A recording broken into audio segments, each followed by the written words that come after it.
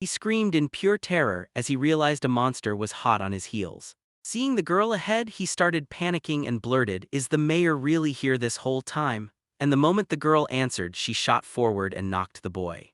A friend snapped that he had to protect him from the monster right now, and the girl swore she'd do everything she possibly could. That young mare lunged forward with fearless force right when Noct thought all hope was gone. Then her blade skated across the monster's massive body, and it tore the air apart with one final, unbearable scream. The father, owner of the big small Rutherford estate, and his eldest son, Weisshart, finally stormed onto the scene. Wiscart seethed with fury when Noct shoved the girl into battle instead of him, like he'd just stained her father's name with disgrace.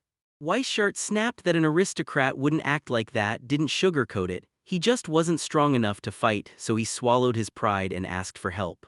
Sartor said Noct still has to fight, and he'll unlock that skill tomorrow. Then Father Big Small leaned in, demanded a promise, and told Noct that everyone's got their own path so he doesn't have to copy his brother's life. Her father told Noct to dig deep and lock onto her life's goal, then never turn away no matter what anyone else says. Criscart snapped with indignation and demanded why his father kept showering his little brother with gifts. Then Dad cut him off, furious, because the real problem wasn't the spoiling at all. He was fixated on how that orc even slipped into the estate, and he said he had to inspect every property right now. Noct couldn't stop wondering if everyone's born with a gift, and if the people who chase what they love always end up winning in the end. And sometimes he even pulls off the impossible, running whole countries. His father, Big Small, is a gentle, wise aristocrat with a heart of gold, but Bart Withord is nothing like him. He's brutally strict with himself, and all he wants is to follow right in his father's footsteps. All Noct ever figured out about himself was wild. He could fall asleep in literally any situation, and somehow. This is his real-life path. After he already torched his job once, he swore he'd never have to work again. Back when I was just an ordinary office plankton in Japan, a sharp stab of pain hit my chest, and when he woke up, he realized he'd been reborn inside an aristocrat's baby body. In this wild new world, anyone who turns 15 gets a gift from the gods, and the moment it's his turn, they drag him straight into a fight. His relatives were shouting congratulations the whole time like it was a celebration. At such a meaningful age, like seriously, he didn't just hate it, he swore it was the absolute worst birthday ever. Laptop asked his brother, "Come on, would you even let me snag a slice of my birthday cake?" But Weiss shorter. It all screamed one thing to him. Noct would drop asleep the second he laid down, because he had zero interest in going anywhere, not with Mare begging him to rush home since she'd baked him an amazing cake. So Noct decided to pull a fast one, fake a sudden illness, and insisted there was nothing wrong with lying down and resting. But the caring mayor didn't hesitate. She grabbed the medicine and offered it right away. Noct asked if he'd feel seasick on the trip, and she grinned and said, "Don't worry, the best motion sickness remedy is in the right pocket of my jacket." Wiscort started to speak, but then he cut himself off mid-procrastinating, stuck. And now that he was finally ready, it was go time. My brother told me this was a perfect shot for Noct to not only claim his brand new gift, but also to step out and see the world for himself. His father begged for his youngest son not to chase new experiences, but Noct just wasn't feeling it. As the others followed, Noct finally stepped into the capital and realized that everything was about to blow his mind. Right on cue, he'd barely thought it, and chaos was already buzzing all around. Then he spotted a local inn and instantly wondered if they had hammock beds. Noct clocked that this hotel hadn't been repaired in ages. The place looked wrecked from top to bottom, and even he started doubting whether it was actually safe to stay inside, especially in this capital where everything is supposed to be fine.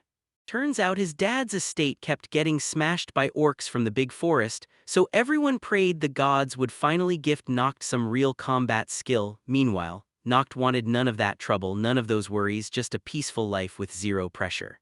Noct showed up at the exact spot, introduced himself right away, and then, right as soon as he looked around, he clocked something strangely off. Man looked eerily like his brother, and it sent a chill down the spine. Then Noct was immediately told to stand. Noct stood right in the heart of the magic circle and braced himself, like something was about to go terribly wrong. He stood there half submerged in some kind of water, and everything turned blurry, like nobody had any clue what was even going on until a woman's figure came into view. He stared ahead and knew this had to be the goddess, and the moment he figured it out, he blurted out his gratitude, thanking her for bringing him to this world.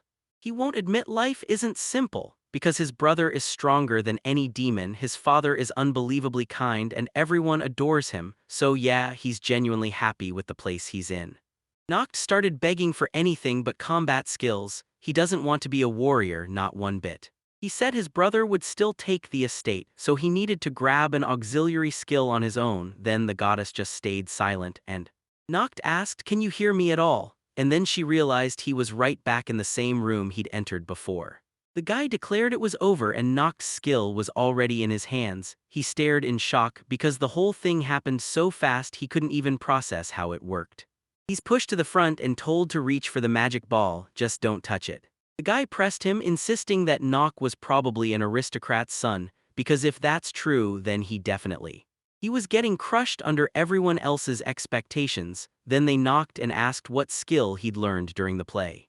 The servant of God flashed the title on full display. Right there, it revealed the skill's name, increase and decrease.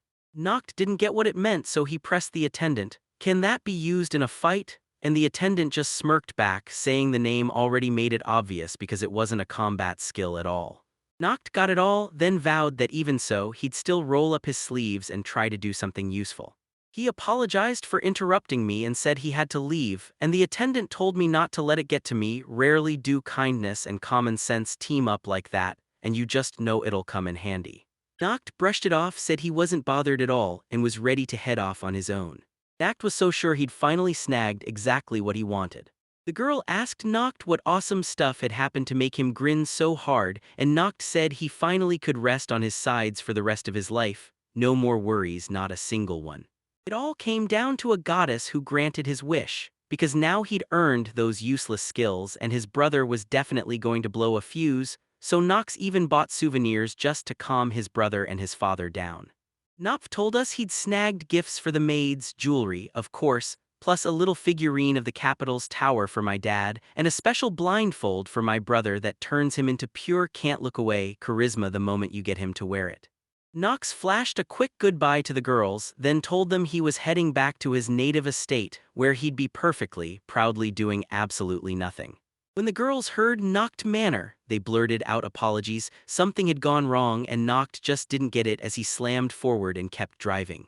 Back home, Noct almost convinced himself he was imagining it, because the whole estate was annihilated and there was no way it could be a mistake. And yeah, it was true, he didn't even see it coming. Now he couldn't get a moment of peace because someone had wrecked all his plans. Far down the hall, the servants leaned in and screamed, "Master Noct is back." Noct snapped Joseph about what happened to the estate in the first place and who could have done something that cruel. The butler rushed out an apology for how he looked because yeah, it's been a real. Joseph snapped that the estate had been hit out of nowhere, an enormous orc army bursting from the great forest, fast enough that everything blurred together, and Noct couldn't stop wondering how an entire horde could have spawned in a blink of time. He demanded to know where his father and brother had gone. Then the butler answered with a heavy, sorrowful silence. "Nobody's tracked them down yet, but the hunt is blazing on, and hope is still burning in everyone's chest. Joseph told me his brother and father charged into the fight to protect the estate, but 4 days have now gone by, and nobody's heard a word from them yet." Noct seethed and snapped that his brother and father couldn't have fallen that easily. Then Joseph fired back that he didn't want to assume the worst, but the attack was brutal. Noct. So what would happen there? Joseph, who had always leaned on that solid defense, swallowed his pride again, apologized, and told everyone there was still no word on what happened to his brother and father. The butler swore that if there was even a chance they'd dig it up for answers, and Joseph snapped that from here on out, it was time for the Noct to take over the estate. The butler leaned in and demanded, "So what new skill did you learn, Noct? Because now the fate of his entire family could hinge on it." Nah. He didn't bother to explain. He just flicked a tiny stone and showed how it could swell into the size of a force with one simple move, revealing this new skill without saying a word, and honestly it was so convenient and easy for him. Nobody seemed that impressed, so Joseph leaned in and demanded, "All right, how is this supposed to help right now?" Joseph and the other servants started panicking. "What do we do now? The estate is wrecked and there's nowhere left to live." And Noct snapped the truth right back. Yeah, they were right this time, his so-called skills were totally useless. Noct immediately regretted his call and cursed himself for not grabbing a battle skill first. So after thinking it over, he pushed the idea that we lay low in the neighboring domain for a while, especially since there are still so many people left. Joseph shot him a warning. The owner's estate escape was unforgivable, and if he didn't stop it, the death penalty would be the price. Nock whipped around to his men and said he'd take no blame for their choice. If they wanted to stay or head off to the neighbors, he wouldn't accuse a soul. And in the end, Joseph only sighed, "It's just the three of us." Noct figured his dad and his brothers chasing those monsters wouldn't last, so they should haul back fast, because honestly he couldn't believe they'd lose to those vile orcs. He just wanted to start his brand new carefree life, and the thought of doing it without his father and brother felt almost impossible. Noct couldn't even remember what his father warned him about until it hit him. His dad promised that one day Noct would finally recognize this as her land, and then she'd have to rise up and fight for it using any methods necessary. Noct knew the day had arrived, and Joseph pushed the question again, demanding to know what they were planning to do. Noct cut him off then. To the old servant's shock, he said he wanted to grab some sleep first. Joseph shot Noct a question: how on earth could he possibly fall asleep in a mess like this? Noct wasn't actually asleep, he was just acting like he was, and acting hard. But after a few minutes, Joseph finally clocked it. The young master really was out cold, sleeping like he meant it, after all. He even started snoring, totally shutting out the world. Then Noct began mumbling in his sleep that he'd never make it through these problems without his father and brother. And Joseph sighed through his regret like, "Yeah, this really does feel like the end of the big small." At the family estate, the servants just kept waiting, and Joseph snapped that the young master had already been out cold for 12 hours, like Noct still didn't get the mess they were in at all. Joseph pitched the idea, "Don't waste a second, maybe he should head to the neighboring property instead." Joseph then broke it down and explained that. But in the end, all that remained of those properties was a ruined estate. Every last human and every scrap of food was gone, the walls had been smashed to bits, and now monsters could strike at any moment. So no one gets to blame them for bolting to save their own life. Life hit hard, and the mayor knew Joseph was right, yet she refused to walk away. Noct finally snapped awake, greeted everyone with a hearty good morning, and the young master smiled, saying a solid night's sleep melts fatigue and that he feels way better now.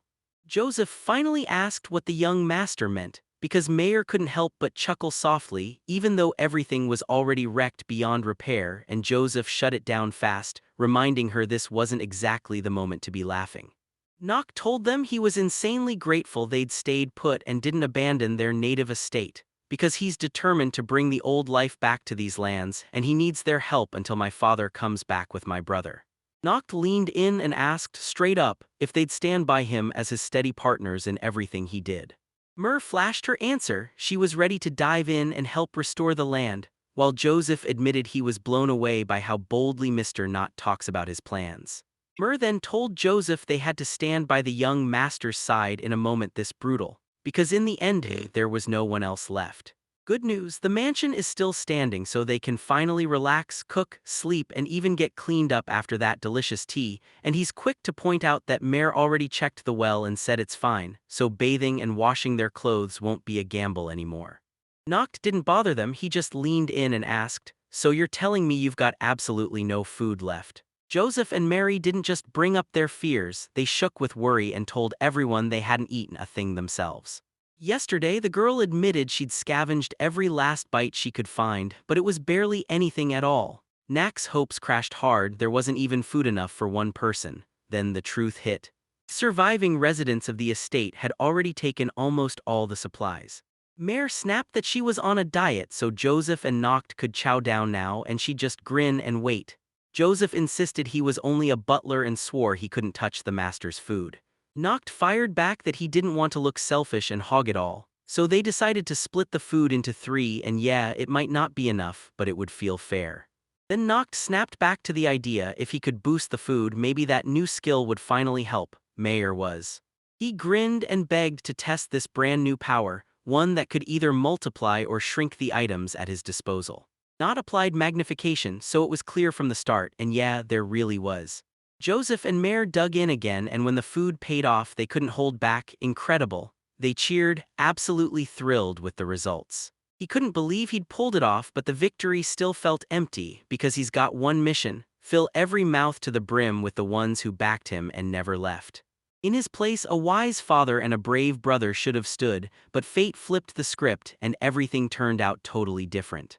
Noct looked at this world like it had lost its mind, because he honestly believed he was an incredible ruler.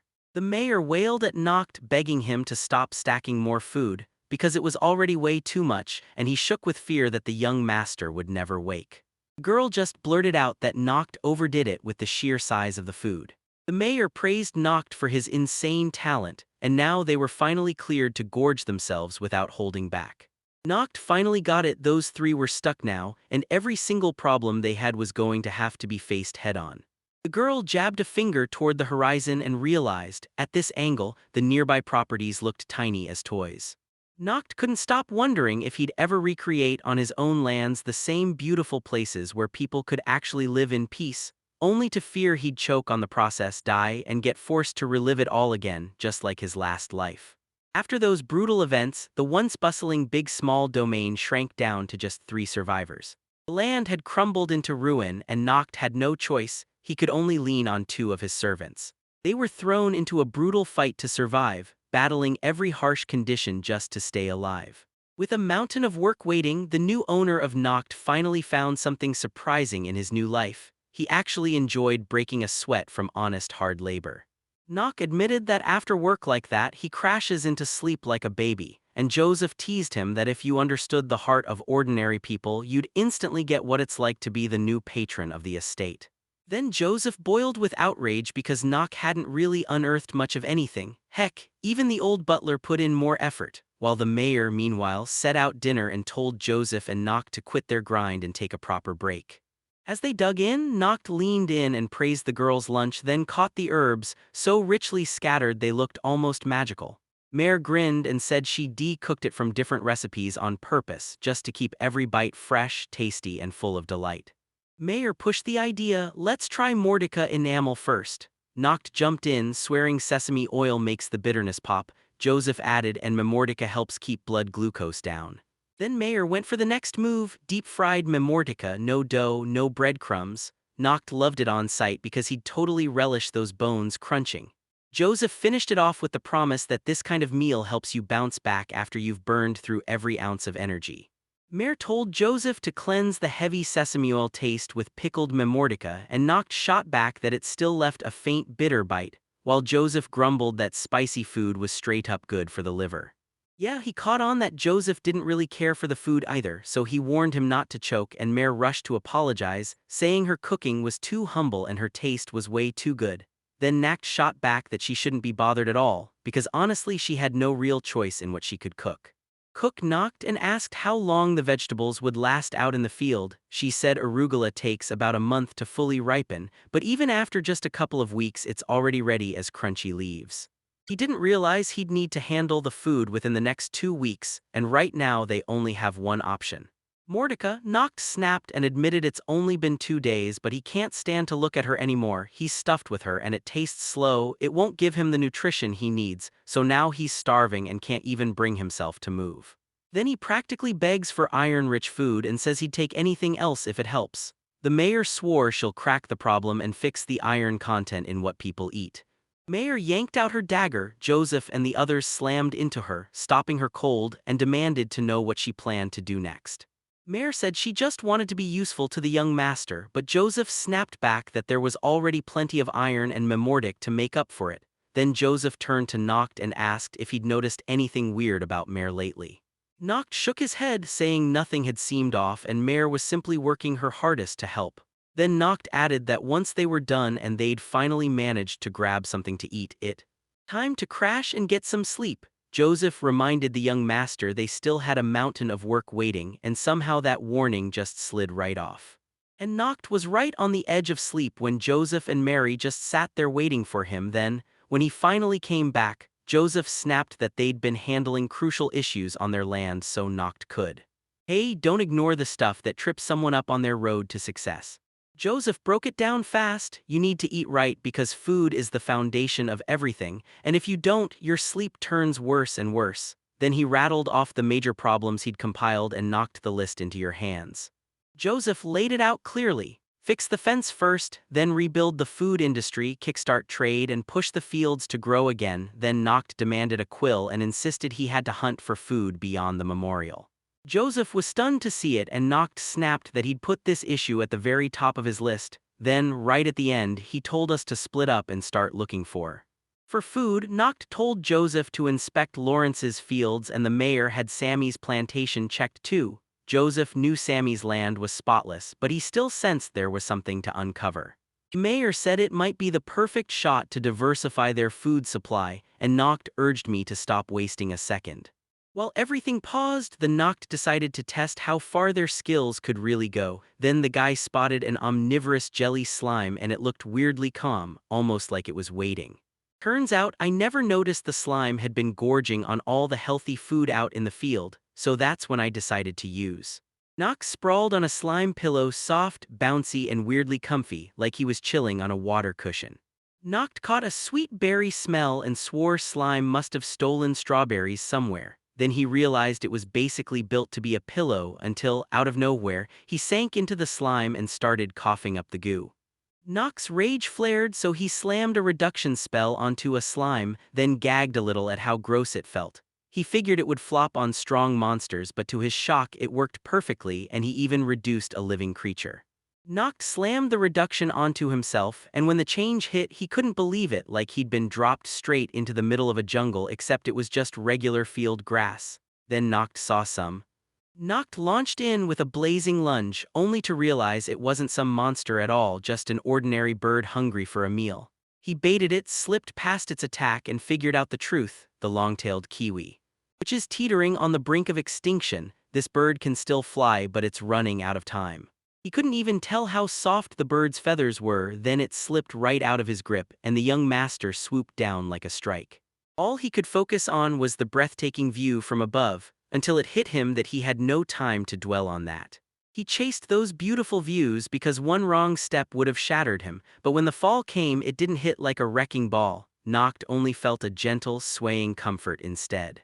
After everything, he managed to land on a cushiony, spike-lit spot. Noct was thrilled by the fresh sensations and immediately decided that this great bed wrapped him up, and the whole world, like it shrank into a tiny man, looked gorgeous until the heat near the turns out being small sounded simple, but it hit like a truck. Nothing about it was easy. The mayor spotted the young master and lit up, saying he looked amazing. Then she leaned in and asked what he was doing here. Noct shrugged and said he was only testing his new skill. Then he turned to ask what Mayor was doing right now. So Mayor explained that with the broken fence, monsters had flooded every field, and that's why she decided it was better to Noct can throw him a little help so Joseph can't track him down, because if Joseph starts grumbling again, anger will burn through the streets, and Noct just wants quiet, real sleep. Mayor burst into laughter and swore he'd follow the young master's request. Noct also begged the girl to block the sun for a bit and cast him a shadow to hide in, because he needed it right then. As a tiny kid, the heat crushed him. Mayor wasted no time and immediately cooked up a brilliant way to fix it. He swung a shadow into place and leaned in, asking the young master how he was really feeling. Noct said it was way better that way, and the sun stopped baking right then, while the guy sat there thinking, Mare is seriously the weirdest girl I've ever met, and Joseph. Then they suddenly popped up and demanded what Mare was doing and who she was chatting with. Noct realized his plan to sleep peacefully was totally dead on arrival. Joseph blew up at what he was seeing and demanded to know why the young master was forcing the girl to flash her underwear, only for Noct to snap back that he never told the mayor to do any of it, and Joseph fired back that Noct's father would have hated it. Mare told Joseph he didn't have to blame the master for everything, she was only trying to shield him from the brutal sun, but Joseph refused to buy it and snapped that Mare should cover up fast. Mare yelled at him to quit stomping around, but the moment she realized it was no act, just a real earthquake, her eyes widened and she bolted straight for the young master to grab him in time. Noct said he was totally fine, just a tiny scratch. Joseph immediately started apologizing, insisting it was unacceptable that the young master got hurt because of him, but Noct waved it off and told everyone not to worry. Mare then grabbed my attention and told me to show her the wound so she could. The girl kicked her cell activation into gear, and the wound sealed up on the spot.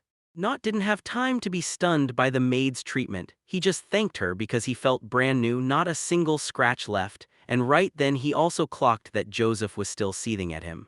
Not because he wanted to ask the mayor what she could do, she already said it herself. She can activate cells and that lets your whole body regenerate, so even brutal wounds heal fast. He didn't even think about the ability at first, then he grilled her and asked if her cell regeneration power could heal vegetables, because if it could, they'd finally crack the food problem. Mayor Trider cranked up his cell growth acceleration skill, then grinned and announced that the plants really had pushed up a little. Noct finally realized it wasn't as simple as he wanted, yet he still praised the girl for every bit of effort. Meanwhile, the young master's mayor isn't heading to bed tonight because there's still a ton to handle. He didn't listen at all. After a quick nap, he insisted he needed sleep, until a creepy noise jolted him awake and shut down any chance of resting. She was stuck there, digging in and trying to focus while she blared at the top of her lungs. The girl threw herself at cell activation, pushing every ounce of willpower to make the plant shoot up as fast as it possibly could. Seeing her struggle again and again, Noct couldn't help but realize she was still pushing, once more. He couldn't shake the feeling she was downright strange. So then he started thinking maybe she ate something weird and it somehow scrambled her behavior.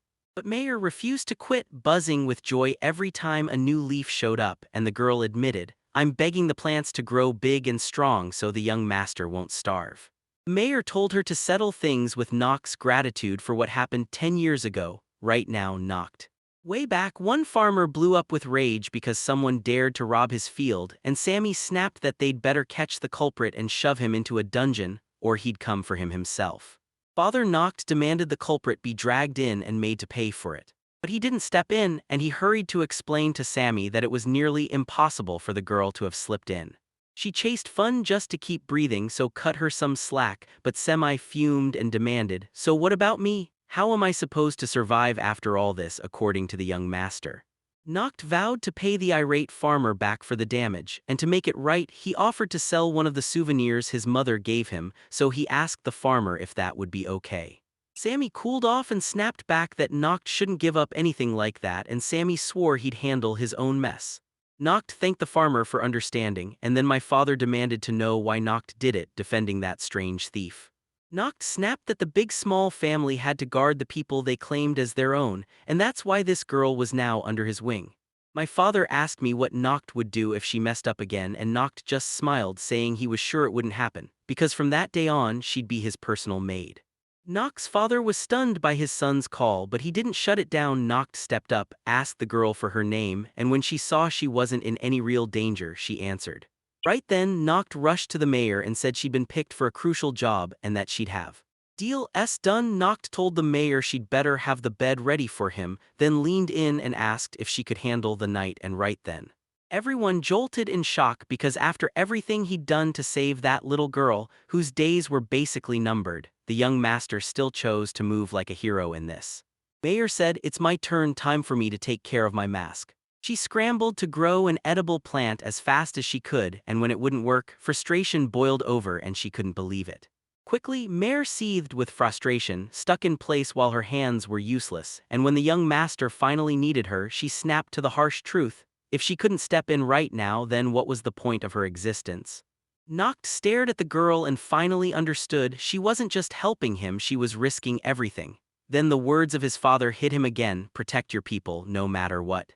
And right there, Noct snapped into action, plotting how to become worthy of that legacy and rule like the good heir he was meant to be for. Mayor spotted the young master and demanded to know why he was up, and he made it clear she couldn't just ask, she wanted a real answer.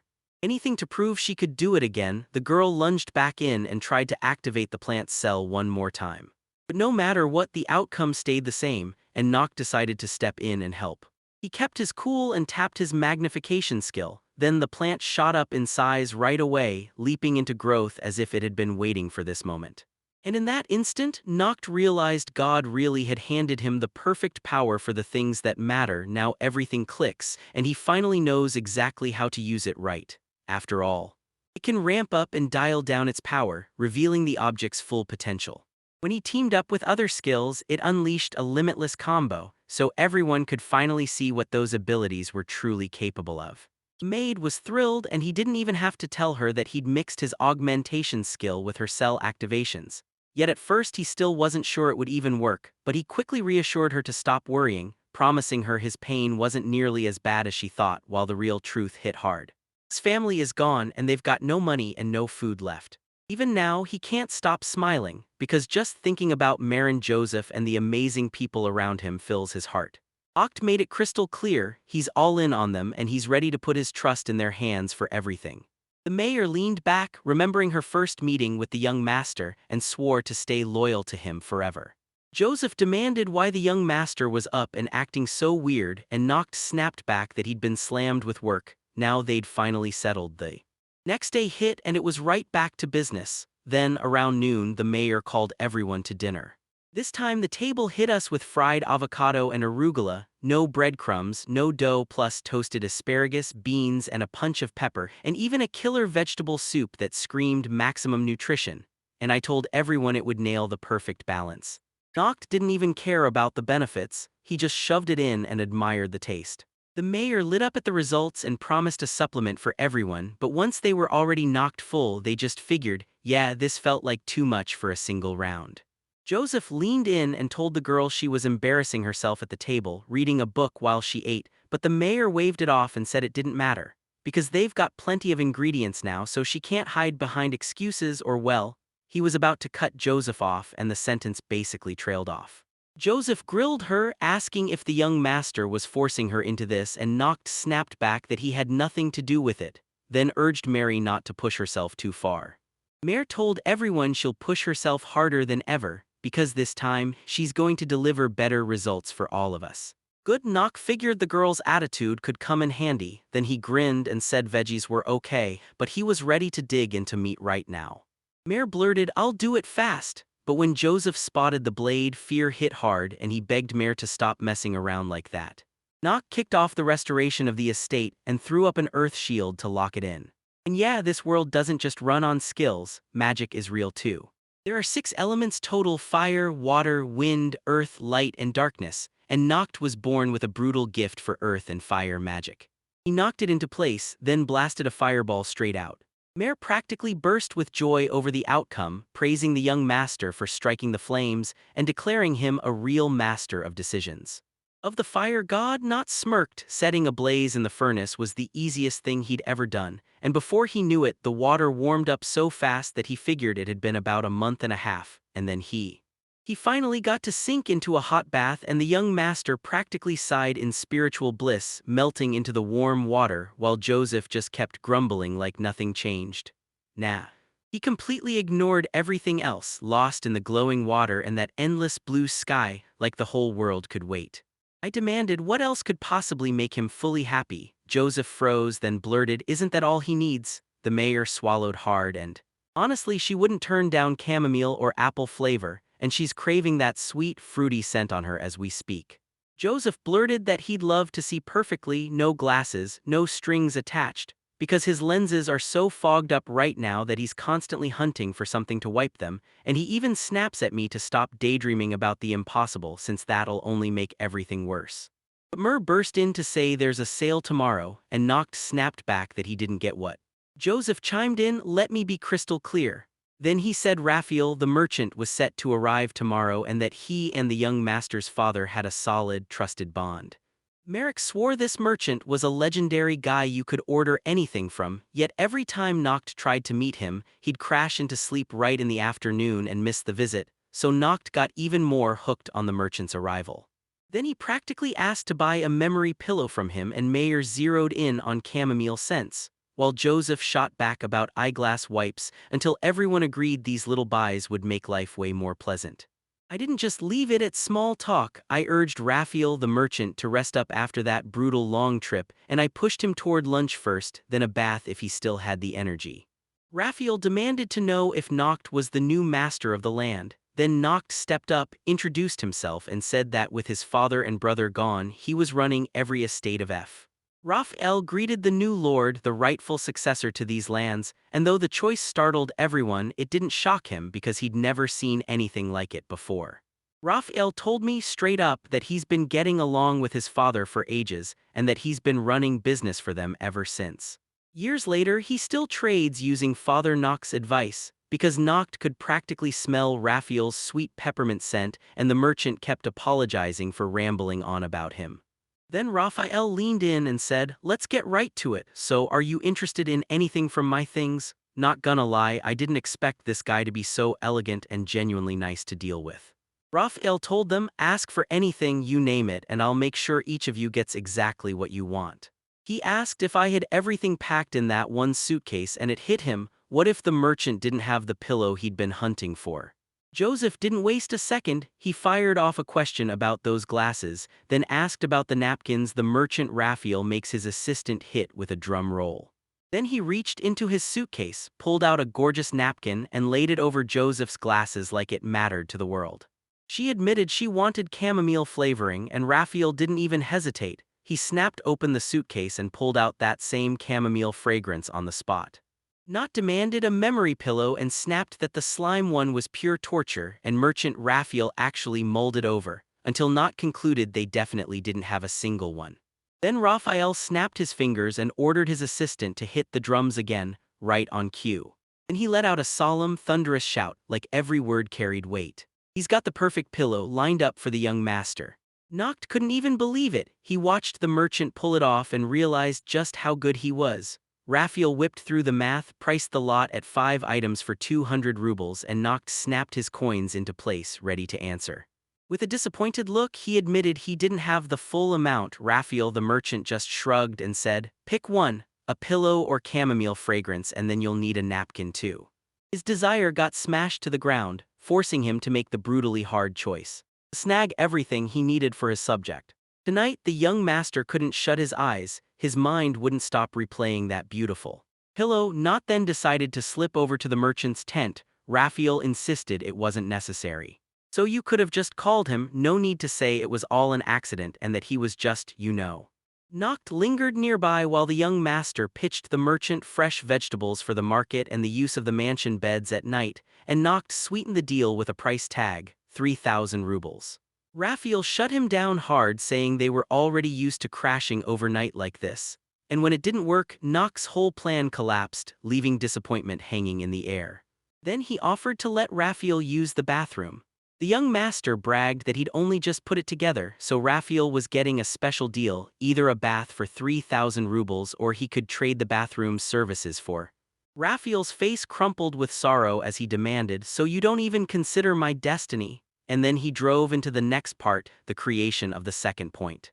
The young master mulled over the merchant's words for a moment, then snapped back that the bath's creation wasn't some man's choice, it was heaven's will. The merchant snapped back that if that's how things were, then he wasn't setting foot in that manner ever again. Kyle's assistant barked at me to kill the light and put out my cigarette since bedtime was long gone. Then when it was time to leave, the merchant flat out refused to get a bath. Crushed by exhaustion, Not sank in disappointment over his failure, and he couldn't wrap his head around why Raphael had stopped coming to the manor. Right then, I caught that sweet minty scent rolling off the merchant, but the thought hit me hard. What if it wasn't him at all? What if it was a monster's breath? And that's exactly why Raphael always kept his guard up, because the moment he steps into that bath, he'd be wide open to whatever threat might be lurking. Noct swept the area with his scan, and all he found was one tiny slime. When Mare and Joseph heard the news, they erupted in anger over the merchant shutting them out again. And the worst part was the silence, because Raphael had backed out the moment he spotted monsters tearing through their fields. To make it worse, there wasn't a single resident around they could trade with. The young master snapped that their land is insanely dangerous, and the scariest part, they don't even have a fence, so no. Nobody's coming to this place to trade or to apologize to Joseph and the mayor for messing up the priorities and botching the tub, because first you had to do something useful. Joseph agreed. If Raphael didn't come back, it would be a disaster because the merchant is their lifeline, and if trade dries up, their lands will stall completely, and Noct suddenly realized that without it, he'd never get the right pillow. The young master promised, no doubt about it, that they'd build a great fence just so Raphael could come visit them again. Mare asked if the three of us could pull it off, and Not shoved confidence into my face, telling me to trust him because he already had a solid plan. Joseph used that muscle-boosting ability, and with a snap of power he started hauling enormous weights like they were nothing. Noct couldn't stop admiring his butler, he was genuinely impressed by him. It turned out to be a real titan, and once it was on the job they could hammer up to 10 meters of fence in just an hour, but Noct immediately saw the horrible truth: they didn't have the time or supplies to finish the fence before morning, and at first it sounded flawless until the mayor turned and asked, "Should you help Joseph too?" Joseph admitted that after those heavy loads and all that spilled sweat, a bath was going to hit him even harder than usual. Noct replayed the butler's words in his head, and the mayor couldn't figure out why the young master was so consumed. Joseph didn't know it yet, but someone just dropped the perfect idea into his lap. Meanwhile, Merchant Raphael snapped at Pico's assistant to wake up, because it was officially time to start getting ready for the next part of the day. The journey's about to kick off. Pico marched up and greeted his master, and Raphael told him to grab the drumsticks. The kid snatched his chopsticks too and swore he'd be ready in a flash. Raphael couldn't forget how much Mr. Rutherford helped him back in the old days. Now he was ready to step in and crush whatever problem came his way. But he can barely stand to stare at his wrecked land. It's far worse than he ever imagined. And now he's stuck wondering why his youngest son is building a bath when everything is falling apart, and it's probably not just. For this kid, the ruler's burden crushes him, and even with no fences at all, this place can barely be called his. Raphael hurried to Pico, blurted an apology for dragging him into that deadly mess, and swore he'd never do it again the moment the merchant stepped out of the tent. He swore he was still asleep because what he was seeing felt unreal. Raphael insisted no one could possibly build walls that massive overnight. Then the merchant rapped the wall and discovered it wasn't just there, it was brutally strong, the kind of fortress-grade protection you'd kill for. Marin twisted the dozing knot while Mr. Raphael was already there, waiting for her. The merchant stared in shock and demanded, "How did this happen, and where did a wall that strong even come from?" And he didn't waste time explaining, he just fused his skill with earth magic, and honestly we got a little lucky to pull it off before morning. Pico gushed that it was an insanely handy skill, but Raphael snapped back, saying it wasn't anywhere near as simple as it looked, and the price was forces for. This kind of work has to be massive, because doing something this huge in such a short time just isn't realistic. Raphael demanded to know why Noct refused to push that brutal job off until tomorrow. Noct said resting tonight was the logical move, but warned him that tomorrow could be too late. Then he thanked Raphael because it was Raphael who helped him lock in the right priorities. And his settlement was way too dangerous, so yeah, I'm not about to assume it can't be protected. Merchant Raphael insisted that Noct truly got what his purpose was all about. Then the young master said, "Come on," and promised to show the merchant something else. Noct stepped in, told him to stand with the others and join hands. Then he didn't use the magnification ability at all. He blurted that Mordecai was the one who served as the elevator merchant, and Raphael admitted he never even expected him to be that shocked. The merchant craned his neck, and there it was on the wall, a huge open-air bath waiting to be seen. Raphael couldn't believe his eyes when he spotted that stunning bath again, so his young master reminded him, "You never got the chance before," and now, in this safe place, Raphael finally let himself enjoy it. He doesn't admit it, but he's dying to get that gorgeous pillow, so on everyone's behalf, he pushes for Raphael to come back to the estate. Raphael shot back that every merchant has to bring one crucial trait, the kind that matters more than anything else. The merchant needs to read the price and know what it's worth, so he asked Raphael what he even meant by that figure, and Raphael snapped back that anyone can figure out the money price, but right here, you've got to chase something far bigger than a number. Raphael admitted he'd only been guarding the property, but he's stunned, because the young master isn't just thinking about safety anymore. He's even planning how to bring someone joy no matter how brutal the circumstances get. Raphael said that the moment he stared at the faces of the Noctis who'd been served, he instantly knew exactly what the young master was really worth. The merchant told him plain and steady that after meeting someone like that, he didn't want to cut ties with him. No way. Raphael swore he'd come back next time and haul in a whole cart full of goodies, and Nox shot back, "When that merchant shows up, I'll already have built the safest sleep park, one where you can stay as long as your heart wants." Raphael couldn't stop himself, he just called it wonderful. But he still insisted on one thing: he wanted a great bath first, and that thrilled him. That he'd managed to win the merchant over, and that now his trading was finally about to get better. Raphael sank into those warm waters, sighed with real relief, and turned to the young master to thank him for the chance to. Then Noct told everyone to quit being so stiff since none of them were even in the pool. This was home. But Joseph shot back that she still had to rein it in and act more modestly around the girls and guests. Pico grilled Raphael about why this young gentleman acted so boldly, and the baffled merchant nodded along with his tiny assistant. Because yeah, the young master doesn't look anything like his stern father, and that's exactly what makes him so much more intriguing. Now I can't wait to see how this new ruler will forge his territories and proudly showcase his true home. It had already been a whole month since Noct kicked off rebuilding his domain, and with Mayor teaming up beside him, he finally crushed the food crisis. With his land magic and hard-earned skills, he rebuilt the walls and sealed the manor from danger, so merchant Raphael stepped up and promised he'd keep trading. With him there, the young master paced in his mind, plotting the next move for his settlement, because his goal was to push it even further. Rebuild the settlement's human ranks, because they were running on empty. The mayor spotted Raphael the merchant coming from afar, grinning like he had the whole world in his hands, and with him, a fresh wave of new migrants rolled in to settle. Noct sidled up to merchant Raphael and demanded help, then burned his skill into the gems, boosting them and pocketing half the revenue as his pay. Raphael couldn't stop grinning over the deal. Then the young master surprised him by choosing not to wreck anyone with his skill, and that choice lit a fire in him. He declared their estate's revival was finally real, and in the same breath he basically prayed that things would improve fast, so he could finally loaf around and sleep to his heart's content. He just ran into Raphael, greeted him with a grin, and then hit him with, "So how are you doing?" The merchant bragged that he'd hauled in 4 migrants, then, like always, told Pico's assistant to hit a drum roll. Noct stared in shock, wondering if this merchant finally planned to drag the migrants out of his shop, out of his suitcase, and then, right then and there, Raphael pulled out a special souvenir from the capital and handed it straight to the young master, while more migrants surged out from. And when Noct looked up, he nearly choked. There they were, real beastmen in front of him. Raphael leaned in and said there was no need to. Noct snapped back, saying these beastmen weren't just former slaves. Sure, maybe the label changed, but the cruel, unequal rights and the non-stop punishments were still there, and you could see it in their eyes, packed with grief from everything they'd been forced to endure. He didn't greet the new residents at all. He just marched up, demanded their names, and when the older woman stepped forward, she introduced herself as Olivia. And the little girl, blushing hard, muttered, "I'm Kuklua," scrambling to clarify that he owned the estate, thrilled to finally meet him. You heard another migrant snap back that the Noct was too small and too young to be a feudal lord. Then the story kept going with 2 migrants.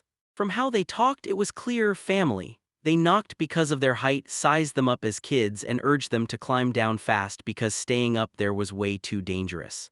They leapt off the wagon in a hurry, shocked to realize, holy crap, they were dwarves, and even though they were small, they were already fully grown. The dwarves admitted they hadn't been adults for long because this year they had just turned 121.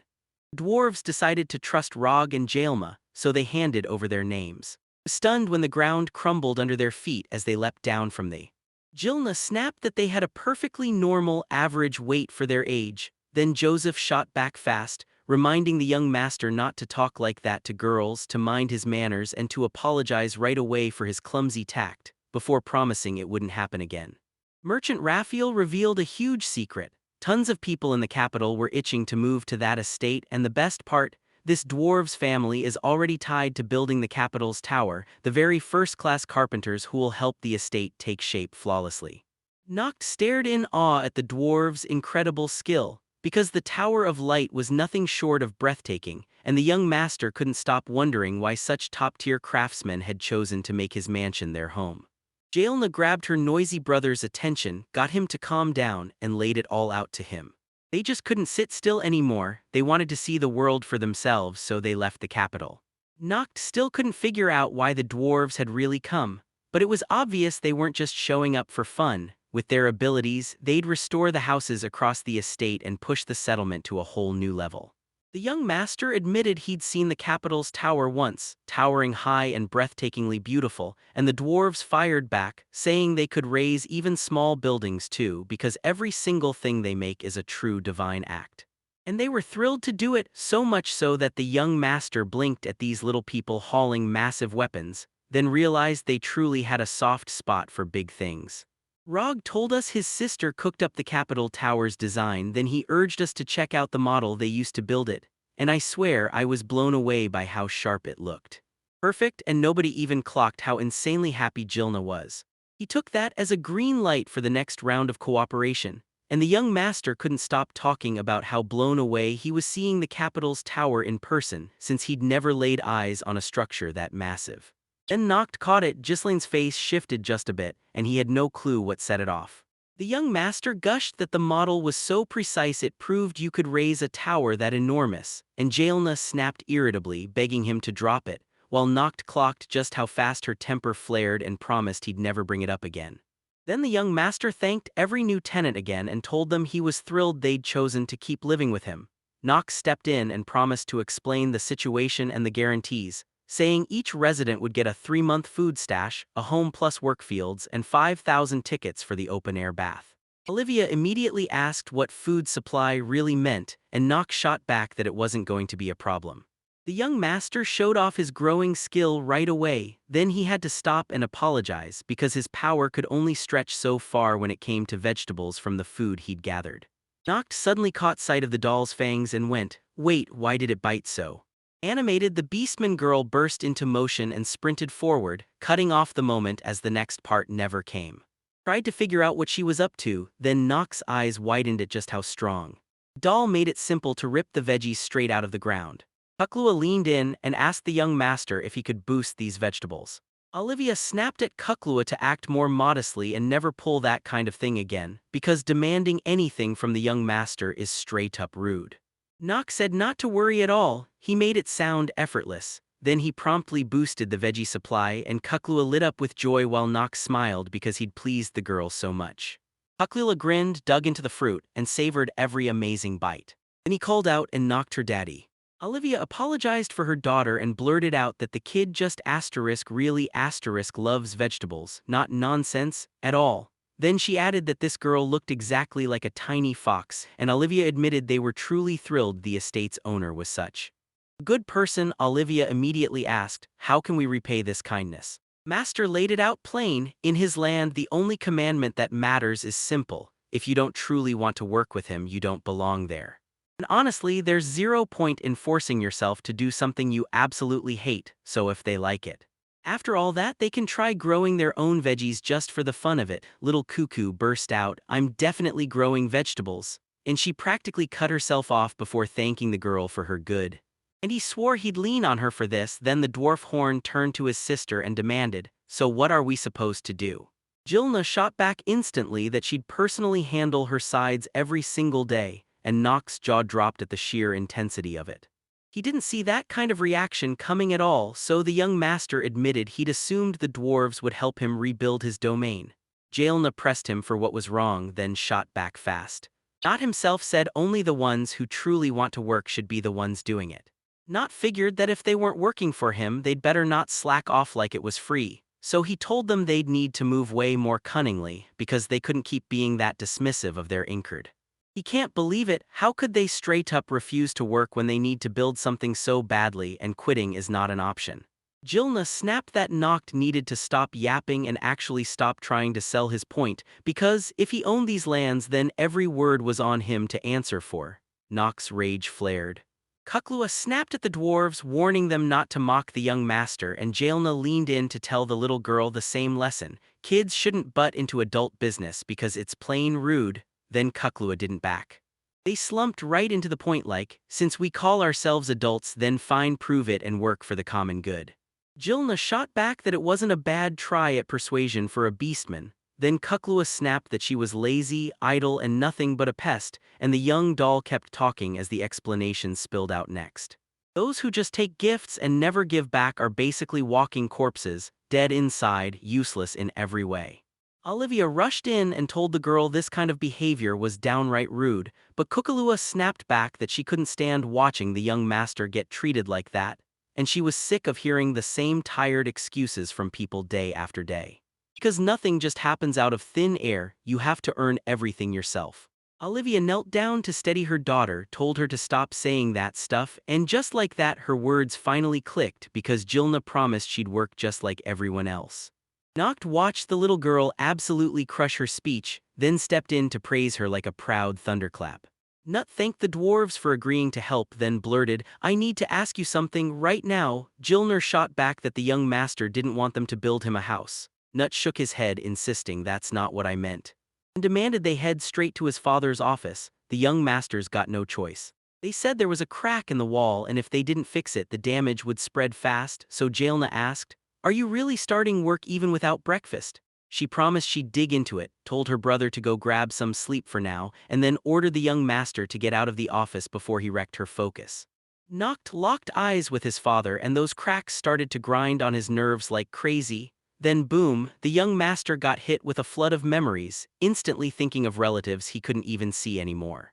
He was relieved, because the very master who raised the capital's tower would be the one fixing his father's study, and honestly this house is the only vault where his family's memories live, so there was no way it was getting destroyed. After that quick stroll, Knot snapped to a decision and headed back right to the. He was in the office when a brutal loud crash hit the air and he asked, "Is it really that noisy just to fix one little crack?" And then the sentence cut off like something was about to explode next. He peered into the office, and the sight slammed him with shock because he couldn't even figure out how something like that was possible. Tiana slumped against the wall, whispering that everything turned out nothing like she'd planned. The young master couldn't stomach seeing the destruction anymore. He pointed in the direction and demanded, "So what's going on here for real?" Jilna just shrugged and said, "I didn't do a thing, this wall collapsed on its own." Noct's dad's office wasn't just a workplace for him, it was a whole universe. Ever since he was a kid he'd begged to visit it, because every time Noct showed up in his father's study, his dad's face lit up. He'd tell his little son to hop onto his chair and sit a while in the owner's spot, and Noct would grin like he'd found treasure, saying that chair was always the softest and most comfortable in the whole house.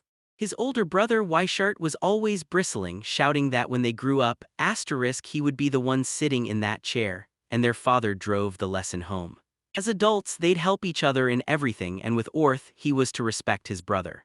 My dad's office turned into their hangout spot, 3 of them piling in day after day, so whenever I think about it, it hits me like a warm punch right in the soul.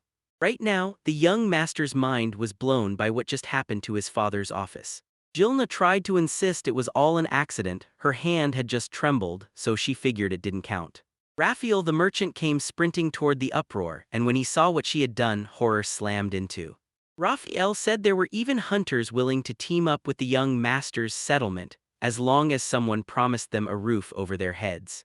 So if you somehow convinced those hunters to fall in line, you wouldn't have to sweat over getting meat at all. Noct just couldn't stop wondering what it truly meant to wear the crown of a feudal lord. No matter who he is in that role, he must never abandon his people, read their strengths, clock their flaws, and do everything to keep them smiling. Meanwhile, Noct couldn't stop wondering where Jilna had bolted off to so fast, and he was also dying to know the dwarf's real average weight. After sweeping the whole area, Noct finally spotted Jilna and blurted out, "Hey."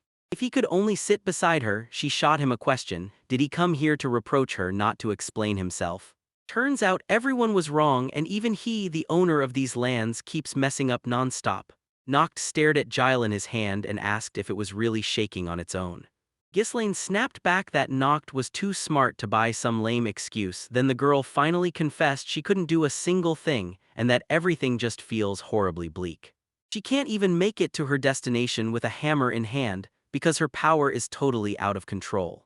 Everyone knows it, building something massive is the greatest divine feat, and for every dwarf, life's mission is to leave the world in awe, so she bolted from her home. Jilna snapped that in real life she can only craft beautiful layouts, and that's how all her abilities and wins are really built. He never saw this coming, and it hit him so hard he didn't even know.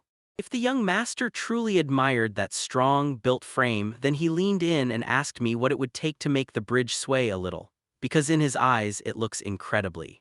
Jaelna told them this layout is built from sand, and yet it nails everything with scary precision, just like real life. Jaelene can't stand the towering buildings, at least that's what we know about the dwarves' usual tastes, because she's not like the rest of her tribe, she'd rather craft tiny layouts every chance she gets. Just look at that gorgeous sandcastle and you'll get it, Jelena had to admit it was kind of strange how the dwarves were different, but honestly, being different didn't make it bad at all. Noct said he's chasing one dream, a world where everyone gets to do exactly what they want all the time, so the young master chimed in, I could sleep for days straight even if it bugs everyone else. Jelena froze at the young master's sudden confession. Noct bragged that he could knock himself out in just 3 seconds, and that's his real talent, but Jelena snapped back that it's a shaky skill for a feudal lord, and on top of that, even her own weird ability ends up feeling way less impressive than it should. Way more useful, this girl even sketched the house layout down to the tiniest details. The young master couldn't believe his eyes. This model turned out gorgeous, even opening windows and doors on command. Jelena grinned and bragged that she never missed a single tiny detail. Noct couldn't stop thinking about using something that wasn't an ability. Then I snapped, decided to surprise her, and slammed the magnification skill into the plan. Jelena's jaw dropped when her tiny model suddenly ballooned into a massive house, and Noct couldn't stop admiring how she somehow used her item augmentation skill so perfectly. The young master told Jelena that her layout could finally turn into a real, full-fledged house, and her eyes lit up, because for once someone actually saw her talent. After all, her family had only ever ripped into her for those pathetic little layouts. The young master leaned in and told Jelena, now you can finally build a real house, and yeah, it's almost totally your doing.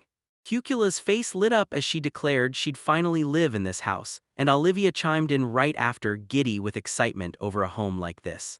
The mayor's interior decor is straight-up jaw-dropping, nothing compares, not even close. Jelena's grinning because this place finally feels like home for their favorite thing, Noct. Right away, he went hunting for a bed in his brand new home, like usual, and Jelena told her brother, trust me, coming to these lands was the right choice. A few days later, young Master Noct decided to shake up his routine and went hunting, and when he launched into the chase, he thought he'd finally cornered the rabbit. But at the very last second, he crashed and failed. Then Luz and Greg demanded to know what the young master was up to. Noct finally clocked it. Hunting wasn't his strong suit, and he told them he'd pass the job too. Luz didn't waste a second. She fired off the vision enhancement skill, then stacked the accurate shot skill on top like she was about to nail the perfect strike. Greg's hard work paid off. Now they nailed the goal and handled 2 problems with 1 move. Luz admitted that it didn't all go exactly the way she wanted, but the result mattered most, while Greg reassured his colleague and swore everything had gone just as the plan promised. Noct said this wasn't what you'd ever expect from real hunters, then straight up praised them for doing an incredible job. Greg's eyes snapped to a honey hive and he went straight in, like he'd just found his next move with no hesitation. Luz launched a fireball to wipe out the aggressive bees, then locked eyes with the deer standing right beside her. Noct stared at their talent and basically told them, in this case I'm putting everything on you. And thanks to Jelena, his domain didn't just improve, it instantly blossomed into something gorgeous and cozy. New buildings showed up and they were amazing. And now 2 fresh faces moved in, hunting experts. Luz is a razor-sharp elf and Greg's an old-hand adventurer who's done it all. After they finished the hunt, both of them strutted around, bragging like kings about the massive catch they bagged. Thanks to that, everyone finally got to chow down on fresh meat. Noct was over the moon because he'd been craving a bite for a month and a half.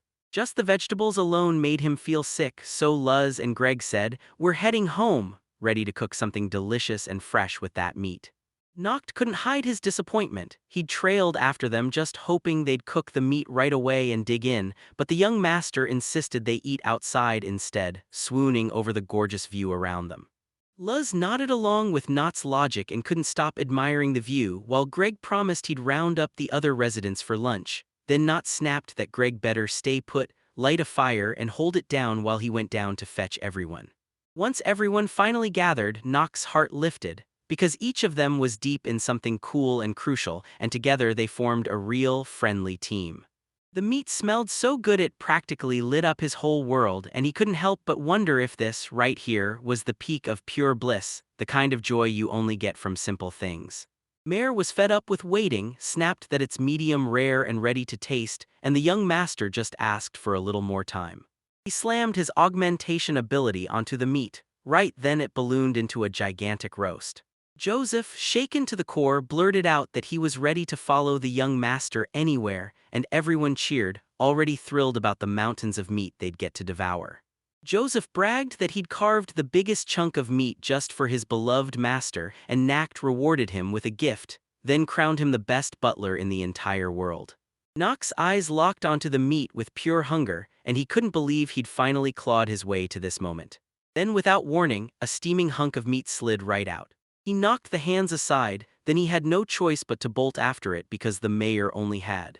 He could have screamed that she didn't need to do this, but Noct was so locked in on snagging that fried meat that he didn't even realize when he slipped off the cliff. He figured if death caught him right there, then nothing would ever haunt him again until the... And just like that, the young master understood it was way too impossible, because when he slammed onto the ground, he didn't even feel a single ounce of pain. The first thought that hit him was, great, I'm probably stuck in another ravine, and then it hit me, the truth was totally different, like I'd stumbled into a paradise, and that gigantic girl was the one who complained that she was just a little tickled. Noct stared at the massive girl in stunned silence. His brain couldn't even sort out who she was supposed to be.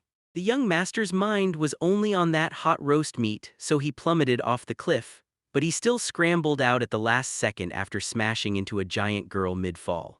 Now Noct has no clue why she's built that big or how she even got there. Mare barked down from above, scanning for the truth. Was the young master all right? Then every single one of them stared down and screamed, "That's no fake, there's a real giant down there."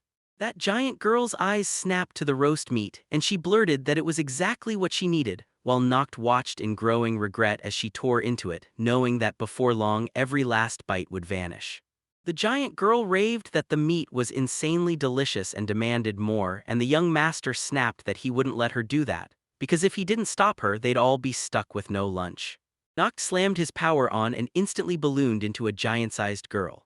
The giant girl froze in shock and blurted that Noct was just like Bear, then Noct snapped back, telling her, "Don't you touch any more of our meat." The young master snapped that everyone had to enjoy the meat, not just her, and that each resident deserved a real, full share. The giant girl blurted out an apology and swore she had no clue it was their meat at all, she just wanted to chow down because it tasted unbelievably good. Rage hit her as soon as it clicked, and Noct stepped in to fix everything fast. He snapped on his magnification ability again and ballooned the meat into an enormous giant. Everyone erupted in cheers over his move, praising the young master's wild, brilliant ingenuity. Then they all kept eating together, and every single person finally got a full plate. The giant girl demanded that incredibly sweet, delicious drink, and Mare spilled the truth. This was a special fruit-made sauce they slather on meat. The giant girl realized it was her first time tasting food that good, then begged Mare to pour more. Noct straight up asked if this was the first time she'd ever eaten meat, so what on earth had she been swallowing this whole time before they even met? The giant girl insisted she had to eat all kinds of stuff, fruit, animals, and even monsters, so when Noct heard that, he wasn't just shocked, he was blown away that monsters counted too. Merchant Raphael insisted the girl was from the giant family, and he told the young master their name didn't lie, because the giants, like witnesses swore, are absolutely enormous and terrifyingly brave. Young Master Noct suddenly got it, because she was a giant girl, she'd already been swallowed and absorbed by the low. And without even realizing it, she still threw herself in front of it, protecting what was his. The giant girl kept digging in, giddily nudging Noct to bring more food bite after bite, and the young master never once said no, he just smiled, enjoying every second of her satisfied grin. And just like that, lunch wrapped up with everyone grinning from ear to ear over the food. He looked completely full and satisfied, but the young master was the only one who felt it. He was brutally tired. Mare even pointed out that Noct looked worn out and completely drained, and the young master finally admitted he's sluggish for real, probably because he pushed himself way too hard with that ability. Then Noct declared it was time to head back home and bade farewell to the giant girl, Berdina. The giant girl's face twisted with distress as she watched that loud group march off into the distance. Berdine refused to face being alone again, she was done with that loneliness, and she told the young master she was coming with them. Noct blinked in shock at this giantess's bold move and asked straight up if she truly meant to live in his domain. The young master realized he couldn't possibly look after a giant girl like that, and Noct snapped that she shouldn't, her family would panic if she disappeared, yet Berdina was. Rage bubbled up in him as he started yelling that she wanted to go with everyone. Noct panicked at the giant girl's fury and begged her to calm down right now. The young master made it crystal clear, he didn't mind a single bit of her living with them. But with her size coming into play, it's going to stir up a whole lot of trouble, and he might just try to knock it down a bit. Noct begged Birdie to chill and stop the fight, and somehow it all went perfectly, until the giant girl finally shrank back to normal. Birdina finally stepped into the settlement, and her jaw dropped at how good life looked for the locals. Noct leaned in and said it all belonged to the big small family, and Birdina just stared, taken aback. She was buzzing with the new sensations and laughed because being tiny is awesome. She can slip into any house she wants. After the barbecue, Noct hauled the giant girl back to his place and just stood there reeling, wondering if he'd made the right call and what nightmare would hit her family next. Noct also realized something huge. When he used his ability to turn into a bird, it didn't get the same cold rejection as it did with the slime, because deep down, the girl herself wasn't resisting the transformation at all. Then he figured if Birdine suddenly changed her mind, he'd just flip her back to the reverse state, problem solved. After that, the young master admitted he was wiped out and headed straight to bed. Birdine exploded, demanding a tour of the settlement right now, but Nox coldly refused. He wouldn't do it until tomorrow. While the mayor urged Birdine to hop in a bath and wash off all that grime, Olivia chimed in that fresh clothes would feel even better, yet Birdine just stared, totally lost, and demanded, "Wait, what's a bath?" He didn't just suddenly jolt awake in the middle of the night and feel that warm, gentle softness in his hand, and then he thought. It was this beautiful pillow he'd completely missed before, and then the young master. He snapped his eyes open, and there was Birdine right beside him lying through his teeth. Birdine greeted the young master with a bright good morning like nothing at all had ever happened. He blinked, shocked, trying to remember how this girl had ended up in his bed without a single warning, but Birdine acted totally calm, even smiling like she owned the moment. The mayor swept in to greet the young master and handed him some fresh fruit she'd just picked herself. With his governess knocked in the middle of it, he had no clue what to say about the whole ridiculous mess. Mare's rage flared as she snapped at Birdine, demanding to know if the young master would really dare to give excuses for what she just witnessed, while Birdine smiled at the sight of the fresh plums and before Noct even realized it. The girl yanked Birdine out of the room while Mayor's furious shouts blared from behind. She begged him to remember her clothes. Noct snapped, "Where are you dragging him so fast?" She reminded Birdine of the deal he made to give her a tour of his estate. Out on the street, Olivia and Kuklua showed up and greeted the young master with bright, happy smiles. Not led Kuklua through the veggie garden where that tiny doll had been growing all kinds of plants, and Kuklua wasted no time bragging about the massive root vegetable that had grown because of her hard work. Birdine stared at this veggie for the first time, demanded what kind of tree roots these were, and why they were so painfully white, then Noct snapped back, "They're not tree roots at all." The young master blinked in shock. Giants knew nothing about vegetables at all. Noct leaned in and explained that if you eat them in moderation, they're packed with flavor and good for you. Kuklua nodded hard, then urged Birdine to try it herself. Birdine nodded and lit up, saying she loved that sweet flavor. Then she leaned in and asked what fruit it was. Kuklua grinned and corrected her. It wasn't fruit at all, it was a veggie called daikon. Birdine burst into a smile, admitting that Kuklua's vegetables were seriously delicious, and she was so glad she'd tasted them. The young master showered the little girl with praise and crowned her hard work as her reward. Kuklua practically lit up and said, "This is exactly what I prayed for because I want to grow my vegetables with love." Then the young master turned to Birdine and teased, "Be honest, did you really love that daikon that much?" Because she polished it off in minutes.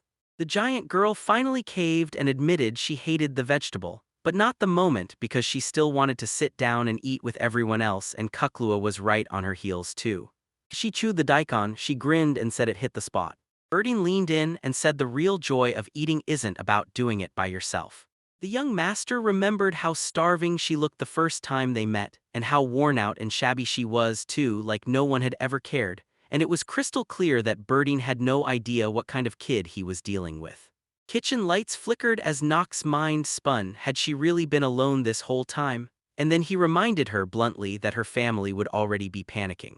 So yeah, it wasn't even worth bringing up, it probably just made her feel worse. Kuklua snapped that life plays out how it plays out and no one can change it. Then the young gardener grabbed the giant girl and told her to come try her pumpkin. Then a weird noise shattered the peaceful chatter, and every single person snapped to attention at once. The young master snapped, "What's that awful howl, and is it really a silver moon?" And they told him yes, A silver moon is a wolf with blood-red eyes and blazing silver fur, the kind of monster that can get you killed in the Great Forest. He knew this was the one mistake that could never happen, because Nox's domain didn't play around and right now hunters Luz and Greg were still out there beyond the settlement. Kyukyua's fear exploded into tears and Birding rushed in close, promising her everything would be okay. Birding leaned in and snapped, telling the young master they had to vanish right now. "Kid, why are you running like your life depends on it? Where are you headed?" the young master snapped. Birding swore she could clearly smell Greg and Luz nearby, and then she flat out insisted that someone had attacked them.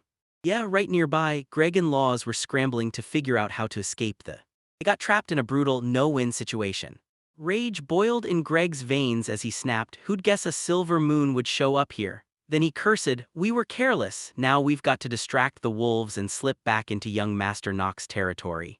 Birding erupted in a scream, "We found them at last," and shouted that the wolves were really clawing them right now. Nox spotted the wolves closing in and slammed his reduction ability on them to help. The wolves, and for once that move didn't scare anything off at all, the wolf repellent just fizzled into nothing. Luz and Greg fought like wildfires, but the enemy kept flooding in and they were totally outnumbered. Birding blared, "I'm heading out right now to help." And just like that, the young master blinked, because Birding's strength hit him harder than he expected. Breathless, the hunters Luz and Greg hurried up and asked the young master if he was okay. He shot back that he was fine, then told them to keep rushing because they had to get help to him fast. Birding practically cheered that moving now was way easier than it used to be when she was huge, and nodded right back, grinning like it was the best news ever for her. The young master pushed the giant girl Birding to play nice with those vile wolves, just so they'd never crawl back and bother his domain again. Then Birding met Kured's eyes and declared, "You can count on me. I won't let a single wolf go without proper attention." Noct bellowed at Birding, "All right, let's end this now." The giant girl snapped that those filthy wolves never stopped lurking, always watching her. "Now it's time to finish this, right here, right now." Suddenly, a whole pack of wolves let out blood-curdling screams. Panic ripped through him and he bolted away. The young master couldn't believe it, those wolves just fled in panic, like fear flipped a switch. Birding blared that she'd finished the young master's task and everything was finally all good. Noct praised her and said this was exactly what he knew his student could do, and Birding practically burst with joy and pride. Greg got pressed about where Silver Moon could have even come from, and he guessed it was yanked away by the orcs. Nock murmured that something could have gone down in the woods, and until they pinned down why, nobody's getting a good night's sleep. He chewed on the young master's words and started hunting for a way out of this mess. Noct then said, "This is all thanks to Birding, everything's okay, so don't worry, I'm crashing and getting some sleep."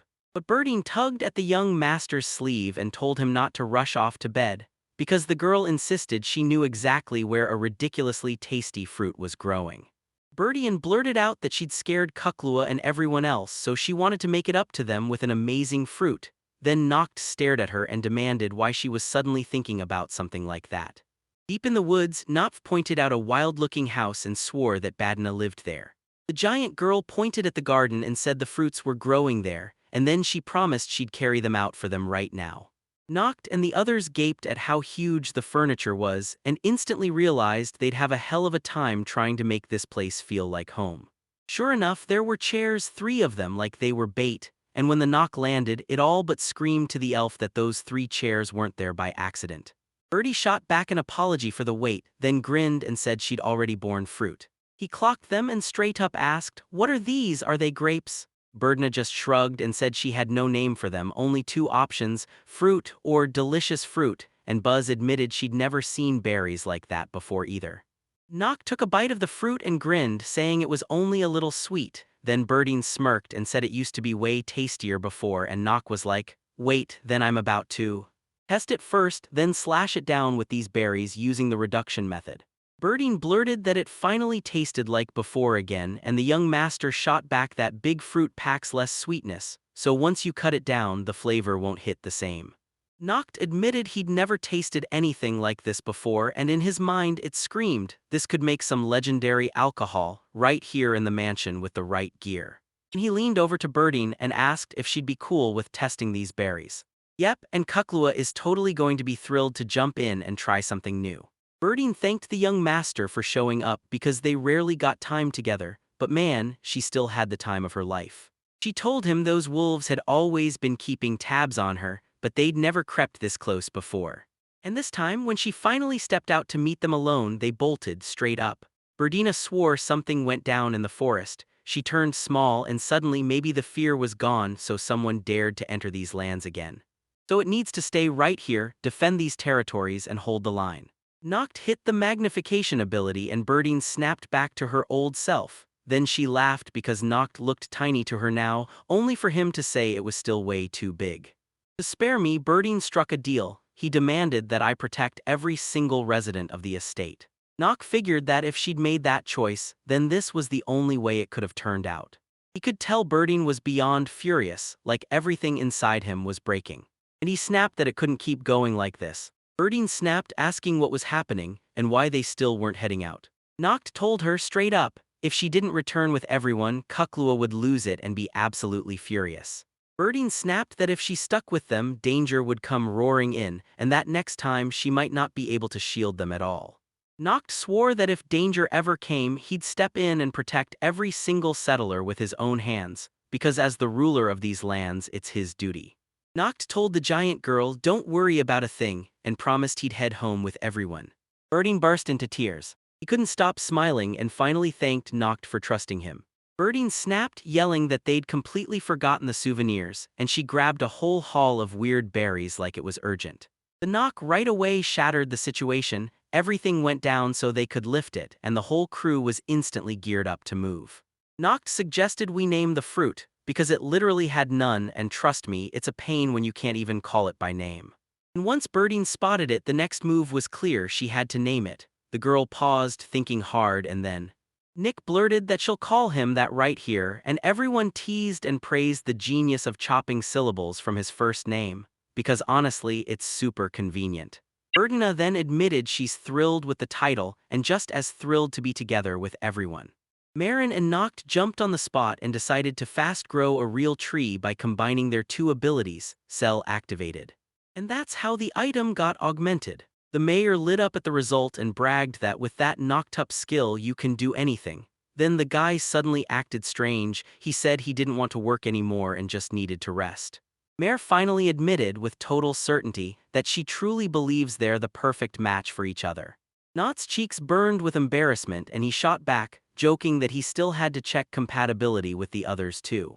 Rattling with frustration, Joseph barked into his laptop and told him, I've got news so huge it can't wait. The devoted butler leaned in and told them, straight-faced, that a tax inspector had just arrived to sweep the estate. He got hit with a total shock from the visit, because he had no clue how to act around the tax inspector. The mayor said the inspector was probably here to scoop up the tax money, and Noct agreed, because even his own father got furious every time tax inspectors showed up. Joseph then snapped that landowners owed the kingdom a cut of the profits, yet somehow they're still sending an inspector, even after they knew the manor had just been hit by a devastating orc attack. Joseph said the tax inspector's job is to calculate your yearly tax, and no one has the right to dodge paying what they've officially set. The state slapped down a new tax, so Joseph and the mayor hurried to knock it out of their worries. Then the young master shot him a cold look and said he'd never pay a single penny for what was already his. Then he demanded they settle the land right now. Noct bowed to the tax inspector, asking if that long trip had him dead tired, then straightened up, introduced himself as the young master, and explained that he was the one handling these states right now. So now he's ready to corner the tax inspector and plead for an exemption this year, because they're busy rebuilding after the orc attack. The tax inspector demanded, why did you bow so shamefully to the floor, don't you have an ounce of pride at all? He said he'd make those sacrifices without hesitation, if it meant shielding his people's quiet lives, even if the cost burned right through his pride. Then the young gentleman spotted the tax inspector's dirty shoes and rushed to fix them on the spot. The tax inspector finally admitted she'd heard rumors of an attack on these lands, and now she demanded the full story, every sharp detail of what really happened. Noct quickly laid out everything that happened, explained just how brutal it is to pull off land restoration, and the potax inspector immediately realized the residents had absolutely crushed it. But she can't quite grasp it and she's ready to clear things up fast. Where did these massive walls around the estate come from? The tax inspector demanded. Noct straight up told her that every resident built them. Then the girl inspector pressed, "So what does that mean for us?" And Noct smiled, saying the recovery's a success, but they're still nowhere near ready to export because right now they're focused on fully taking care of their own. Even way in the future, he's already eyeing the chance to sell one-of-a-kind goods from his own lands. Scott told the tax inspector to taste the amazing fruit nader, and the strict girl, shocked to her core, admitted it was the first time she'd ever seen something like it, though the wild, mysterious look of the fruit instantly hooked her. The tax inspector nodded to try it, leaned in, and took a careful bite. Then her face lit up as she said it's incredibly sweet, bursting with juice, and leaves a gorgeous aftertaste. And best of all, it really seems to chase away fatigue and headaches. Once again, he put on the face of a stern tax inspector and kept listening as the young master talked. Noct said they're planning to grow those fruits, whip up sweets, and even make their own alcohol. The tax inspector's eyes widened at the sheer scale of the production, and after a long, tense moment of thought, she said she'd look at the situation as it stands, "So I decided it's time to wipe these lands clean of taxes." This year, right when things were ending, the tax inspector pulled the young master aside and warned she had to say something. With a stern voice, she told the strict girl, "You've got to be careful. When everything crucial rests on one lone person, it gets dangerously out of hand." Not listened, and then his thoughts spun. That girl nailed it. Her insight was razor sharp, and the tax inspector warned, "A country that bets everything on one person will get crushed sooner or later." The mayor said this girl gave off terrifying vibes, but the young master snapped back. He didn't buy it, and he even told the tax inspector he was being. Noct told them straight up, "Betting on his skill alone is a terrible move. If anything happens to him, it'll all crumble and drag everyone else down with it.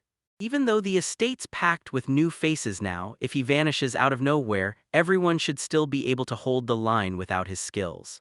Joseph snapped back that Noct grew up way too fast, then became a wise man, and now the young master looks just like his father, and Noct said that this was the only way he could keep living in peace, sleeping for days, so long as the others would be fine.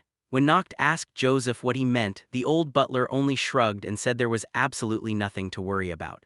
After they lifted the hunting ban and kicked off their own production line, "We managed to get steady food, clothes, and shelter flowing into the settlement, and it boosted the number of inhabitants fast before the next part even kicked in.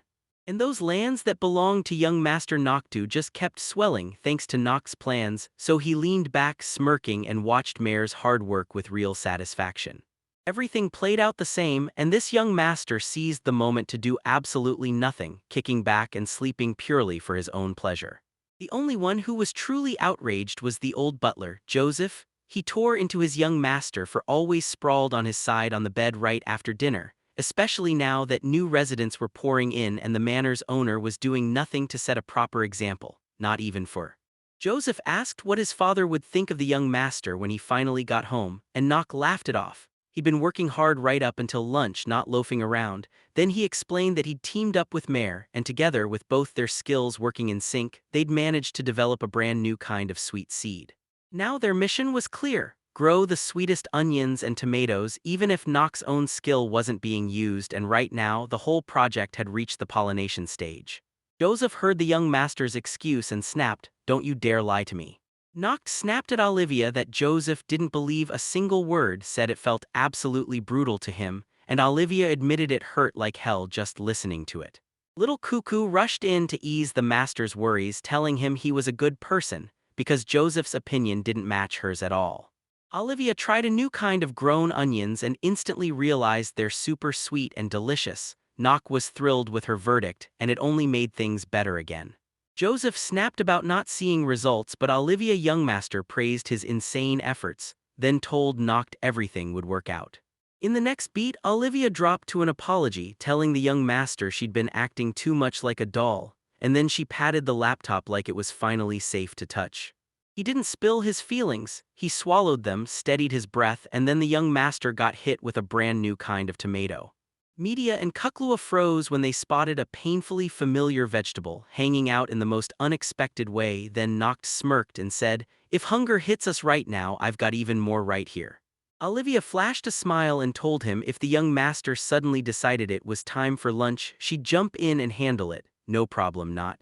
He watched that beautiful girl with pure joy, then grinned and said he'd love to join everyone for lunch. Asked why they were cooking outside, Olivia grinned and said, "Cooking under the sun feels way nicer." With just a blazing fireball, they could spark a flame in the oven in seconds, quick, clean, and totally convenient. And the cooking got turbocharged, fast, furious, and done in a flash. The young master was. He couldn't wait to dig into some home-cooked food. His stomach was growling hard, but for now. Noct decided to lie down, not to mess with the skilled cooks, and a lunchtime nap with the smell and sizzle of food in the air felt like the perfect plan for him, until the story kept cutting off mid-thought. He couldn't wait to start eating the moment he woke up, and just as he finally felt good lying there, he heard someone sprinting straight toward him. Birding was there at once, and she blurted out that she could smell what had been knocked. Birding was followed by the merchant Raphael and his assistant, and Raphael basically suggested they shouldn't repeat it. Then the young master hissed, "Not yet, soon it'll be our secret," and right then the dwarves burst in yelling, "We're starving." Olivia was thrilled by the ruckus around her, so she whipped up a Napoleon stack of sweet onions and tomatoes like she was plating a feast for the loudest crowd in the room. Everyone dug into the homemade feast, and suddenly their place turned into a full-blown culinary holiday. Doc scoffed at the new dish, then still couldn't help but compliment Olivia's sharp culinary brain and daring ingenuity. And even Joseph had to admit that nailing this taste using only onions and tomatoes is pure magic. Olivia told the finicky butler she was just thrilled he loved it. Olivia leaned in and told Joseph that this kind of vegetable was cooked up by the young master himself, and she only ever used it in the kitchen. Meanwhile, these veggies were grown without relying on the Nocti's skill, so now anyone can grow the same rare plants safely right in their own garden. Joseph finally understood the truth. The young master wasn't fooling him at all, he was trying to help people. Joseph raved that these new tomatoes and onions were shockingly tasty and nothing like before, and the old butler immediately demanded the young master apologize for what he'd said that morning. Knox's eyes went wide as he blurted out, "I don't remember a thing from this morning." Sylvia said she absolutely loves this loud, fun chaos. Everyone's packed together, sharing the simple stuff, and then she. Olivia caught my eye with a bittersweet regret. Back in his father's earlier reign, there really had been way more people. She told me not to fall into despair, saying she'd traveled to different places and had plenty to compare it to, and sure enough, with all that roaming, Kuklua had gotten painfully timid. But the moment we landed here, everything snapped into place. At last, they found a spot where they could breathe deep, drop their worries, and feel completely free. Olivia admitted she was overjoyed to be here, and every single resident in the settlement is endlessly grateful to the young master for what he pulled off for King. The young master realized, loud and clear, he's the one who should be thanking everyone standing by his side. Nock vowed to pray for his people's happiness every day, and he swore he'd do everything in his power so the horror of his estate's destruction was never repeated. Suddenly, the hunters burst in and dropped a terrifying update. After tearing into the orcs' tracks, the master figured it had to be a scouting run, judging by the tracks, and the orc advance team stopped right here, then turned. He darted back the other way, and the young master's gut twisted, because it looked like his brother and father couldn't make it. He shot back to his talk with Joseph. At the time, he was certain his father and brother were still alive, and Joseph didn't bulldoze him or fight back, he just calmly convinced him otherwise. Noct snapped to the truth. History was rhyming again, and the orcs were closing in on his position once more.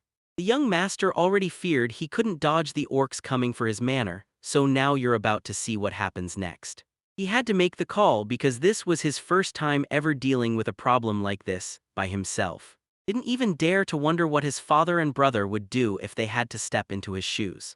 Joseph warned that if the orcs showed up to investigate, an attack was about to land fast. Mare shot back, could they really think that far and plan their moves? Huntress Luz then stepped in and said she'd spotted the tiny footprints the orc scout left behind. Strange, right? The girl hunter told me orcs aren't all the same, there are different types, and they all answer to a leader with terrifying intelligence, usually the strangest one. General, but above that sits the king, and it sounds like they're facing a general who can plan an attack so perfectly it's scary. Birding warned us that orcs are pure nightmare fuel. She'd seen them tear into animals with her own eyes, yet somehow they even showed up with children and snapped off chunks of raw meat, like they didn't even care, like no savage part of them was ever going to stop. Birding demanded to know whether the orcs had struck the young master before. Then the butler finally spoke up and said the last attack was absolutely horrifying. Birding erupted in rage and swore she'd wipe out every last orc that even dared to get close to the young master. Noct tried to calm the enraged giantess, then snapped, "So how are you going to pull this off?" And Birding answered. She cracked out her power and showed the young master exactly how it's done, and Greg, panicked for Noct's safety, snapped at Birding to calm down right now and stop. Hunter Greg told Birding that every decision had to come straight from young Master Noct, and while Mare panicked for him, she rushed to save him by firing up the cells. The young master said, "Don't wait on anyone, decide for yourself what you'll do." Then he made it clear, we either stay in the city or risk leaving the settlement if we want salvation. He never saw it coming, that he wouldn't be able to bark orders the way his brother and father did. But his men rallied behind the young master and demanded, "All right, what's the plan to defend us?" They're all waiting on the young master's choice, and they're ready to back him no matter what hits next. Noct couldn't shake his father's command, protect his people, so the young master made up his mind and chose to do exactly that. Nox shot back that he couldn't handle it alone, then immediately begged for help to protect their shared land. Together, we'll lock arms and protect our families all the way." The young master's plea hit home, and the residents rallied together, locked in on the exact same goal. Birding came screeching in, crashing onto the shore, knocking the young right off their feet. Master leaned in and asked if she really wanted meat again, given she'd only just eaten, but the girl snapped back that this wasn't why she'd come. Birding begged the young master to bring her back to her full size. The girl told them that once she taps into this state, she'll get way stronger and finally be able to defend the settlement properly. And honestly, that news made everyone go, "Yeah, that would be awesome." Then he leaned in and demanded to know if Birding was 100% sure, because was she going to back his estate too, shoulder to shoulder with the others? Birdiness said this mission is huge, and the only rule that matters is that everyone stays alive, and she's finally healthy and she refuses to sit on the sidelines, so she pushes to make it huge again for the sake of everyone else. The young master watched her determination and praised it, saying she was truly. She slammed the knock, then hit the item magnification ability and turned into the huge giant bird she was always meant to be. Noct told Birding to guard the wall defenses and watch every step. Mare begged her to build something huge so she could fight alongside Birding, but the young master shut it down fast. Because if she grows too big, she won't be able to control her own body, and that kind of power isn't her natural state. Meanwhile, the giant girl snapped every defensive move into place, and her heart raced as she wondered if she could actually shield the young master. A terrifying roar barreled closer, and the young master snapped, "The orcs are already shut in." Sure enough, just a few minutes later, the first squad would finally arrive. Vicious orcs burst out of the forest like a nightmare coming to life. The worst part, right in front of those charging orcs was a colossal monster looming there, ready to smash everything in its path. Merchant Raphael snapped to attention, eyes wide, and demanded to know what on earth it was. The second the incredible beast appeared, the settlement erupted into panic. People screamed as the orc general went on the rampage. Had personally led the charge. At that moment, the young master couldn't help but think of his father and brother, and it hit him hard, filling with pure rage burning in his chest and revenge driving every step, because of course, after all. On that massive orc's body, Noct stared at the sword his missing brother carried and his father's cloak, and then he felt it. The Orc King was marching straight for them. Merchant Raphael snapped that it was the Orc King plus a monstrous threat, and even claimed some all-knowing, divine-protected presence was behind it, but they had it all backwards. They totally misjudged how dangerous it really was, because nobody could have guessed a monster like that was walking around. Young Master Noct smirked and said he'd been expecting this exact twist all along, and now it finally hit him why his brother and father never came back. Raphael's tiny assistant snapped through the numbers, counting the incoming orcs fast and very soon. She counted over 500 enemies, while the settlement's defenders barely scraped together 28 people. And the young master snapped that they didn't have to fight every last orc, they only needed to do this and nothing more. They struck down the king to crush the orcs' morale so the attackers would stop cold and the city could breathe again. Then Noct blared, "This time we win for real. And he'll pull it off without losing a single person, because every life matters to him." Nox insisted that things were going great so far, because the Orc King had shown up by himself. Right then, the young master snapped that things might not go perfectly, so everyone had to stick to the plan, cooperate, and buy time by delaying the Orc King for a while. After that, Noct was hit with shock and crushing sadness, all because of the Orc King smashed through the defensive fortifications in one brutal strike.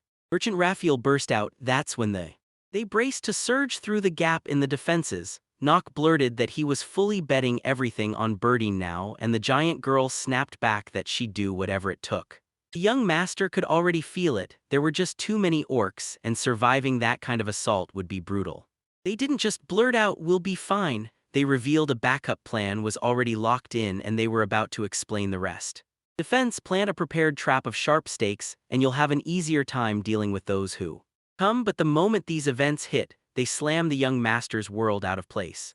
Under the Orc King's ruthless, masterful guidance, his army cracked the trap wide open with a brutal, effective trick. Only the orcs never saw it coming. At first, it wasn't so dangerous to be alone, but now there's someone who can actually command them. And suddenly the orcs move like real ants, flowing smoothly no matter what they face. Knopf refused to budge, insisting he'd rather die than flee, and Greg, seeing how tangled everything was, yelled what they needed to do next.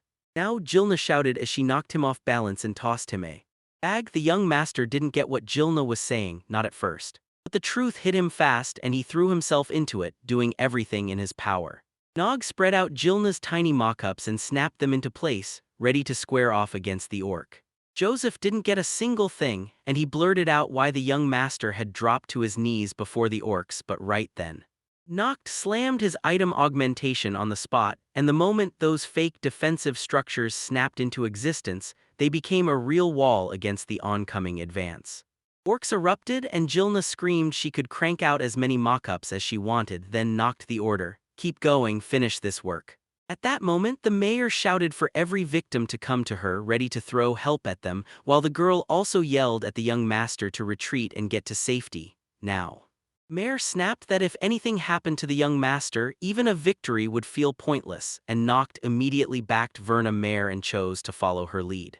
And the young master snapped back to it, remembering how he'd been dodging trouble in the past, sheltered by a young mayor. Then it hit him. That protection couldn't last, and he couldn't hide like that anymore, and now it was his time to become the protector of his people. He unleashed his magic on the orcs, and everything changed.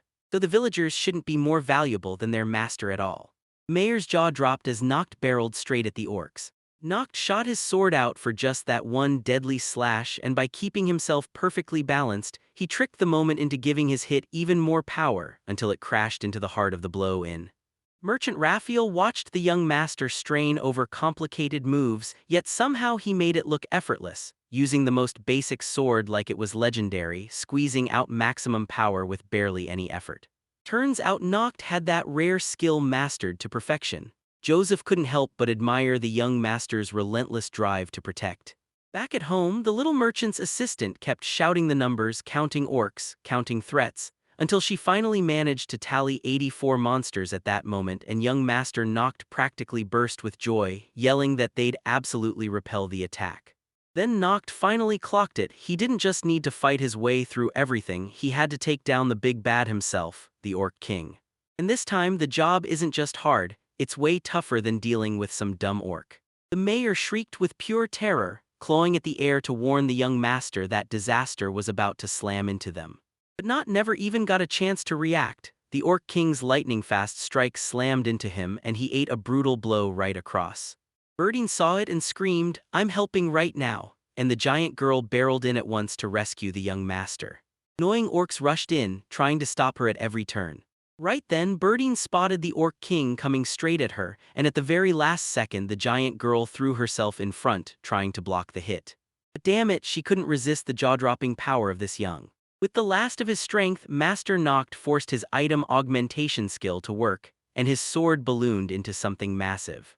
In a last-ditch scramble, Nox lunged in and tried to stab the Orc King with the very tip of his sword.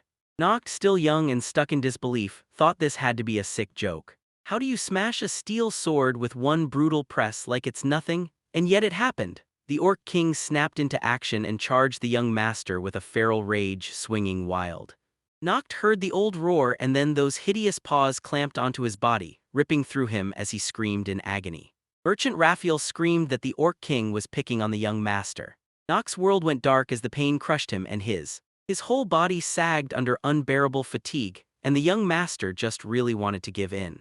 He finally dropped into sleep, refusing to think about a single problem because the young master's fading consciousness desperately wanted to believe he'd nailed every expectation, yet his only regret was Noct still couldn't shake the memory. No matter what he did, he'd never managed to reclaim his father's cloak, and he could swear he was still a tiny kid sitting there, right beside his father. Before sleep even hits, his dad drops another lesson. This one's all about the monsters every man must know, and he's like, listen, I'm gonna tell you about a super rare plant called Caecella. Its pollen can drive you into brutal hallucinations, and it straight up devours anything alive, people and animals alike, but if you splash it with water, it turns completely harmless. My father then leaned in and demanded, so what's the orc's greatest weakness? Little Noct didn't even hesitate. They're terrified of fire. My father lit up and praised him for remembering everything so well. Then his own voice boomed, now wake up. And right there, Noct just stood there, completely lost about what he was supposed to do.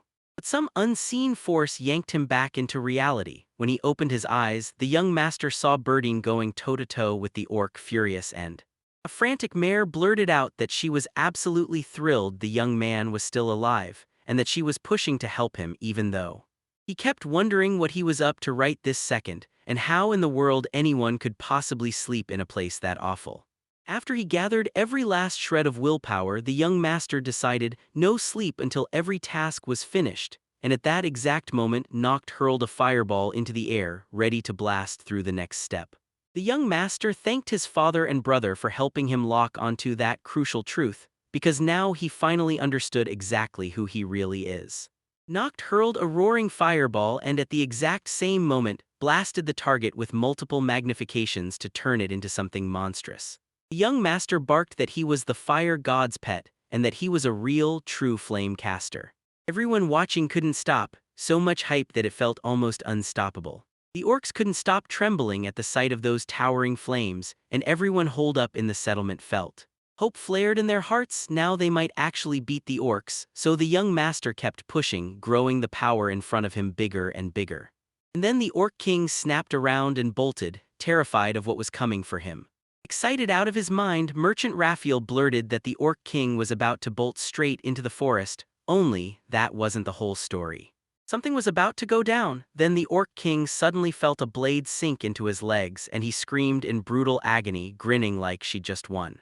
Birdine just smirked and said she was only paying the favor right back. The Orc King slammed down a new plan and decided to try again, another shot, no backing out. So he decided to smash the people's resistance by pulling every last soldier he had left together and keeping himself shielded with whatever orcs remained. Joseph said the Orc King was way too sharp for some monster to casually set up a shield like that for himself. Then Jilna snapped that the thing was nothing but a total bastard. Young Master Noct surged forward again, feeding the fireball until it swelled bigger and fiercer with every breath. The Monster King decided to toy with Noct and started dressing him in his father's clothes, showing him off like a joke. Felt no surge of rage, because he knew exactly that it was. His father and brother were probably already gone, wiped out by this massive monster. Then the Orc King snapped and charged the young master, hurling his brother's sword straight at him. Mare saw the danger closing in on Nocta and blurted, begging him to drop his hands right now. The young master snapped, if I quit now my whole plan collapses, and then with the clock ticking down, Nox snatched one hand off the razor-sharp blade and somehow managed to catch the fire right before it slipped away. Clutching the ball with his other hand, he never saw it coming. This was his turn now, right in the middle of everything.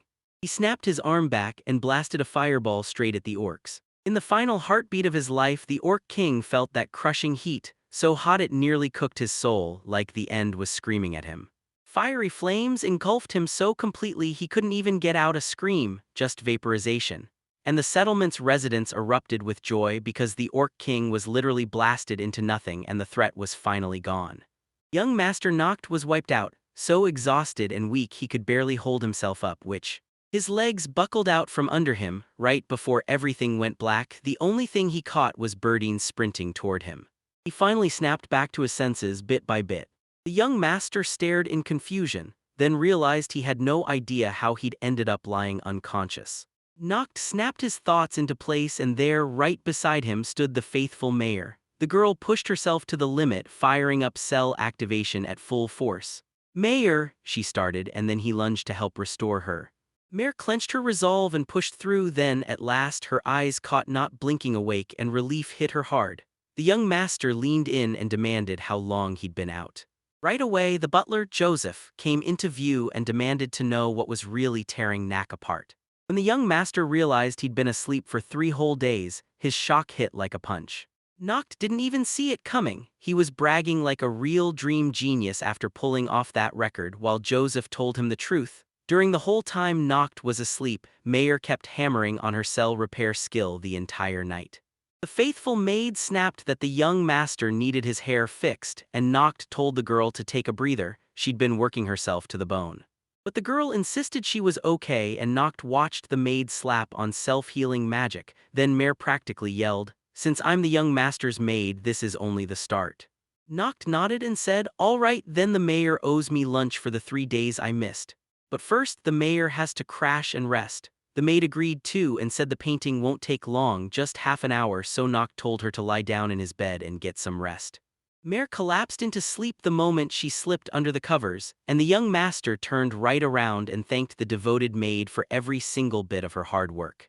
Joseph the butler demanded where he was heading, and the young gentleman snapped back that he needed to check on the other residents in the settlement and track down something crucial. Kuklua practically lit up when she finally saw Noct awake, and she blurted that he'd come to only for the young master to say he was fine now and that he'd finally come around completely, and it was all thanks to Dr. Kuklua. When the young master praised her, Kuklua instantly blushed and looked flustered, admitting she'd just been desperate to get Noct back on his feet faster. Les said that since things were okay, it was exactly the right moment to grab some better meat and throw a full-blown party. Then, just like that, it felt like the ground cracked and an earthquake roared through everything. But it was only the giant, bird-wielding girl charging straight at the young master. Noct panicked and blurted into his shrinking ability, forcing his size back to normal in a scramble. The young master rushed to apologize to the girl for leaving her stuck in that huge uniform for 3 grueling days, but Birding burst out that she was starving and could only dream of juicy meat, so Noct lunged in to reassure her, and piled the first sweet onions he could find onto the spot to calm her hunger. Birding's hunger hit hard, so the giant girl lunged in and started chewing the vegetable with pure greed, then blurted out that she'd been too weak back when she fought the orcs, but the young master snapped back that Birding was wrong. If she hadn't shown up right then, the York King would have already killed him, and only after that would he have forced the question, "So where's Jalona now?"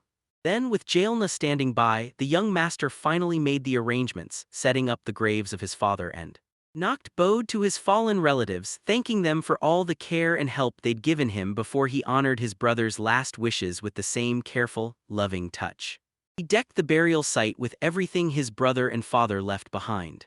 Noct shot his father a silent apology in his head, because deep down he knew he'd been too weak from childhood to save his family, and he was terrified the settlement might have been doomed.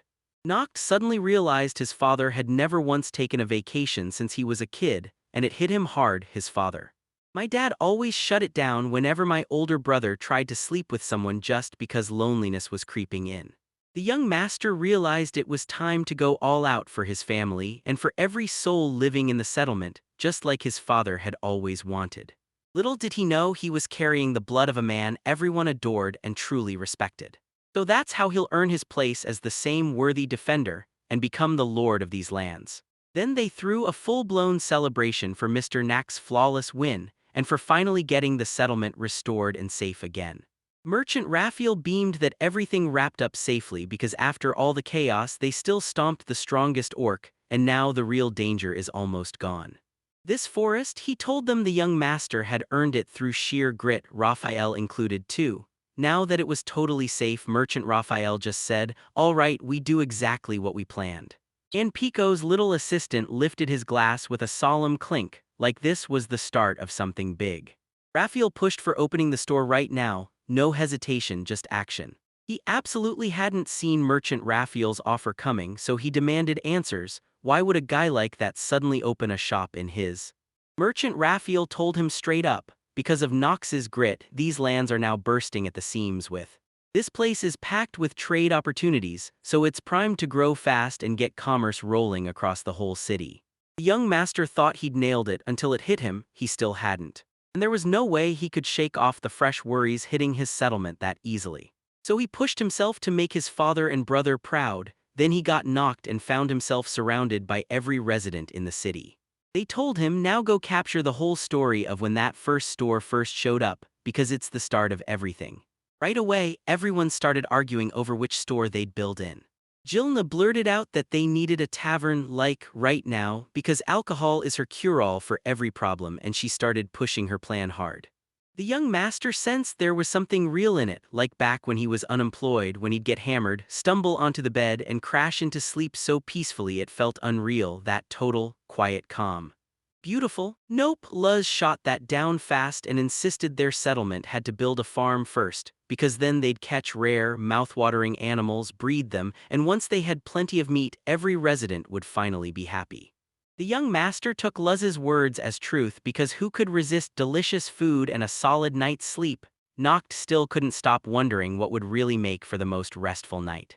Noct tossed and turned until he finally believed, just once, he'd wake up to a gorgeous maid and time get a delicious and healthy breakfast. The solution hit me like lightning thanks to a wild imagination. The young master announced they'd open a fancy inn in their own settlement, and Joseph's jaw dropped as he demanded why Noct would make a move that wild. Right away, tempers flared, heated arguments erupted everywhere, and everyone demanded their own project be the next big business. The tiny doll blurted out that every bright desire a person chases is always followed by God's invisible hand, whatever that means. Not. He chewed on the young fox's words, and another wild project idea suddenly exploded into his mind.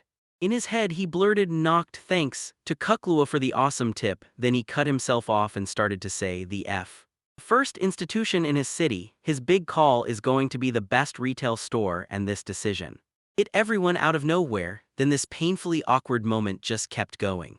Jalna finally blurted, "That's way too easy," and Huntress Laws snapped, "So what's it even good for?" Jilna reminded everyone they could grab whatever they needed from Raphael's merchant, or from whatever not plans to hawk in this shop anyway, and Huntress Luz cut in fast, "Yeah, we've got nothing to sell." Noct even admitted they weren't really sharing food the way it sounded, and he swore he didn't mean it like that at all. The young master demanded they kick off the gold coin circulation across their whole domain, and Noct quickly broke it down with an Love drags his loot to the store, sells it for a clean profit, and the shop turns around and passes the meat to whoever needs it. And just like that, they'll build a stable economy, because once it's set, these possessions, he'll roll back to the old financial system, the one that existed before the orc army's brutal attack. Joseph nodded hard, begging for the old days to roll back, when everything was just like it used to be, and Not snapped out that they'd team up and bring a free market roaring back to their city. The young master declared they'd swap for exclusive goods, and that move would turn their settlement into a magnet. Soon merchants from neighboring lands would flock in, flooding their economy with even more gold. And if it comes down to it, they'll build a top-notch hotel, then turn the first floor into a killer dining spot where the food gets cooked from rare ingredients you can't find anywhere else, and Noct even made it clear he wants the profits split fairly among everyone. The young master laid it out flat. Everything they've valued so far, every last thing will get split evenly, and every single bit will be shared. They've already crushed it in their fields, and now, boom, they've got a full-on carpenter plus a hunter and a cook, so together they're turning into true masters of their craft. If everyone teams up and uses their skills together, they'll pull off something incredible. Then after the big money rolls in, they can finally introduce a whole new land. Jaelna seethed and demanded to know why they still needed a land tax, then snapped that this year they'd been able to dodge it anyway. But next year, that tax is gone, and suddenly they'll have to pay every bill. If they can't keep living together and growing, their whole future crumbles, so they have to fight to protect their homes and their land by rebuilding a stable economy ASAP. He didn't even clock the confused stares from everyone in his place. Little Doll blurted out, "So nobody wants in?" Then asked, "Can't we all eat together right now?" Noct snapped back, "Not even close. Whenever it's convenient for you, we'll do it." Jaelna's brother begged her to build a tavern the way they imagined, but when it came down to it, Jaelna snapped back that he probably couldn't pull it off by himself. Noct couldn't forget how Jilna had bolted from her own family and how badly they'd shamed her for wanting more, while Huntress Luz cut in like, "You've got no cash to burn on more trouble right now." The young master swore they needed startup capital and Noct spun to Merchant Raphael, "This is the moment to strike right now." But Raphael snapped back that he'd already waited too long. Then the young master dumped a mountain of jingling coins on the spot and told his shocked friends, "I got all this for a tiny favor for Merchant Raphael." Raphael smirked and reminded them, cool as ever, "There are 50 million people here." And that single decision blew everything wide open. Young Mr. Noct declared that every last person would get a brand new gift of 1 million rubles. And just like they promised right from the start, everyone's got enough cash, plus extra to chase every single crazy idea they want to build. Noct also said if someone gets hit with a sudden need, they can all rush to him, and he swears he'll go all in with full cooperation every single time. Jilna stared at the money, and her mind was already racing toward the moment she'd own her very own tavern. The young master reminded everyone of one hard truth: every soul on his land shows up for a reason, chasing their own goal, maybe even hiding what they're truly running from, and then he left that thought hanging. Side by side, they pushed to drag this beautiful day into the world, then stood shoulder to shoulder and smashed back a brutal horde of vile orcs. And unlike most, they'd paid for every victory with brutal hardship and real suffering. So yeah, now they're all stronger than ever and every single resident has earned that million. It's a ton of money, sure, but trust me, every last one of them truly deserves it. The little doll shrieked that the free market is the coolest game, and Huntress Luz nodded along, realizing this was a crazy lucrative hustle after all. Now the young master didn't thank Raphael at all, like he'd never needed help in the first place, and Noct nearly burst with joy because he'd still managed to make his friends believe his choices were right. The young master blared the announcement, declaring that starting today, his domain would be a free market zone. Young Mr. D. Noct said was down to one last step, choosing the exact spot where construction would kick off. Jilna leaned in and demanded to see the map of Noct's domain, a chart she'd already put together. That map was straight up top tier, and Noct practically lit up as he said, "Now I finally get what my domain is all about." Jilna told him, "Study hard, knowing the lord of these lands could save you." Noct was over the moon to finally reach the capital, and even if he wasn't going to copy its buildings exactly, he knew one thing: studying it would give him the perfect blueprint. Noct snapped and declared he'd build a whole city from the ground up, and the young lord burst out that they'd forge it side by side and pour every ounce of love into it. Noct jabbed at the map and said it was the perfect place to kick things off, but Jilna shot back that it looked way too tiny. Jilna demanded to know why Noct had squeezed the whole project down like it was a joke, and she was fuming that the location was miles from her home, Noct. He realized that if the spot where the first field had already been built was empty, then it was the perfect place to build everything. The young lord picked a whole new spot and Jilna instantly snapped, "Perfect," but Noct cut in fast, "Nah, this won't do after all." Noct finally told her the truth: this place was way too far from Kochlua's house, so Olivia would have to make a drive that was just too much. The young lord started weighing other paths for his development, but every time Noct tried to back one, disappointment crushed him harder, because what felt easy today could turn into a nightmare later. Noct even admitted he's finding this problem brutally hard to fix, and after all that thinking, he still couldn't bring himself to make the right choice. Then boom, a shady stranger shows up out of nowhere and starts pushing his own option right in his face. Noct got hit with whiplash. This choice was his first ever. The young lord leaned in and demanded the stranger's name, but the man just shut his mouth tight and said nothing. And then he just walked out. The young lord stared in shock until Pico leaned in and said, "That's the new guy in Runner City and he's harmless, just a bit weird." Pico leaned in and told everyone that Runner was about to become the newest hire at Raphael's branch. Gates told everyone that Raphael would set up his own shop right here and blast out a killer ad to put Nakto on the map. Then, at the same time, Pico shot to the top as the store's main guy, and when he was tapped to become a director, nobody was more stunned than me. He fired off the question to the Runner, demanding to know if he was absolutely sure. Because Runner was older and way more seasoned, Runner just shrugged and said, "I don't care," and that was the only thing that mattered. Runner S. Everyone says the merchant's real power is selling like a pro, yet this guy knows plenty and still hasn't sold a single thing. The young lord figures it's probably because of Runner's terrifying stare. Noct demanded to know why the runner picked this exact construction site as the ultimate place to run. He said the whole point of opening a store is simple: pick a spot where the crowds flock, and he went straight for the place where locals and foreigners pack in the most. Runner claimed not personally wanted to pick this place first, Not nodded along, and then Jilna immediately insisted they call it Tashela. Not then blurted that he wanted to rebuild a whole capital-level city, so he refuses to get stuck on today's plans and instead has to think through everything, right down to The runner told them the capital didn't just appear, it grew year by year, decade after decade, until it turned into what you see today. So he pushed the message home. First, tackle the problems and worries hitting the streets right now, and only then can everything else move forward. The young lord nodded along with the runner's words, then snapped back that he'd already made his choice. Nock figured Runner was scary mostly on the surface, but the moment he spoke, he dropped real wisdom with every word, so Nock warned him that if the development goes through, they'd better brace for massive changes to the settlement. Runner admitted this wasn't going to be an easy job, it would take serious effort, and he said there was no point in complicating the situation.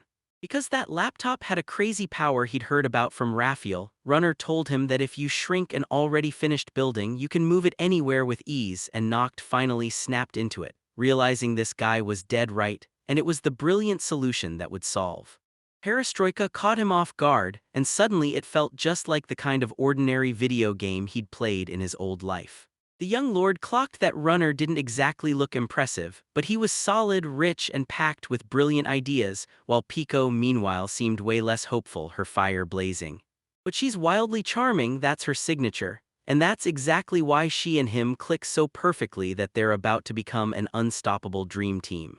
Nock said, since I can move any building in this city with a scaled-down version, we've got the perfect plan for the first store. Then the young lord grinned and explained it plain. We'll just shift the field to the west, build the first store right where it was, and face it, you can't wipe out the field entirely because it gives them a lot. So much food still, he didn't use the reduced skill. He carved the field into a single solid block. Then the young lord steadied himself, slid the field to a fresh spot and stretched it back to its former size. When it was done, the results were nothing short of perfect. Noct snapped to it. This object was way simpler than he thought. He barely spent any magic and it could pull off the trick over and over with zero consequences. Before anyone could blink, the store shot up using that exact layout, and every zoom locked in like the perfect shot. He had the skill, but it didn't feel good at all. No joy, just empty ability. Staring at his results, Kuklua shot a question. Had Noct opened his shop yet? Noct insisted he wanted to be the first buyer, so Pico dropped the goods into the young lord's hands for free like a flashy your first prize. Right then the carrots turned out insanely good, and Kukla practically bragged that she'd busted her butt growing them, so now Noct finally saw it. Trade was about to get a whole lot better now that Raphael had a demand for vegetable cuckoos. Then, with the steady trade of goods set in motion, crowds will soon swarm in, ready to trade their coins for mouthwatering vegetables. The young lord declared that all of this, right here, is what building a strong economy really means. Kuklua vowed to do everything she could to keep the store and everyone in it stacked with delicious vegetables. Noctis declared that the city's very first, small store would finally throw open its doors for good, starting right now. Nox said the first store in their city blew up fast. So far, though, it's only been the locals who have been flooding in.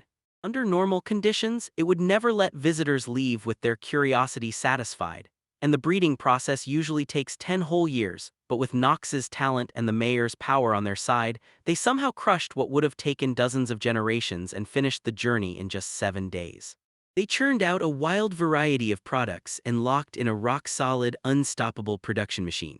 Merchant Raphael swore that even right inside the capital you'll never find vegetables packed with sugar this intense, and he even promised he'd sell his next batch at a price so good it'll blow your mind. He bowed his thanks, wished the young lord luck, and the lord went on to say a huge wave of new visitors was coming in the next few days, plus merchants would be showing up, hunting for chances to buy there. Nox stared at those unique products and knew this was the perfect moment to finally make his move. Deep down, all he's chasing is one thing: building a stunning hotel that takes everyone's breath away. Ghislaine snapped, asking if Noct had been doing all this just to get the inn built. Noct said, If we'd put up the inn first, butler Joseph would have blown up with rage, but now he can't really fight it and this hotel will finally come in handy. Jilna blurted out that pushing ahead in the free market would be brutally hard, and Nak shot back that he'd back Ghislaine in every single one of her plans. The young lord leaned in and told Jilna he had something to say, no rambling excuses, just a clear request to help her build a stunning, beautiful building. Jilna snapped her back to reality. She was a dwarf and dwarves don't build boxes, they build houses. Then Jilna leaned in and said, yeah, I guess you're pretty unusual. Representative for her people, and if she chose, she could create anything. Jilna swore she'd make furniture too, because she's absolutely the best at it. Noct shot back that he knew exactly what Jilna could do, then pushed the idea that it was time to kick off a crucial business. The young lord snapped that the first move was picking who would run this place, because if he had to do the calculations himself, he'd be wiped out. He still needed time to rest and sleep after lunch, so when Jilna agreed, she shot down the not me option and pushed that Joseph should take the role instead. Noct finally found the mayor, greeted her and pressed, "Where's Joseph now?" The maid answered, "He's out watering the fields." Noct shot back, "Then it's a shame you don't have the training to crunch these complex numbers on your own. That's why Joseph is the one we need for this."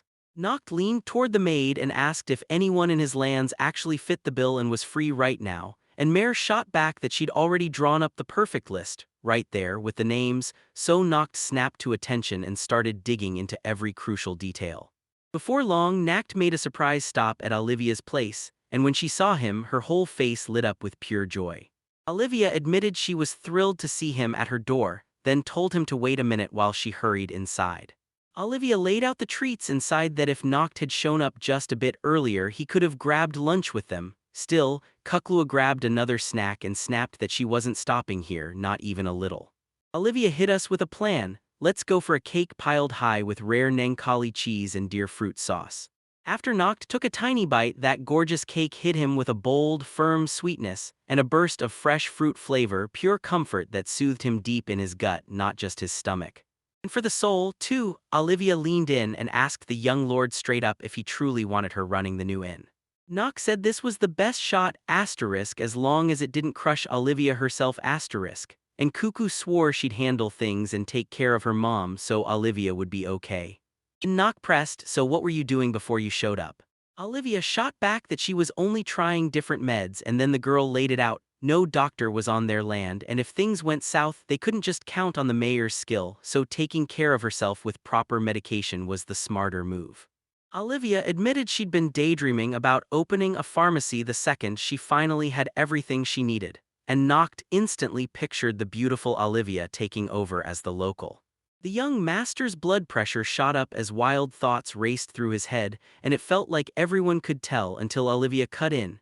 "If you need someone for the hotel manager spot, I'll find a perfect candidate and introduce you." Noct didn't have to wait long before he bumped into the girl's crew, and things kicked into gear. Anna plus her father from the Levy family stepped in, and he looked like a veteran who'd seen it all.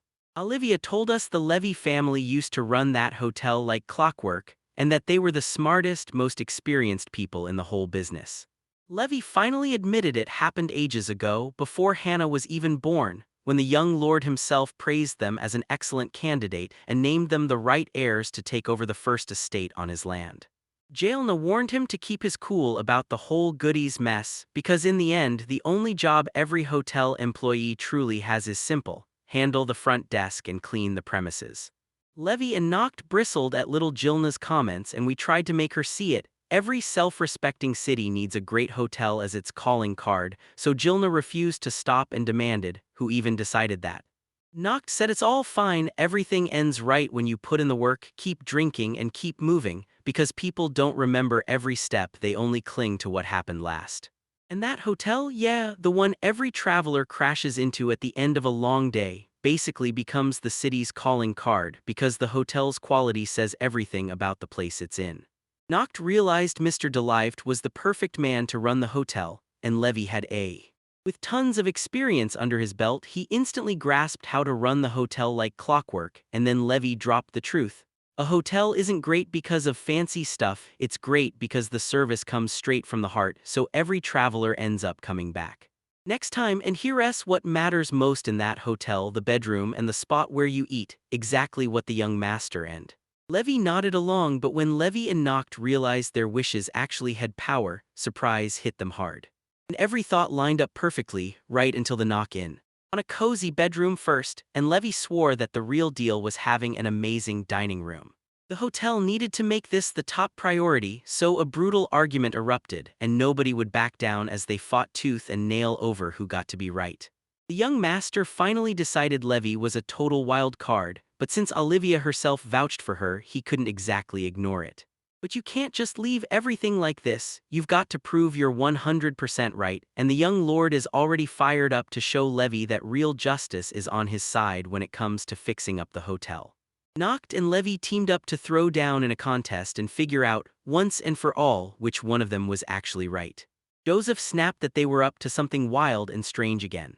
He leaned in and asked the young master what they were really planning for the competition, and Noct admitted that Jilna would craft special models. Then she'd level them up with her own talent so they could build their dream hotel in under us. Noct promised on that paper he'd spell out every detail of what his perfect hotel should look like. Levy shot back that it sounded like a blast and he was totally ready to compete.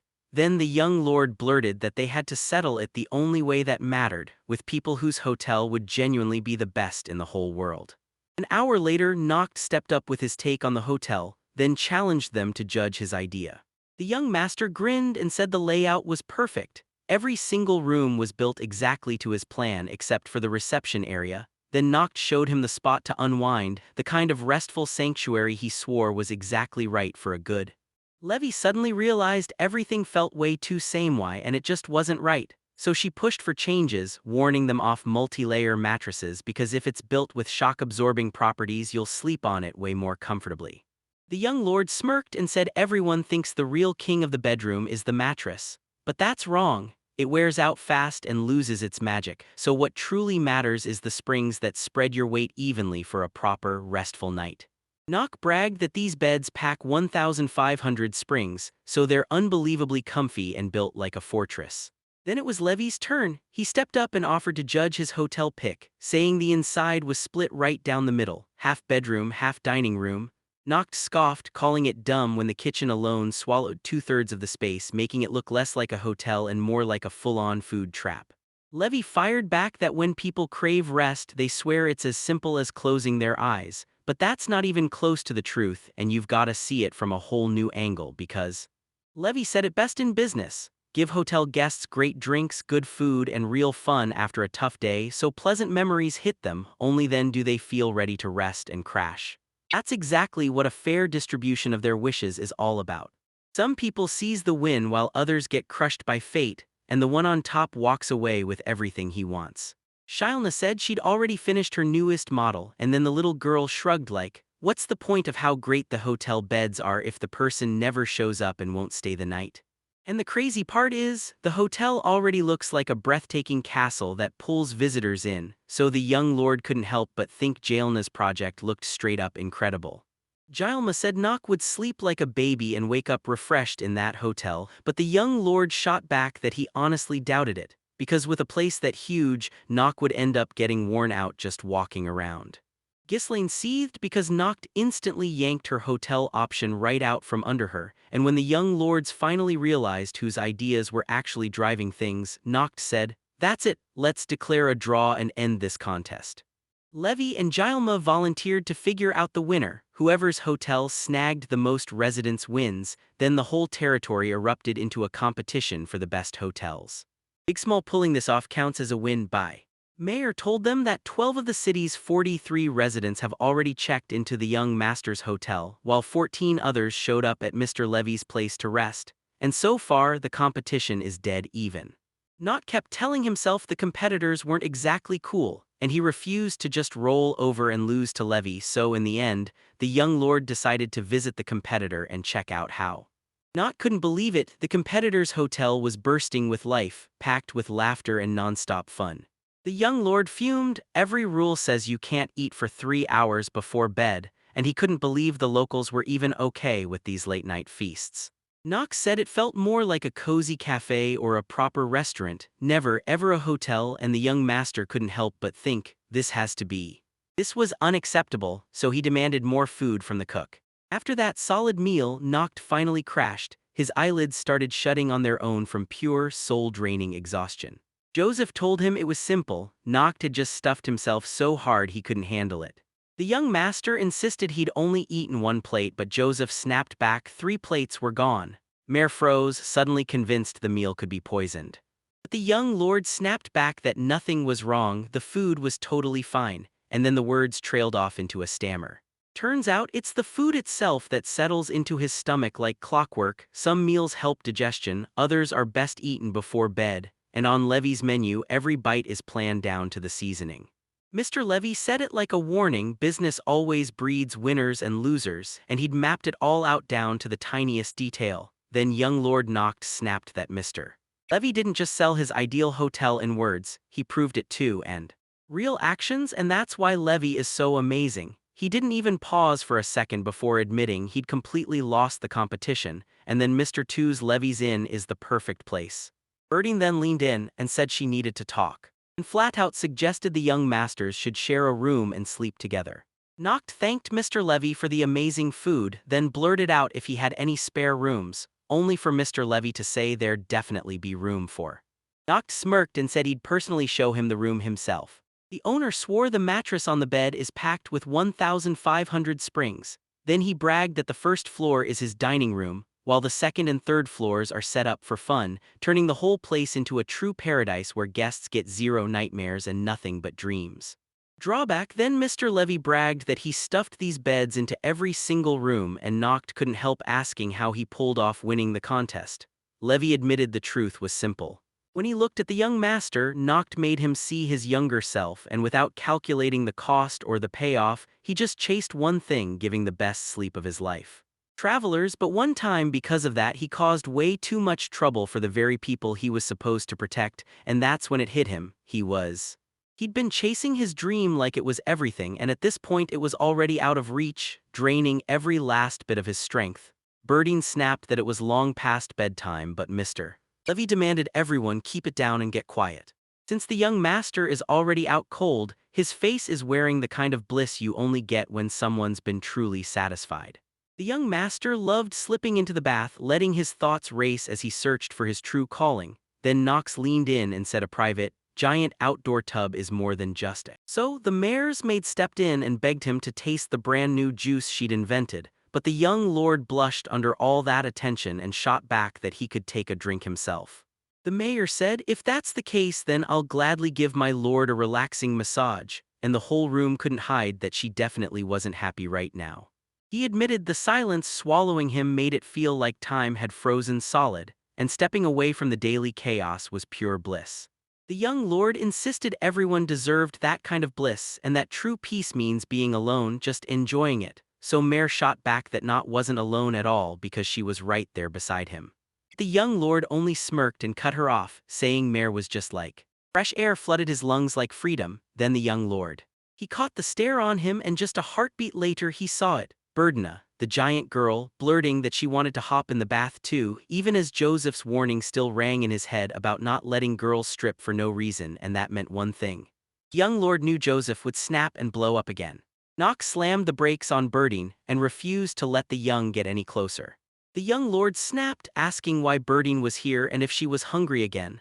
But she was already right beside him, and Knox's eyes widened because he'd been wrong again. Then the young. He decided to mess with the giant girl and flicked a tray at her, daring her to catch it.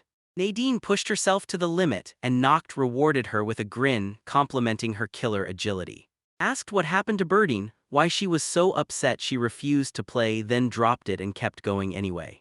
She's acting totally off, and Birding can't help but feel embarrassed because those mares are being made right next to them. Then she leaned in and admitted, loud and clear, that she truly wants to work because she's bored to death, and the young lord calls it stupid until he reminds her that Birding is already hunting for a reason. After all, she loves meat and she's freakishly good at bringing it down. The giant girl shuts him down fast. That's not enough for her, she wants something else. The young lord raised an eyebrow and called Birding a weird girl for wanting to push herself harder, but Birding's giant self just grinned and said she only wanted to be useful to her master. And the whole settlement. And then she leaned in and asked Noct straight up if he had a job that would fit her perfectly. The resourceful Nair burst in like a storm, saving the day. Berdina even forced her giant frame into a maid outfit, and she admitted it felt almost impossible to move in it. Then Mare snapped back that fashion and work don't mix, and you've got to stay patient with every painful inconvenience. Birding started worrying, do giants even have clothes? And Mare snapped back that one maid was plenty for the young master, while Noct said kids always copy what they see, so Mare should let Birding go try it out. That roll, the giant girl snapped, furious that he'd call her a child, and Noct shot back that he understood just fine. Birding brushed it off, saying she'd for sure give the young master a massage just like Mayer did, but Mayer snapped back in pure outrage, insisting she'd never allow it because only she was the real maid. Mare started drilling the giant girl in her housekeeper skills. First, she said, you've got to nail the basics of the job, and if you want Mr. Noct to sleep peacefully, you need soothing background music. Then Mare told her Noct should feel like he's drifting off in a crystal-clear forest. Birdie nodded, confident, and promised she'd do it exactly right. Yet those eerie, grating sounds wouldn't quit, yanking the young lord farther and farther from the scene. Noct seethed and demanded they stop that dumb mess they were stirring around. Birding's bed sat there, and then the mayor leaned in and told her, go fetch water from the well, fill the garden well. The giant girl snapped, got it, I'll bring it fast, but the moment she started walking the way she gave birth to a whole vegetable garden, absolute nightmare, and when the mayor realized the giant girl had just wiped out a ton of and her plants when she snapped the water away with a rough throw, then the young lord had to step in and tell the giant girl she couldn't just treat something so delicate like that. And the job was done, and boom, that plant snapped and tried to attack people. Nox snapped that Greg's mandrake believes it's been attacked and rage is swelling fast, then Birding cut in, no. She moved like she was trying to outrun danger, then the giant girl snatched the evil plant and swore she'd never let her master get hurt, the plant instantly. She snapped out of it right away, and Birding pressed, asking if it finally understood what she just said.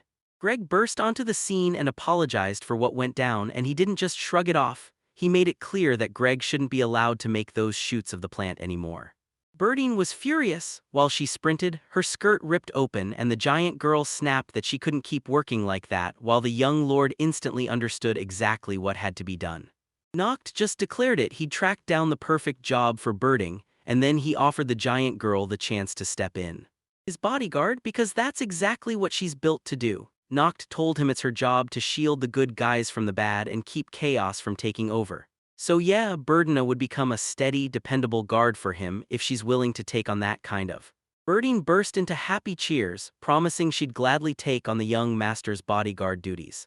The giant girl knocked and warned her, don't pull stupid stunts. The bodyguard is supposed to be serious and responsible, got it?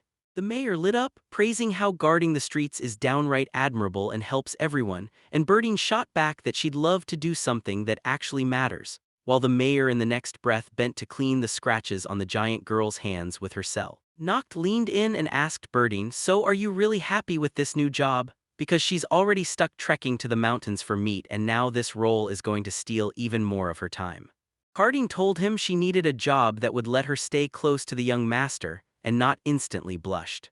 After the giant girl spilled the truth, he told the mayor to handle the rest, because Noct himself had a past he couldn't ignore. Again, they couldn't shake the feeling that Birding was acting like a harmless kid, so Mayor leaned in and asked where the young master planned to go next. Noct shot back that he was simply heading back to his bed to catch a real good night's sleep. The young lord thought Birding needed a serious dose of common sense, because no matter what she does, she's still a kid at heart. No one can even confirm if she's a kid because she's a giant, and no matter what she does, you can never tell if something's bothering her or if she's about to snap. Suddenly, the thrilled Kuklua burst in and wrapped her arms around Noct, clinging like she just found him, so the young master snapped, asking what happened and why she was acting so weird. A little girl blurted that she'd run into a pervert, and Not's stomach dropped. He was horrified and rushed to find out right away. The young lord snapped back to that creepy moment with butler Joseph when he'd offered him a moisturizer, and the horror hit Noct hard. But with no one else to blame, he had no choice. That kind of behavior was unforgivable. Kuklu blurted that someone was stalking her and that it had to be a real scoundrel, so the young lord snapped that Joseph had already gone too far, but to everyone's shock, it was Joseph at all. Right there in the bushes, Levy's innkeeper's little daughter. Anna Noct then fired off the questions, what are you doing here and why are you cowering from everyone? Little Hannah admitted she wasn't up to anything, she just wanted a friend, grabbed the doll and went straight for it. The young lord let out a breath of relief. This really happened and Joseph had nothing to do with it. Noct even chimed in that it was a good thing Hannah wanted to make friends. Hannah told everyone she never got to talk to Kuklua because she bolted so fast it didn't even make sense, like there was nothing wrong, and then she added that Kuklua was just a little. Noct froze with fear. Then the young lord called out to the little fox girl, and he couldn't believe how quick she was on her feet. He figured Kuklua wasn't mean at all, just painfully shy, and now it was time she learned to trust more people because new faces kept piling in every single day. Noct told her Hannah really wanted to play together, and she tried. Kuklu told us she'd try to socialize, and she didn't say anything about making us all play some special game. Kuklu burst out, I'm ready, let's play some seriously awesome games. The young lord finally decided to jump into something new, and Noct had the girls step back, breathe easy, and get ready, because he was about to test his reduction technique on the girl. And he couldn't believe what happened. On Kuklua his power worked flawlessly, but on Hannah's side, a nasty, repulsive force pushed back. So you wouldn't ask Hannah to not worry and wouldn't let her resist. Powering through, the next attempt finally worked, and both girls shrank down hard. Kukula fumed that she was suddenly too small to do anything, and Noct swore she'd return, just not yet. Noct shot an apology right back to the girls for startling them, then led Hannah and her new friends straight to a plum tree. That plum was so sweet it practically melted in her mouth, and then he told her to try it. Kuklua just smiled and said the young master's skills were unreal. Kuklu told Hannah that Noct was seriously awesome, and Hannah immediately nodded along. Noct pushed us to start the game, then told me if you stare at the world with different eyes, it's packed with wild, hidden surprises, and that's when it hit. Noct realized that what those two girls had in common was simple: both were kids, even if their lives looked nothing alike. You've got all these abilities, but honestly none of it matters as much as the real point, which is that they. After tearing around and playing with the kids, Noct finally headed back home to catch some sleep. But then Nact walked in and found Birdine passed out in the bed. He figured it was just another kid. Morning hit, and Merchant Raphael came charging into Nut's world. Joseph told him the young master had been grinding hard yesterday and was worn out today, but then he still goes. Noct's presence screamed, even older than he looks, and he apologized for his appearance before asking why Raphael was up so early. The merchant smiled and said he'd found someone truly useful, someone who could work magic. Noct practically burst with joy at the news, because even in this world wizards are treated like treasures, loved for their unbelievable powers. Wizards either inherit a bloodline blessing or chase the wisdom to master magic. Then they cram every secret from the Book of Sorcery and grind through training at the Magic Academy, so their mentor finally trusts them. Noct realized he was bloodline noble and that this wizard could be a game changer for him, so he snapped into action, greeted the newcomer right away, and dressed in a hurry. But the moment he turned the corner, three new faces hit him: Sido, Juno, and Lion, and they dropped a bombshell. They used to be part of the Royal Magic Army. Not realizing these folks are probably top-tier, battle-hardened wizards, because only that level of skill could pull off something this high. Zito said things have changed in their lives so much now that it feels like the whole world turned. They're hunting for a new job, and Noct shoots back that he'd love to bring in fresh people and hire them. Ryan got the reminder that they were an elite unit, but they'd still stay put in this settlement for a while. Noct spotted Lion trembling with raw agitation, so he rushed to calm her down, then asked what spell they used in there. Lion launched into it, saying we were heading out on an expedition to set up a base of operations in a certain city. Then Sito snapped, "Stop," and demanded I stop saying whatever it was. Stuff I never had to say out loud. Lionette and the other witches. They snapped into an argument, then started trashing and denouncing their own party's name. Then Lynette spotted Joseph, and her confusion hit like a truck. Young Lord Noct lit up the moment he saw the former kingdom's magical army representatives on his territory. He knew their powers could supercharge his work. The only hitch: Lynette had reacted way too strangely when Joseph's butler stood there, and the young lord leaned in, asking what their squad actually specialized in within the magical army, while Lionette fidgeted, convinced this so-called nobody was a full-on pervert right in front of her. But she still swore they were magical cultivators, like a group of legends coming to life. And then Bruno snapped that it wasn't exactly something to brag about. Sito shrugged that they had no choice. because all they were doing was digging in the ground. Then Nock blinked at the girls' mixed reactions and realized they weren't impressed at all. They were genuinely worried. Merchant Raphael leaned in and said, "They call you mudbloods," the exact label Earth mages use, then made it clear they needed to keep it secret because one slip could confuse everyone about what they're capable of. The young lord pressed the sorceresses, asking if they really were just digging in the sand like ordinary kids, and when Seto snapped back that wasn't happening at all, she said Noct had gotten the whole thing completely wrong.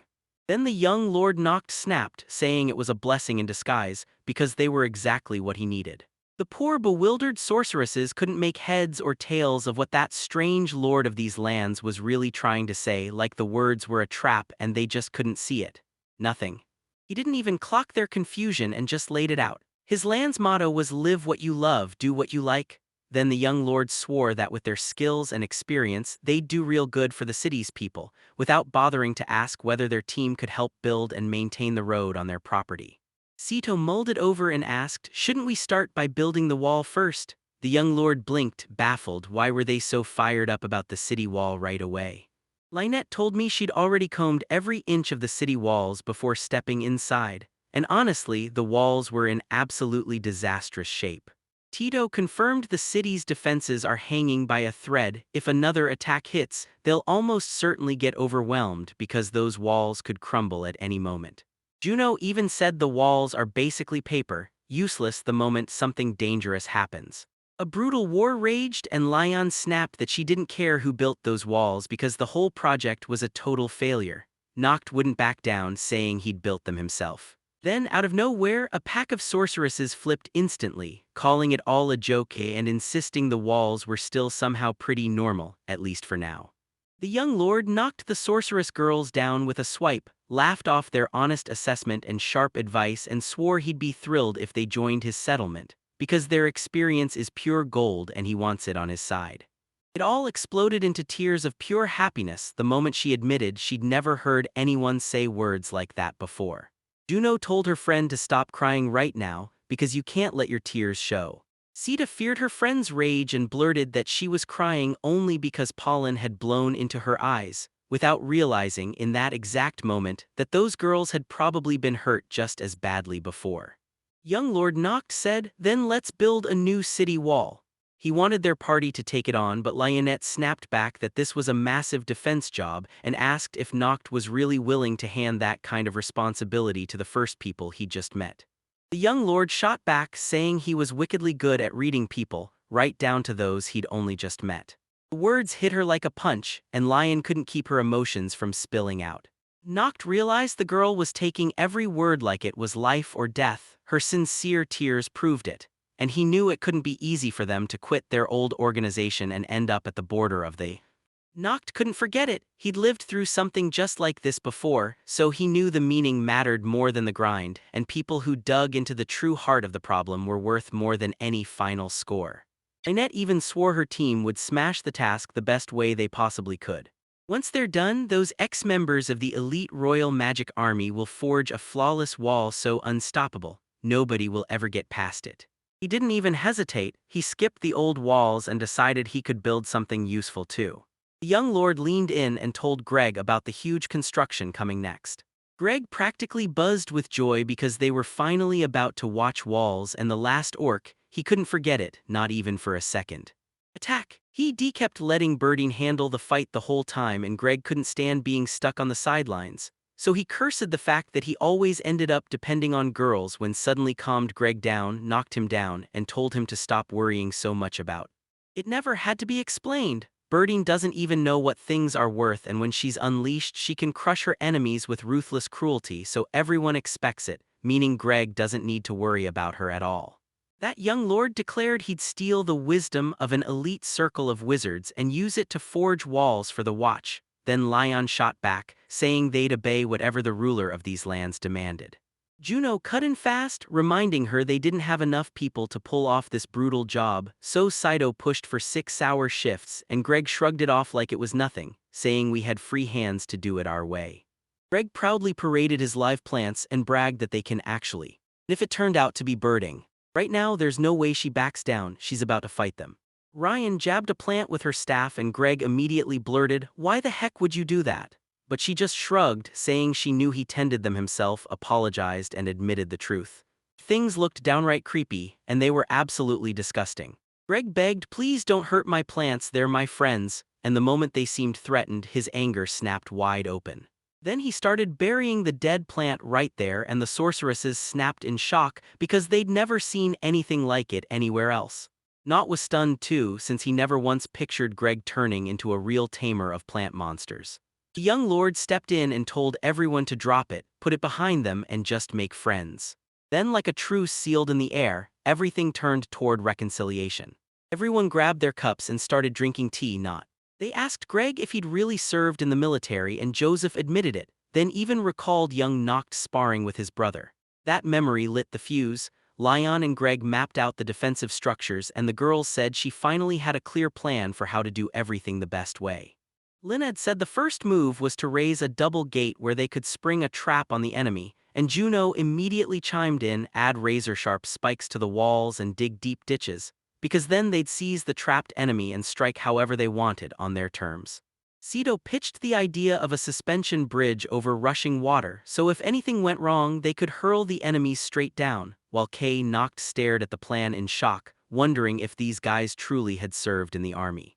Greg snapped that they didn't get a single thing and that their ideas were garbage, then he pressed, explaining mandrakes. If they sink fast, you'll struggle to use them when you're digging a ditch through the water, so Noct once again realizes just how deeply Greg cares for his plant monsters. Just a few days after the sorceresses from the Royal Magical Army finally touched down, Noct lounged beneath the blazing sun while Joseph the butler barked and complained like clockwork, sniping at the young master for doing nothing again and again. Noct just smiled and said, "You know what matters? You've got to stay consistent in everything." Joseph stared at the young lord sprawled around, carefree as ever, and couldn't help asking if it was really okay for him to just guard the area. Then he wondered if Mr. Noct truly didn't care at all. Noct snapped back that everything was under control, pushed the defense worries onto the others, and promised it would carry on like always. The young lord chimed in that sorceresses could be trusted, and if something was wrong, they'd get word to him immediately. The young lord even said this: "Let every goal-driven person chase their own path, don't try to force them into your mold, because when they're doing things their way, you get way more results in the end." Joseph, the butler, said it didn't sound too bad at first, but Noct heard the warning loud and clear: being a lord means you can't ignore the territories. Noct figured he couldn't shake the grumpy butler's mood, so he decided to go check on things himself. Now, as Noct strolled through his settlement, he spotted the residents. Everyone settled in and felt genuinely content. So many people were thrilled they'd come to live here, and everyone loved the local food because it was delicious and full of variety. Joseph, the butler, even stepped in to say that from the very start everything looked like it was going great and that he was personally happy too. Young Lord Noct couldn't forget the stash of rare, wild treasures Merchant Raphael hauled into the city from all kinds of far-off places. Noct figured it'd be awesome for everyone to see all this, and the shopping plaza was packed with people, so packed it felt alive. The mayor's glad, the maids glad, and all of them loved spotting fresh faces and new merchants rolling in from other cities, because their economy was finally starting to improve. More and more people keep spilling in from other places to join them, and that's a great sign, because to him, it's not just the rare treasures Raphael managed to drag along. The young lord leaned in and told us how their city held tons of goods you couldn't find anywhere else. And look, those weird berries aren't rare here at all. With his upgrade skills backing him up and the mayor's ability to grow those cages on demand, this market will let you grab every non-seasonal vegetable anytime you want. Noct said there was an unbeatable choice for any buyer, and Merchant Raphael crushed it with top-notch advertising, and that's what did the trick. Then the young lord leaned in and admitted he had another plan already brewing. Noct said that once his magnification power kicked in, he blew the glass up bigger and built a massive greenhouse, even right here. Butler Joseph refused to let his rage get the best of him. He grumbled that wasting that precious glass like this was criminal, while the mayor just smiled and said it looked gorgeous and strange, and the young lord leaned in and explained that the glass channels the sun's rays perfectly, trapping serious heat inside the room, then added that they should build a whole bunch of these greenhouses. Thanks to the greenhouse, nobody needed fancy skills, anyone could grow vegetables no matter the season. Even the butler, Joseph, couldn't believe Noct pulled off inventions this clever.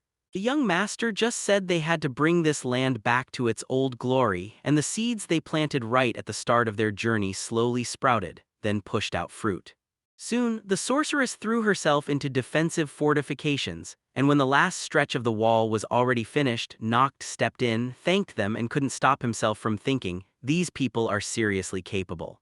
The magician unveiled his layout, and the moment he held it, he realized just how crushingly heavy it was for something so tiny. The girls told him the three of them built this project with materials packed with deadly magic, and they still couldn't stretch the layout any bigger, not even a little. Still, they're sure it'll be enough to boost Noct, even if the young lord can't shake the feeling this part might not be the right move. Lynette bragged that they'd already cooked up a bunch of ways to wipe enemies out, and all they'd need was a bit more intel on who they might face.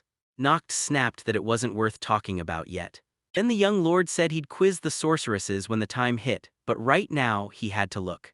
Noct stared at what they'd done, then snapped the magnification skill into place and turned the details up to max. And the wall shot up in an instant, towering over everything, making the young lord stare in awe at the damage. And decided his city would now look and be guarded like a royal palace. The lionette grinned and declared that no threat could scare this territory anymore, because with that power, this city turned into an invincible fortress, and he wasn't thrilled about it one bit.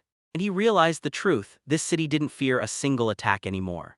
And now you can't even be scared of demons, because nobody's breaking through those walls with just protective gear. But before anyone could enjoy a second of peace, a brutal roar ripped out of the forest. Then something massive tore toward the city, and panic detonated instantly, because everyone knew those fancy protective walls meant nothing against a threat that could fly. A colossal dragon slowly rose above the city, circling like it owned the sky as it hunted for the perfect target. A young lord stumbled to the door and knocked, stunned by what he saw, like even his own land couldn't possibly handle something this overwhelming. Once the city's defensive wall finally went up, the large and the small territory alike fell under its shadow. It became invincible, at least, that's what everyone who survived swore up and down they saw. Then a massive dragon crashed onto the scene and shattered his full defense in seconds, leaving young Mr. Noct completely baffled. Problem hit, and the very next day he tore out to find the answer, Nuff. He tore through his books, desperate to figure out how to stop that flying monster, and the butler Joseph was even more stunned than before. He couldn't believe Noct had kept working like this and demanded whether the young lord had been up all night tinkering with the fly. Noct told Joseph he'd been hunting for the right answers, and the moment he found them he'd go straight to bed, so Joseph could stop worrying. Mare couldn't shake her worry about Lord Noct, so she begged him to finally rest, but he snapped back, "How am I supposed to sleep when every soul in this city is terrified and can't even close their eyes?" Noct said he had to face that cursed dragon ASAP, because if they don't strike while the fear is still. Yeah, this is about to get way worse, and in their shoes one slip could cost everything. The young lord just told them this. In Master Resenford's library he couldn't find a single crack in dragons, not even a clue. These beasts are so legendary that there's barely any real info out there, and forget weaknesses, there's not a single description to be found. Jaelna burst into the room out of nowhere and yelled, all fired up, that this time they had no choice. Jaelna burst out, "All right, now we've just got to build an awesome pub." Jaelna insisted that a good drink would make young Lord Noct forget everything, but Noct cut in fast. He'd heard that exact promise from her again and again, and she needed to come up with something new. He told her it was smarter to stay sober and take rational steps, and Jaelna snapped back that it was all nonsense and pushed that they should get outside ASAP. Turns out a nasty epidemic of alcoholism swept through the settlement, and everyone started drowning their pain in hard liquor, seeking solace and total oblivion with every bottle. Jaelna said people don't know any other way to bleed off stress but to start drinking right on the street, so they need a special bar where nobody gets sick for drinking outside. The young lord froze in disbelief. There was a whole mob of drunk layabouts, people who quit their jobs and spent every last breath hunting down alcohol. Noct couldn't wrap his head around it. This whole nightmare had happened in a single night, and the young lord had suddenly decided he needed to. Lord Noct ordered a scouting mission beyond his domain before the dragon situation blew up, because if they didn't act fast, his settlement would have already spiraled into self-destruction thanks to all the alcohol. The only snag on the way to this plan was deciding who to pick, because everyone had a different kind of power. Luz was a proven hunter and scout, Greg was a powerhouse adventurer with a killer-tamer skill, Lion was a former elite Earth mage from the King's magic army, and Sito was basically the same, until you realize she's smarter than you'd expect. Juno, another elite Earth mage, was made to support the rearguard. Ferdin was a loud giant girl with raw strength, Joseph was the usual irritating butler, and Mare, witty, loyal, and skilled at healing, was the dependable maid you'd want at your side. Noct faced a brutal choice, he just couldn't decide who to bring with him for this unforgiving test. Greg brings real combat experience and sharp taming skills to the table, and that could be exactly what this mission needs. But there's also a real chance his instincts could steer the whole crew straight into the worst possible outcome. And hey, when everything hits the fan, city security can kick in fast and help you blast through an emergency evacuation for the residents of the city, so lock in on the other applicants for participation in the. In the end, the young lord finally made his move. Noct told Juno that she'd have to steer the squad's comms during their mission, and Juno swore she'd nail every detail because you could trust her to handle it. Noct went straight to the elf Luz and told her scouting skills are the mission's heartbeat, so he's putting everything on her hunter instincts and the backing of a seasoned elf, and Luz quickly confessed she's already seen dragons before, swearing she'll bring her a game and nail every move at the perfect level. Lord Noct loved the team's attitude and said they had a real shot at success. Then he drilled it into them one more time, stay razor careful, and the giantess, Birdie, snapped with a fierce cry that it would be absolutely so. Noct figured Birdie might be the crack in the plan, yet she still radiates real power. Then she clocked Luz, the elf, downing water nonstop like she's fighting nerves, though maybe the huntress just needs a breather because elves like her have survived monsters again and again, and the one thing they haven't faced yet is that legendary dragon, so nobody can say what's coming. Before long, Lord Noct's team finally tracked down the dragon they were hunting. That wrecked the peace of the settlement, and everyone couldn't believe how this. A fearsome monster calmly crunches through the tiny nader berries, so Juno snaps, "That's seriously weird. Because the dragon's got red scales and should be a predator, but it's actually an omnivore," and Noct immediately turns to Huntress Luz.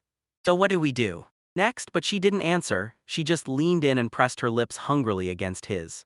The flask triggered a weird reaction that left the whole team stunned, and Lord Noct demanded to know what she'd done. Then he grabbed the elf's flask and realized it wasn't water at all. "It's strong alcohol." Huntress Luz leaned in and told them alcohol is actually incredibly powerful. That first bite is pure comfort, just taste it and she can shove all her worries to the side. Not. He realized he'd picked the wrong move, shot out an apology to Luz for scaring her so badly. Right then, the flustered Juno burst out, shouting that this wasn't the time for an idle. The dragon has clocked them, now it's charging in fast, closing the distance at full speed.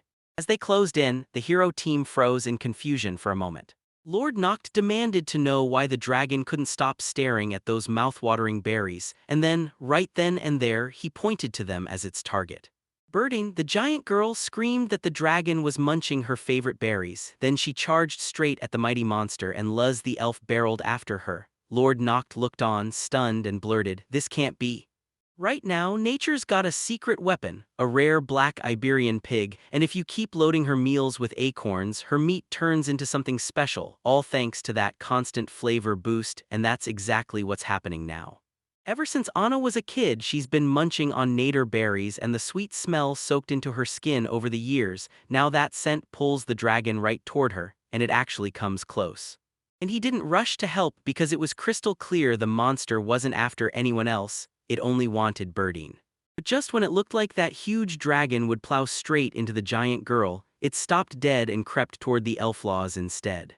Lord Noct couldn't figure out what was happening, and the whole situation felt downright wrong. Then, to everyone's shock, the flying monster threw out a quick apology for frightening everyone, because deep down it never wanted any of this.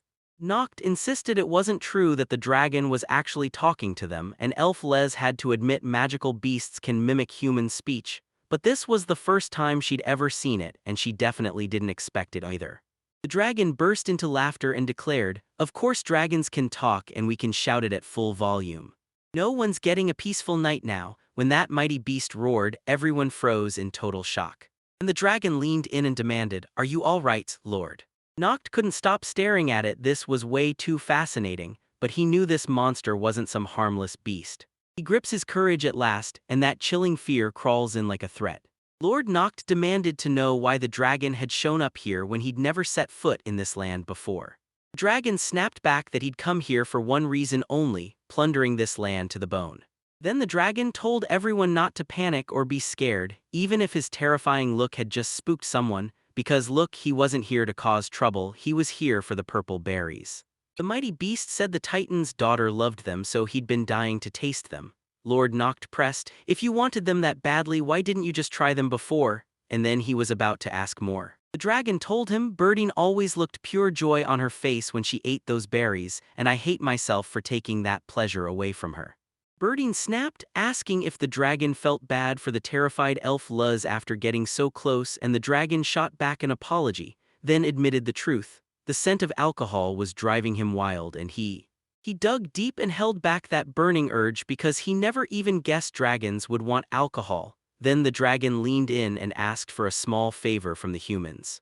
The magic monster begged for one tiny mercy, just one sip of that sweet, fragrant alcohol.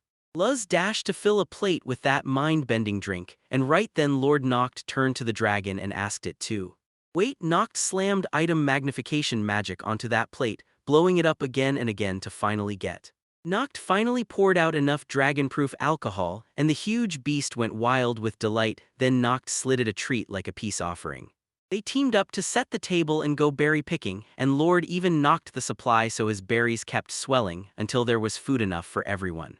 For the first time ever, a magic dragon and humans sat down together and started eating and drinking in the same place, and when the dragon spoke up, he admitted he was absolutely thrilled, claiming the food tasted incredible.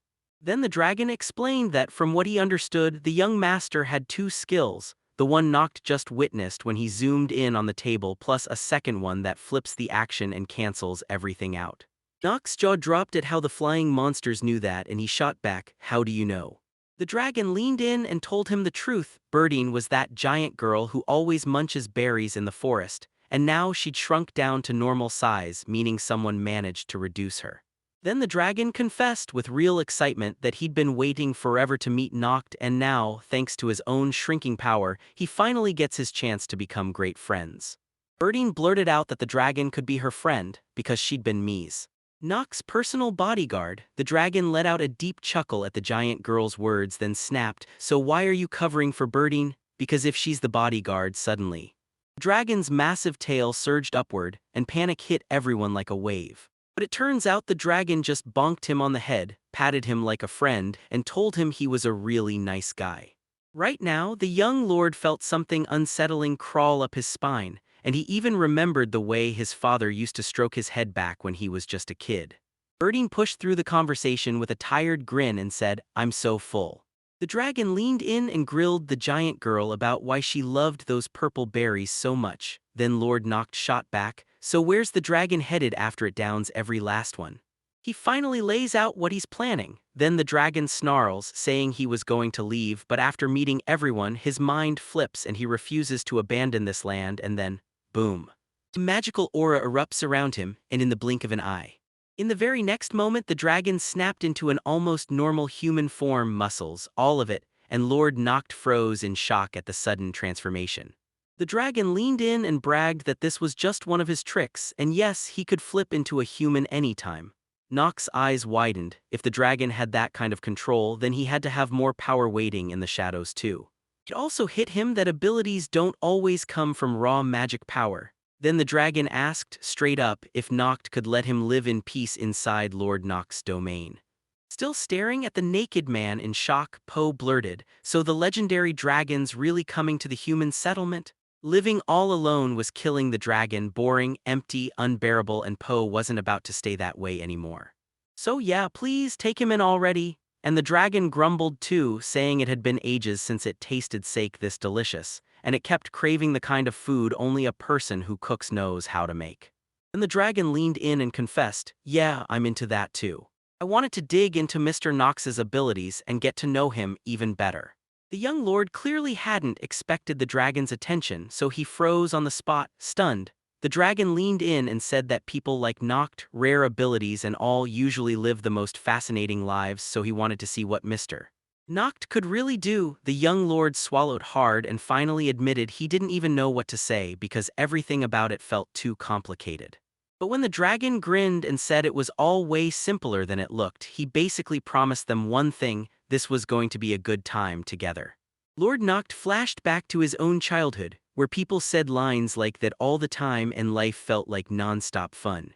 Noct introduced the dragon to his lord over these lands, grinning as he welcomed him into his home, only for the dragon to thank him for letting him stay and reveal his name was Hornbeam.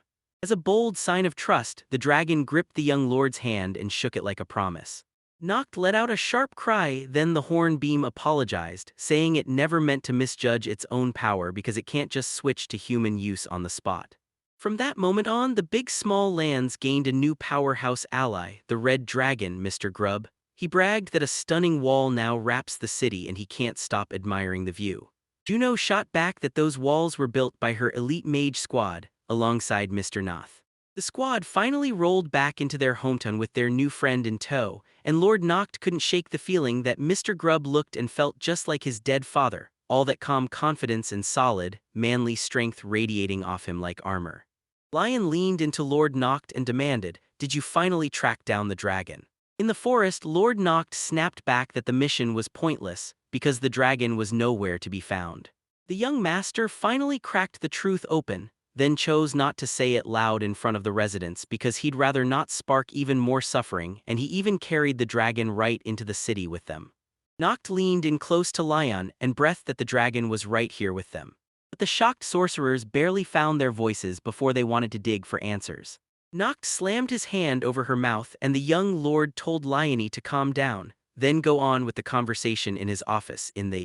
Left with zero witnesses, Noct pulled aside his closest friends and told them exactly how he and the others uncovered the dragon and Lynette demanded to know where the dragon was now, and the young lord just smiled, calm as ever, saying it would be right there in this room with them.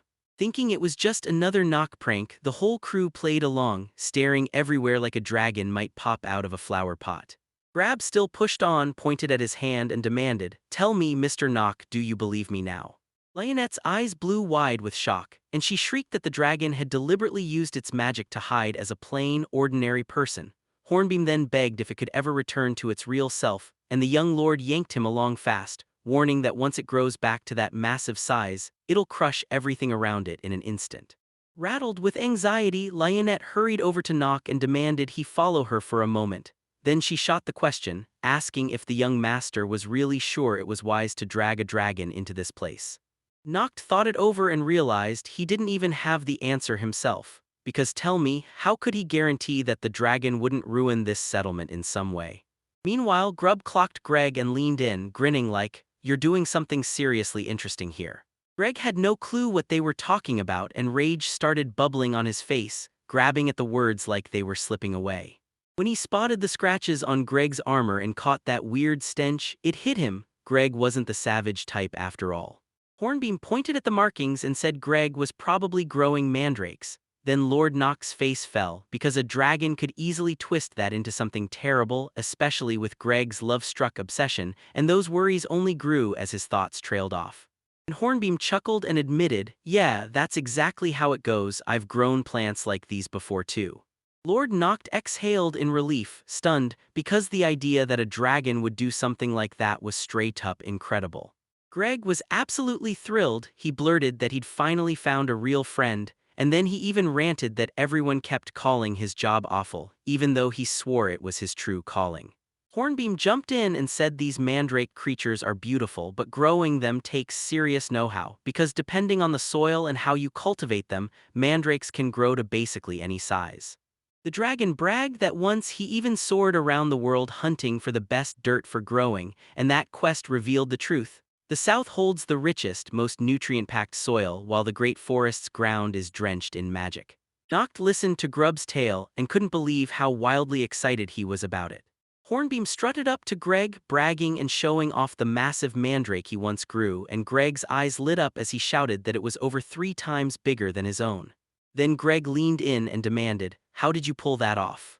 Hornbeam just smirked and said Greg was still too young. Greg nodded right along, admitting he didn't have the experience yet. But one thing was clear, Greg was dying to learn the secret behind the dragon mask.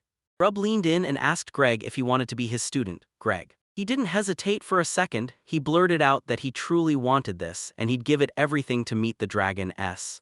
Expectations were shattered. Lord Knot swore Greg had clicked with the dragon faster than he ever did, and even Lion couldn't believe how quickly that dragon started finding friends among humans. Greg admitted it hits him hardest when the creature he loves dies, because having to watch it lie dead crushes him. But the main thing.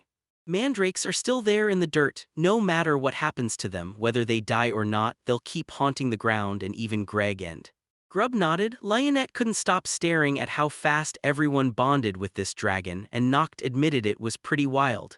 Yet he told them to just let things unfold the way they were meant to. Then the young lord leaned in and told his friends only they would learn who the Hornbeam really was, and he made it clear that if the rest of us found out, panic would explode.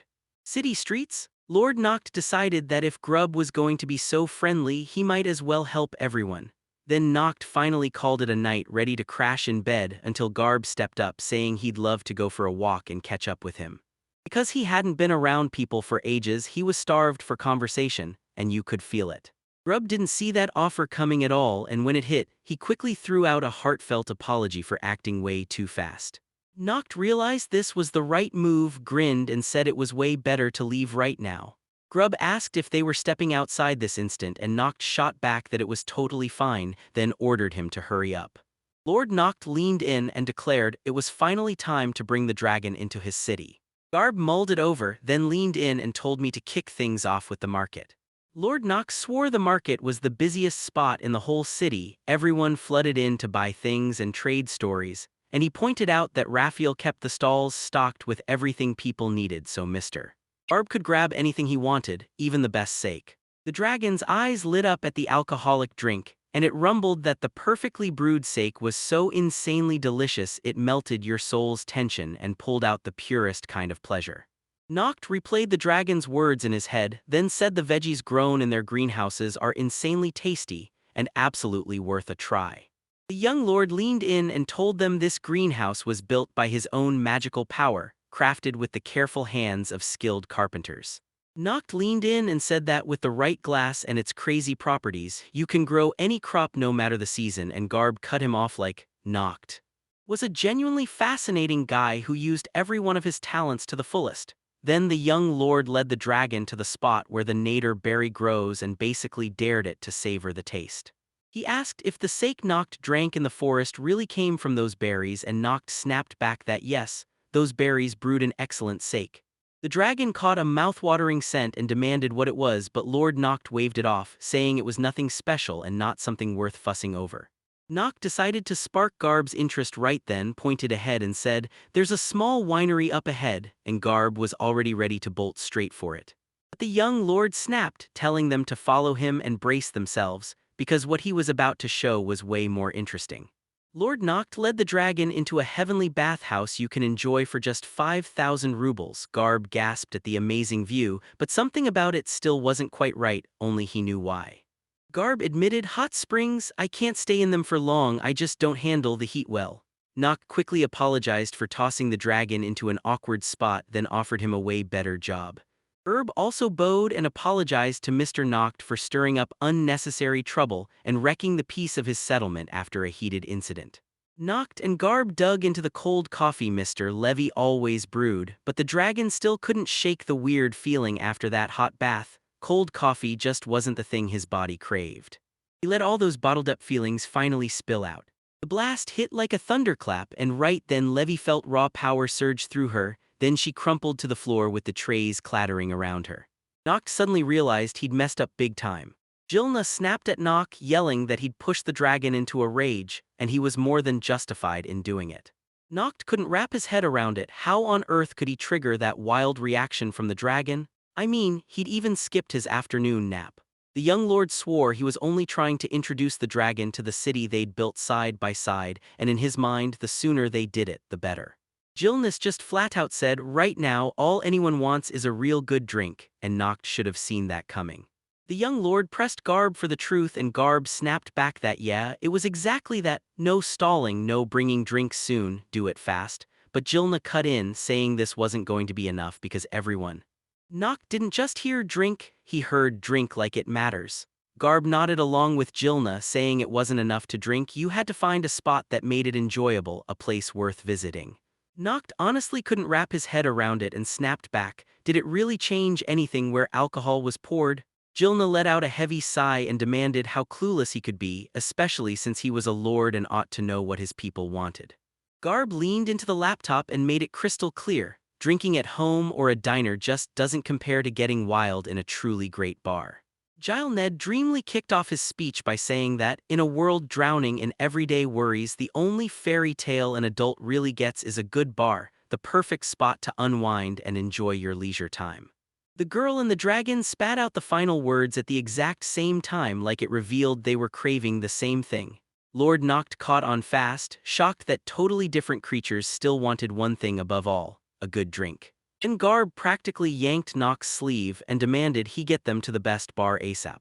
But Jilna had to swallow the bad news, there wasn't a single bar in town. The dragon's fury exploded, this couldn't be allowed to slip through, and the omission was brutal. Jilna explained they'd been trying to build a bar but somehow time just never showed up. Garb snapped with pure disappointment, calling it a real tragedy, and asking how anyone can live in peace in a city without a bar, while Noct stared in shock, suddenly regretting he'd never realized it mattered this much. Dragon and Ghislaine were ordered to crank up the bar's construction ASAP so the fairy tale could get back into the hearts of people, right now. At the same time, Jilna started calling Garb her friend because their goals lined up perfectly. Noct blinked in disbelief as the dragon suddenly clicked with the city's residents like it had known them forever. Garb and Ghislaine couldn't stop brainstorming what kind of bar they wanted, and they pushed hard to set everything up just right, while the whole time they sipped tea to quench their thirst and counted down to the moment they'd finally crack open the alcohol. Their wild wishes finally turned real, and the city's very first bar sprang to life. The moment this place opened its doors, the whole city flocked in. There was a legit line of people desperate to get into that bar. Lord Noct got a message saying the best seat at the bar was saved just for him and that everyone there would be thrilled to see him, so Noct accepted the invitation.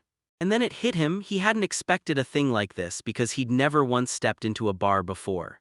In his past life, he yanked that heavy front door wide open and burst into the bar.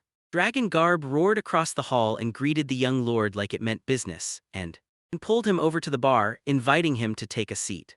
Garb finally found what he was meant to be and set his sights on becoming the local bartender. Garb slid a strange appetizer across the table right from the start. Then he pulled out a menu that looked exactly like a thick book, and Lord Noct's eyes went wide as he flipped it open, staring stunned at all those names and pictures. Noct felt totally stuck. He didn't have a clue what to pick because the menu might as well have been written in ancient ruins. He remembered how Jilna and the dragon had raved about chilling in the bar, but it all went over his head, and that frustration hit him hard. Garb leaned in and asked what Lord Noct wanted to try, and the young lord answered, something delicious and simple, which honestly felt like the dumbest thing you could ever say in a bar.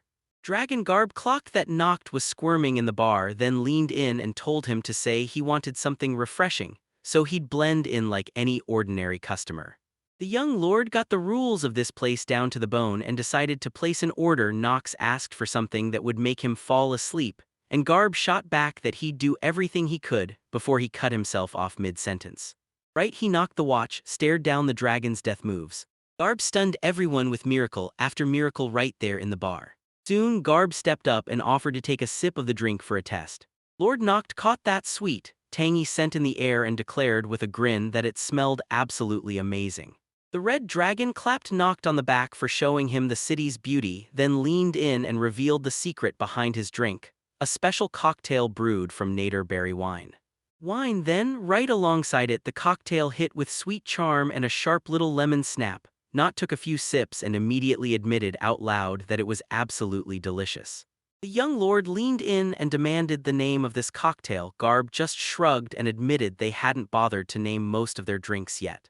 So naming this cocktail after these lands is a great idea, until the dragon turns to it and asks if the original cocktail can be named after young Mr. Noct.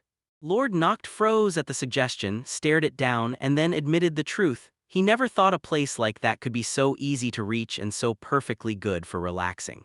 Noct nodded at the name and told the bartender to serve Jylene the same cocktail. Jylene, flashing a grin, asked if Noct finally got the bar's magic, because sure, sipping at home or in a cafe is one thing, but stepping into a bar and drinking there, that's a whole different world.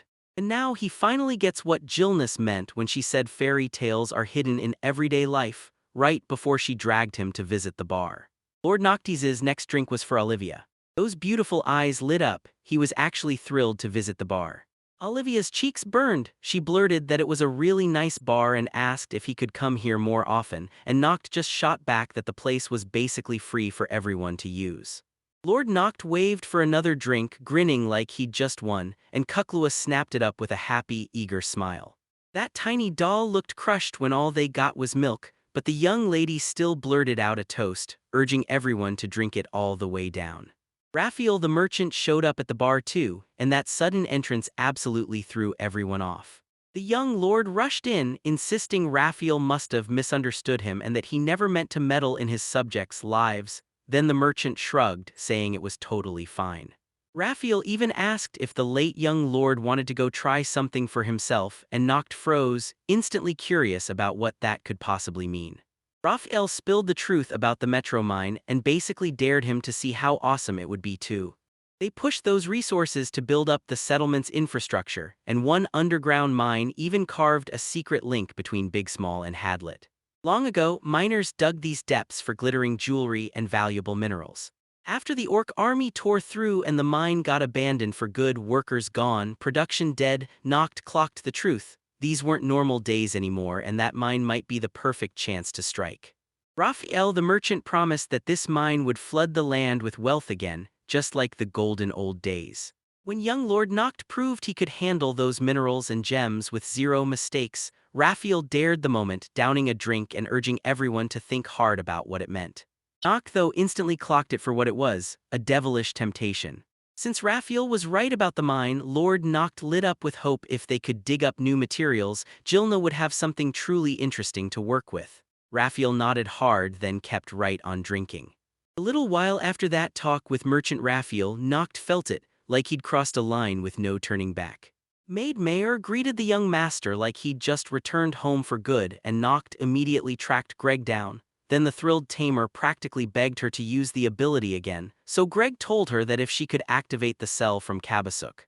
Lord Noct didn't buy it for a second. He thought Greg was totally delusional, and warned that all that weird monster breeding could spark a full-blown biological catastrophe. Butler Joseph heard the plan to mine and his eyes lit up. He said those skills would make him rich fast, all thanks to precious stones. The young lord nodded along because this was exactly what Merchant Raphael had been counting on him to do. Mayor demanded who Mr. Noct would trust with the precious stones, and the young lord snapped back that before anyone makes a move, you've got to study the entire operation, scout the land, and remember, those mines have been left untouched for ages, so nobody really knows what's waiting there. Lord finally pulls the trigger on going in. He's decided to check everything out and wipe out every monster he finds, the ones that probably spawn there. After they lock down security at the mineral extraction site, they'll have to dispatch the workers next. The workers stared as the young lord declared, I'm going to inspect the mine myself, and then demanded a decision. Who would dare go with him? Noct said Birding was coming with him for sure, because monsters were unavoidable and they still didn't know how many more people they'd need to carry this mission. Maidmare begged me to bring her along too. If a fight broke out, she'd be a lifesaver with her abilities, so Noct nodded along because having a healer on this trip could save anyone who took a hit. Greg jumped in and said he wants in on the campaign too, and he'll back it up with research. The thrilled tamer basically said, I've got to grab all the new monsters that could be living in that cave. But Lord Noct wasn't buying it. He warned Greg that if he shoved even one more weird creature into town, Sorceress Lionette would slice him down without a blink of regret. Greg didn't want that rejection, and then he pushed back, begging him to take it with him, because that's exactly what he craves most. Lord Noct couldn't stop wondering if Greg had been spouting weird stuff lately, and if he really did create the Tyrant Mandrake. But Noct didn't bother to torment Greg, he just let him tag along. The young lord grinned and said it wouldn't hurt to bring Sorceress Juno along too, and Mare shot back, we've done this before, remember when we teamed up to hunt dragons in those woods? Noct told everyone that Juno's always scanning her surroundings and jumping in to help with the little stuff, so when an emergency hits, you can count on her. Not even remembered how Juno pitched in after lunch cleaning up outside, because in that moment that handy skill mattered more than ever. Juno confessed she's totally into everyday little things, and she even loves jumping in to help whenever she can. Juno then blurted out that she knows Lord Noct keeps looking out for her, and she's thrilled to serve someone as kind and trustworthy as him. Lord Noct snapped to it in that instant. Juno wasn't just nearby, she was a librarian hiding in the shadows alone in every step.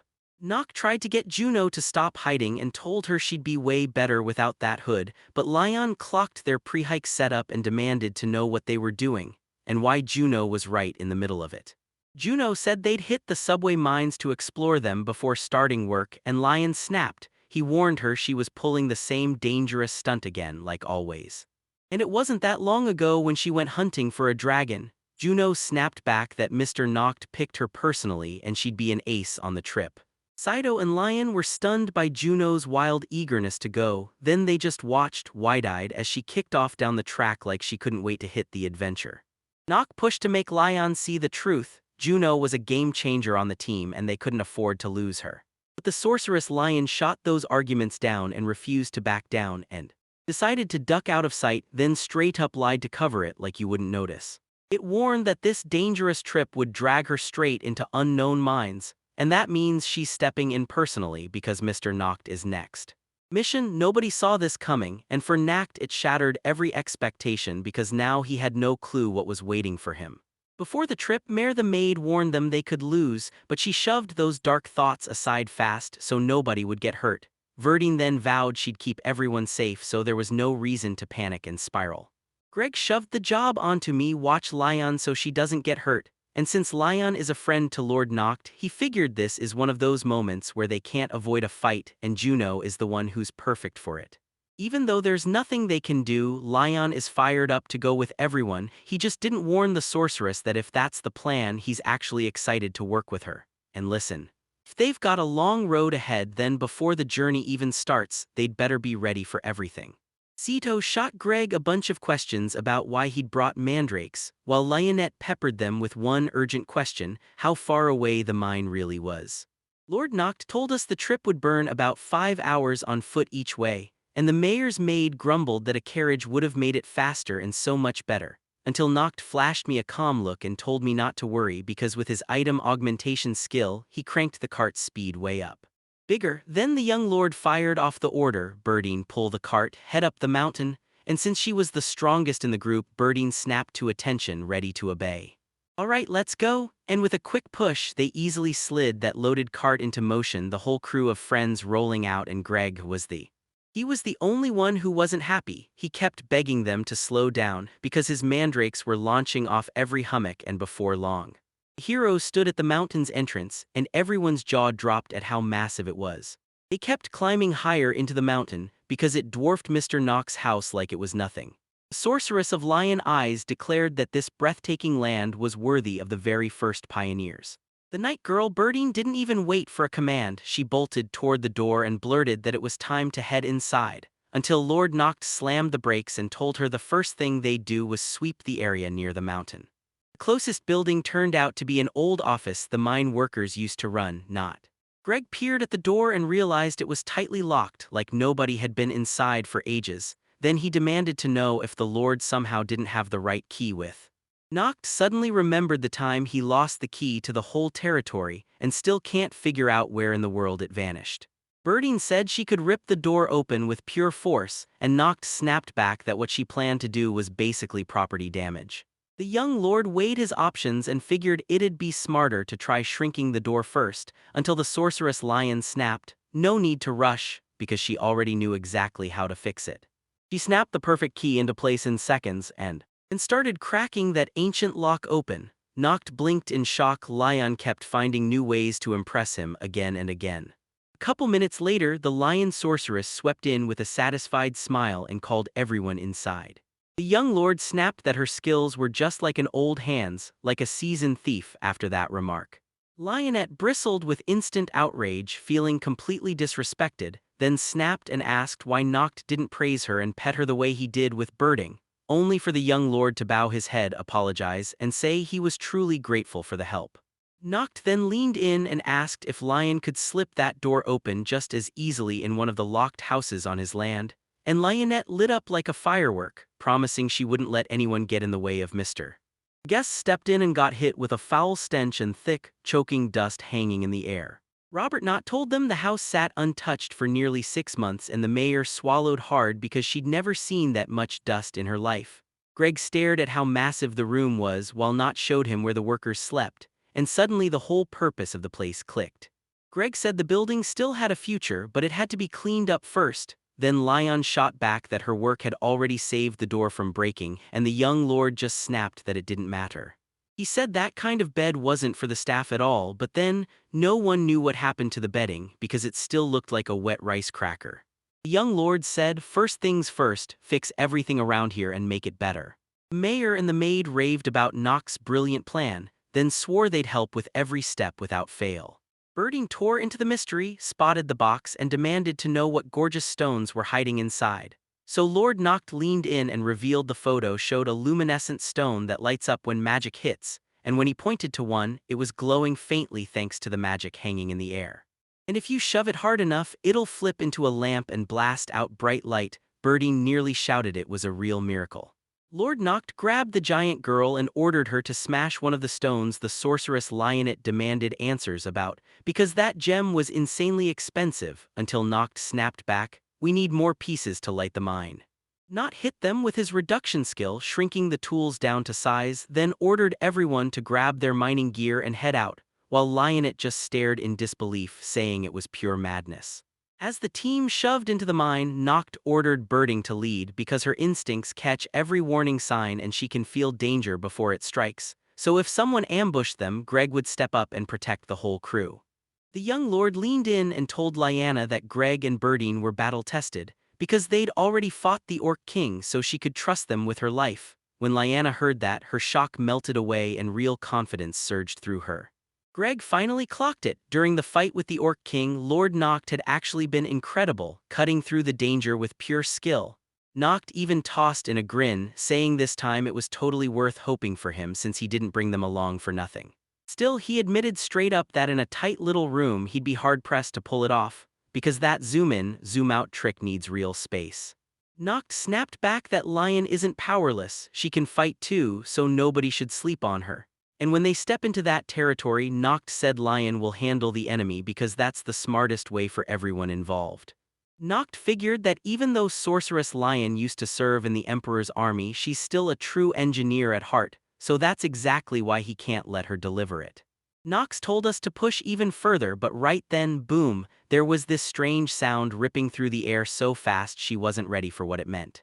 Just as they drew near, those giant monster ants started crawling out of the dungeon to meet the guests. Greg and Birding snapped into action, bracing for a fight and rushing to shield the others right away. But to everyone's shock, the sorceress Lion slammed the monsters to a halt. With her magic, Lion stood tall and declared this was their turf. She wouldn't lift a finger to protect them at all. Noct realized then what the Royal Magical Army was really about. This mine had been left for dead long ago, ever since the orcs. Every last worker had fled the mine, because it's so cramped and sealed in there that even basic changes feel impossible to pull off. Yeah, don't mess with those projects, this is dangerous, and it turns out this place is packed to the brim with all kinds. Lord Noct finally cracked the truth. Monsters were piling up in numbers far beyond what anyone expected. No matter how many they slaughter, the monsters just keep multiplying, one after another non-stop. The mayor stammered while the terrified maid begged, "Tell us what to do." Master Noct is wiped out after that battle. Out of nowhere, a monstrous giant like nothing they'd seen before crashed onto the scene, and Lord Noct felt his strength drain while Mayor shot in to help. Meanwhile, the giant girl kept battling monsters and pulling off miracle after miracle, all to keep her master safe. Undaunted Birding just kept laughing as she pummeled yet another opponent, and Mare hurried in to reassure her, saying Birding was unbelievably strong and would protect them all. Noct felt sick with dread and snapped that those monster ants were way too dangerous. In the middle of the chaos, Greg snapped at the giant girl to slow down a bit and stop wrecking everything in her path, Yet again, Lord Noct was stunned by how carefully Greg watched every little detail and how genuinely he cared for his monsters. Even after everything, Birding kept mowing down the monsters that stood in her path. The lion sorceress didn't hang back either. She threw herself into the mine cleanup, chanting spells until she summoned earthen stakes that snapped monster ants in seconds. Leone was absolutely thrilled with the outcome and basically couldn't stop smiling, because every time they wipe out a monster they're making the world a little better, one victory at a time. Lord Noct kept his eyes on his companions and basked in their shared victory, but deep down he felt like the only one who was taking every moment deadly serious. Something unseen slammed into the air and pain shot straight into the ears from the darkness of the tunnel. Lord screamed that a giant vampire bat was in the air. Noct knew for sure the vampire bats were definitely here. But this was wildly strange, because this vampire bat wasn't just big, it was gigantic, like something out of a nightmare, and nobody even knows if it's the only one of its kind. After the vampire bats tore into everything, Greg stared at his wrecked monsters with a sharp, aching pain on his face.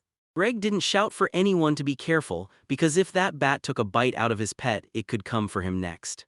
Then, out of nowhere, the vampire bat fired ultrasound, birdieing froze mid-fight, and it swooped in to snatch her up. Lionette the sorceress sprinted to the giant girl's side and drove earthen spikes into the ground. Greg charged in too, roaring that he'd get his revenge, while that clever tamer managed to smack the vampire bat and snatch. Birding snapped free from its clutches and Lord Noct didn't waste a second. He slammed an earth shield right in front of the flying monster. Lionette, the sorceress, stared in awe at the young lord's insane magic. She checked the earth shield and realized it was flawless, no cracks, no weak spots at all, and when Lionette asked where Mr. Noct learned that kind of skill on magic, Noct mumbled that all those hot baths were totally worth it. Lionette couldn't believe they'd even meet the Bat King in a place like this, but the young lord shot it down fast, saying it didn't look like the king at all since he wasn't pulling off any special skills. Noct figured the bat's massive size came from a common mutation. Then, bam, the team slammed into a dead end and panic sparked over where to go next until Maidmare spotted a tiny opening at the base of the wall. Lord Noct wasted no time. He slammed the magnification skill into place and blew the passage wide open to it. The passage shot through at normal size, and when they stepped in, everyone on the team froze because the cave ceiling shimmered with precious stones and there were just too many to count. Noct inched forward and demanded what any of it meant, and the sorceress told Lion, straight-faced, that all of this was just an ordinary manatite, nothing special at all. Still, the young lord couldn't shake that nagging feeling. He swore he'd heard the name before, but no matter how hard he tried, he couldn't figure out what it was supposed to mean. Lionette told them that manatite ore drinks magic perfectly, so if you forge it into a staff, the wielder's magic multiplies like crazy, and swing it as a weapon, and it transforms into a magic sword that boosts your strength and stamina while unlocking powerful special spells. And yeah, this ore is ridiculously rare, so its price can skyrocket to jaw-dropping numbers. To forge armor from it for just one warrior, you're looking at a minimum of 100,000 gold. Lord Nox didn't hesitate. This stuff is pure gold and there's profit to be made. Then Nox wondered if Merchant Raphael already knew all about it. So he basically teased that they needed to hit the mine ASAP, and once they started hauling out that ultra-expensive ore, they could use it to level up their territories. Nock even said he'd personally go tell every single resident in the settlement, and Jilno would definitely throw a massive celebration the moment it happened. Lord Noct also promised that once they pulled out that rare ore, the annual tax would be a total breeze for him. And she didn't have to stress about it anymore. Then the maid went up to the mayor's master, bragging that his luck was blazing, and swore that taking the next step wouldn't be that hard. Noct even said they had to tell the merchant Raphael right away. The giant girl, Birding, suddenly grabbed the young lord and yanked him away at full speed. Noct demanded to know what she was up to, and Birding shot back that she was. She couldn't wait a second, she just had to show him something. People crowded near the massive vein of manatite. And the sorceress Lion leaned in and demanded their names, then pressed, "So who do you serve?" Lord Noct clocked those men instantly. He'd seen them before, and that realization set the stage for everything that came next. Market, and then things got wild with butts. Everyone's jaws dropped when Lord Noct stepped right in front of them. Lionette the sorceress leaned in and asked, "Do you know any of Noct's people?" The young lord quickly said those names weren't friends at all, they were workers who used to labor in that very mine. They were once people of big small too, and he'd been spotting them ever since he was a kid. Nock told them he hadn't seen them in ages, then asked how they were holding up, because the way the three of them looked made it obvious life hadn't been kind to them. They didn't apologize for what they'd endured, not a bit, only silence hung in the air, and people finally mumbled that they weren't that bad, like everyone could see they were terrified. The Lord didn't apologize for failing to protect them when the orcs stormed the manor. Nock lit up with a huge smile, telling them he was thrilled to meet them, and he honestly never expected to find them here at all. The three miners were stunned by how warmly the lord of these lands greeted them, like he never even bothered to ask what they did to survive those brutal conditions. Out of nowhere, this massive brute burst in, screaming at the miners and throwing brutal accusations at them. He refused to work at all, so brutal that he started mocking the beaten-down workers and forcing them to instantly mine manatite. Then the rough man clocked the strangers and barked, "Who are you and what gave you the nerve to do that?" Mayor raced in to save the battered woman, slamming the cells into action, then Nock shot back that he's the lord of the big small territory, and right then I clocked it. This arrogant jerk is probably the mall's local boss, calling the shots behind the scenes. The brute's rage eased up a notch when he realized he hadn't expected to see a real lord in this place. The miners kept whispering, shaking with real terror of the boss, while the chief suddenly turned ultra-polite and announced it was a huge honor to meet Lord. Then he knocked and said everything with the same careful politeness. So Lord knocked and his crew had better bolt out of here, like right now. The miners' boss snapped that this mine sat in a weird overlap, part of their hardlet territory, part of the bigger small one, so everyone kept getting lost and couldn't tell where the mine really stood. In this exact spot they're in right now, it's the territory of Hardlet. Mayor the maid snapped in outrage, demanding whether their neighbors really meant to hog the entire monotype mine, while Lord Noct went pale at the idea. All those hopes of paying his annual taxes now felt totally out of reach, and when Rebecca finds out the promised money never shows up, her disappointment is going to hit hard. The miner's boss burst into laughter and with a grin that didn't match his words pretended he was so sorry. Lord Bigsmall was furious. Lionett the sorceress snapped at me not to jump to conclusions, then I had to ask straight up whether Hardlet's reps could actually back up their claim to this mine. And yeah, look at the map. This spot sits in shared, neutral ground between two holdings, so nobody gets to roll in and claim it like it's theirs alone. Linus said they couldn't brush this off, they had to dig in hard, figure out who truly owns the magnetic deposit, but the miner's rough boss snapped at the sorceress, yelling that out here, women didn't get the right to vote. Then Lion swung into the scene. She shot back, totally unshaken by how big the guy was, saying her gender had absolutely nothing to do with it. Lord Nock's rage kept swelling, fueled by his superior's brutal rudeness. His actions screamed one thing: this wasn't gentleman behavior at all. The chief snapped that he'd only speak to Lord Noct, but even then he admitted there were still a few nasty points they couldn't agree on. So this fight can only be settled between the two lords because the boss insisted on one thing: tell his lord what's going on and then we can finally crush this problem. Lord Noct snapped that if it really came to that, both sides would seize a manatate each, and they'd settle everything for good in the negotiations. The miner boss looked furious at that whole meeting, then stormed back to his property, while the mayors still simmered with rage at the audacity of some nobody who dared to talk with full-on disrespect to Lord Nock. Lynette, the sorceress, clasped her hands and thanked the young master for backing her up in that mess, because stepping in like that was pure bravery, the kind you'd expect from a real lord. Lord Noct himself started snapping that another unplanned disaster had just landed on them, and he had zero idea how to fix it, so Mayor rushed in fast to calm her master and told her in no uncertain terms to stop acting like that in public. Butler Joseph warned that the Hardlet family isn't exactly warm and welcoming, and he even brought up the past when the Big Four's monsters showed clear signs of an incoming attack.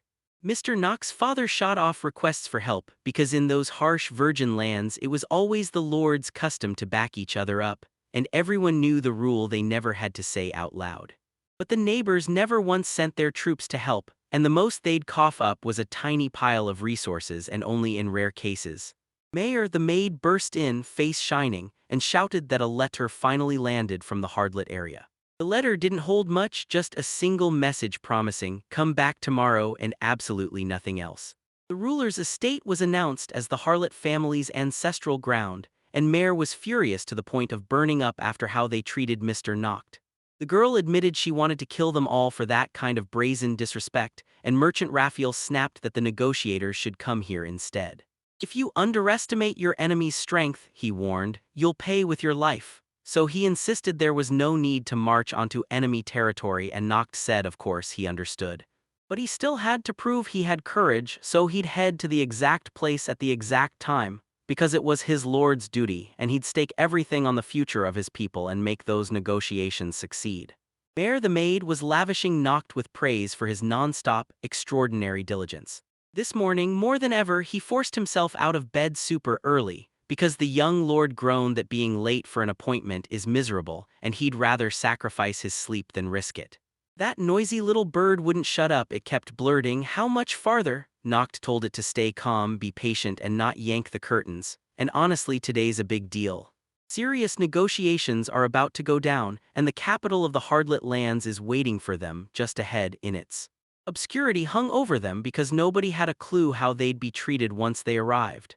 Then the capital of the neighboring state turned out to be a massive, stunning city that left the guests staring in disbelief. And right after that wow moment, an important talk waited about how they'd extract the rare Ormanita.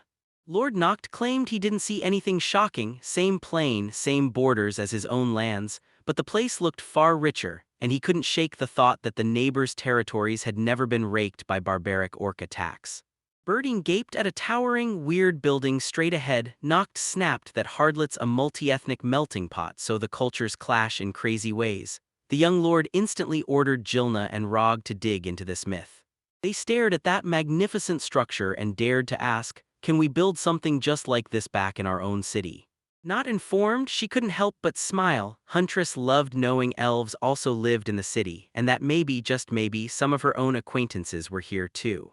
Luz said with a heavy heart that she didn't know a single soul here, because she was the only elf from her village brave enough to take that long journey, and her village is locked behind a closed-off wall where no one leaves, and when Lord Noct heard her lay it all out, he was genuinely shocked.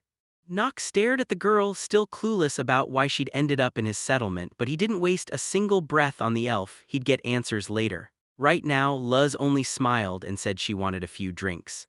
Suddenly, that excited little birdie burst into a shout, asking what kind of weird food the locals were eating, stuff that looked just like dirty earth. Lord Noct shot back, "It's just curry," then flat out said, "No one here even has curry in this world." That answer hit him like a punch, and he immediately started begging to taste the real thing. He ordered a portion and waved Birdie in to taste it, but the giant girl eyed the strange food like it was a trap, then snarled that it just looked like plain old dirt. Brave Birdie didn't dare take a bite of the curry, even though it smelled amazing, and the young lord still stepped in, telling her to stop hesitating and just open her mouth. After one spoonful of curry, Birdie's eyes lit up as he blurted out that it was absolutely out of this world. Saito and Gilna stared at Birdie's wild reaction, then pushed for a bite, because once everyone tasted that weird local dish, their faces lit up and they went, "Yep, this is insanely good." Lord Noct still craved the food from his home world, and these long-forgotten flavors hit so hard that it only proved one thing: this trip was worth it. Birdie pushed, telling him to shrink the store right away and drag it home, but the young lord snapped back. If Birdie wanted to use the shop, it had to stay a normal size. Then Noct grinned and swore that the moment they got back, he'd cook up an unbelievable curry himself. Noct clocked the prices in this place. They were brutal, but he pushed past the shock anyway, grabbing spices so he could whip up a real curry at home. And even on Big Small's doorstep, that same mouth-watering taste hits hard, especially with Birdie, the emotional one in their crew, lighting up because the dish was so good. Nut stared at the curry and blurted that it instantly reminded him of. After that, the whole crew dug into the local food and laughed nonstop, until every single one of them suddenly remembered what they were really here for.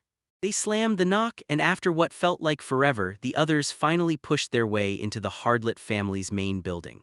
Butler from down the hall snapped to attention and announced that Lord Knox had arrived. Then he swung the door open and ushered everyone inside. Inside, a good-looking guy snapped into instant apology the moment he called Lord Knocked out to this remote spot. Then he introduced himself as the second Hardlit Norvis son and the man in charge of these lands. Oct jumped in right away, introduced himself, and told his new neighbor it was a real pleasure to meet him. Lord Norvis told us to waste zero time and hit the point immediately, at least that's how he sees it. It's all about the ritual to rip out the rare manatite fossil. Lord Noct swore he dug through every one of his father's files back home, but he still couldn't find a single clue about where the manatite was first discovered.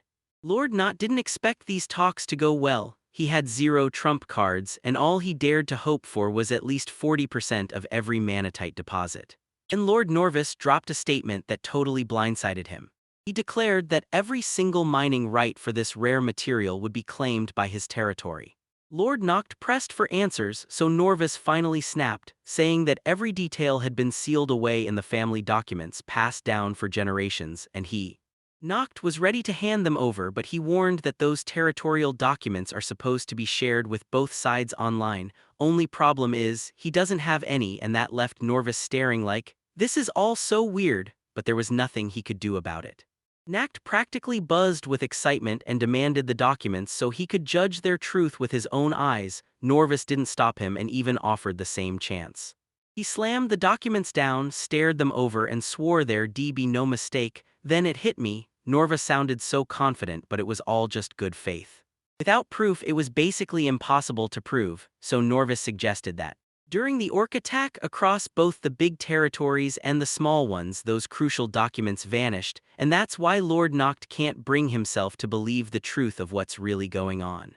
Noct shot back that the mansion hadn't taken a scratch during the orc attack, so the documents couldn't have vanished, and then he revealed that Lord Norvis's gift was an expert fake. Right after that, Lord Norvis snapped for proof, demanding to see that his documents were forged. Lord Norvis leaned in and demanded to know, did Noct truly want them to surrender what they were originally legally entitled to, and if he hadn't dared to say something like that, he still would have paid, because the moment he tried, he made an unforgivable mistake. And now their every argument can only end in war, because that's the noble tradition they swear by to settle disputes once and for all. By old custom, the two lords lined up their troops in the agreed patch of land and started a fight, basically a fake war meant to settle all kinds of disputes and trouble, and Lord Noct instantly realized he'd walked straight into a trap. Lord Norvis had already forged every document, then he swooped in and invited me to visit, cutting off my chance to gather evidence, because the second we started talking, he slammed down an ultimatum and declared war on the spot. It was crystal clear, he'd mapped everything out ages ago and he was just waiting for the perfect moment. He didn't realize the Lord can't gamble his life for resources, but if he crumbles and bends before the enemy right now, people will call his land weak, and they'll label him as the kind of lord who backs away at the first mention of war. War rages, and the moment Lord Norvis starts treating Noct this way, he'll try to grab more than just the manatee resource. That's when the trouble starts for the Big Small family, because Lord Noct remembers how orcs just tore through his land, leaving everything drained. So yeah, it feels outright unfair for Lord Norvis to demand we fight under conditions like that.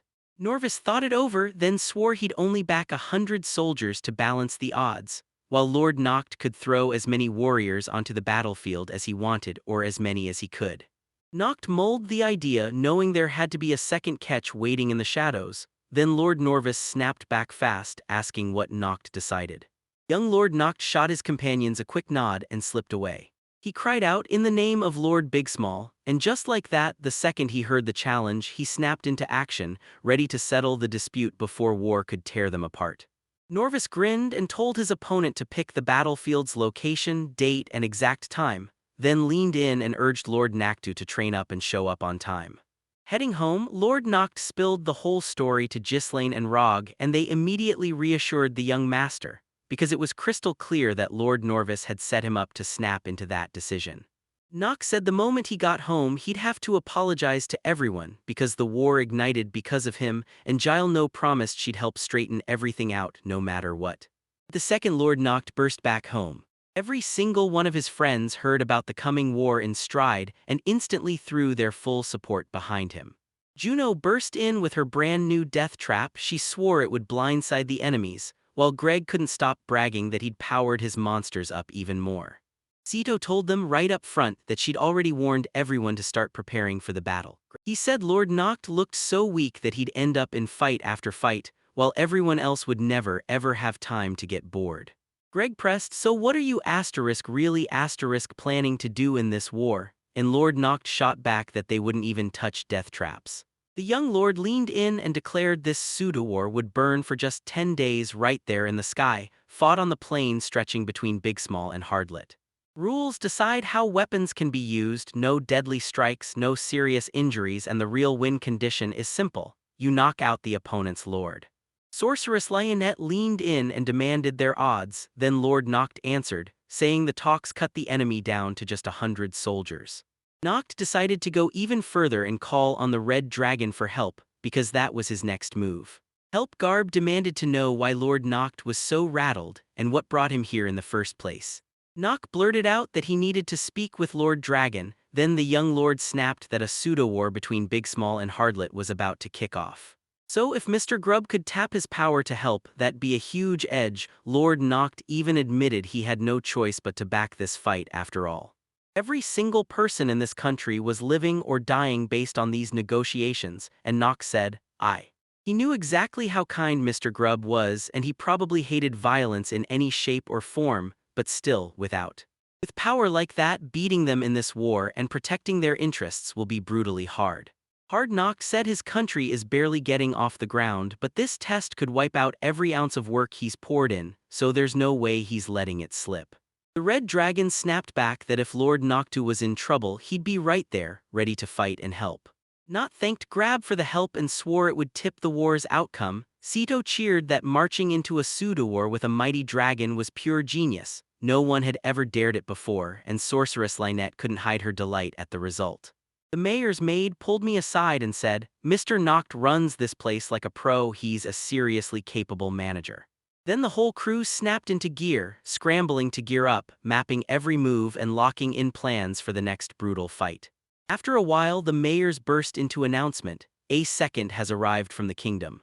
Lord Noct's eyes widened when he spotted Rebecca in that role, and he demanded to know why she hadn't been fired from her job as a tax inspector, only for Rebecca to grin and say, "I'm a civil servant, so I don't just do one thing, I've got many duties, including the post of second." Lord Noct thanked Rebecca for her grind, then admitted he'd braced for some plain kingdom secretary, but when she spoke, she revealed she'd already decided to do more.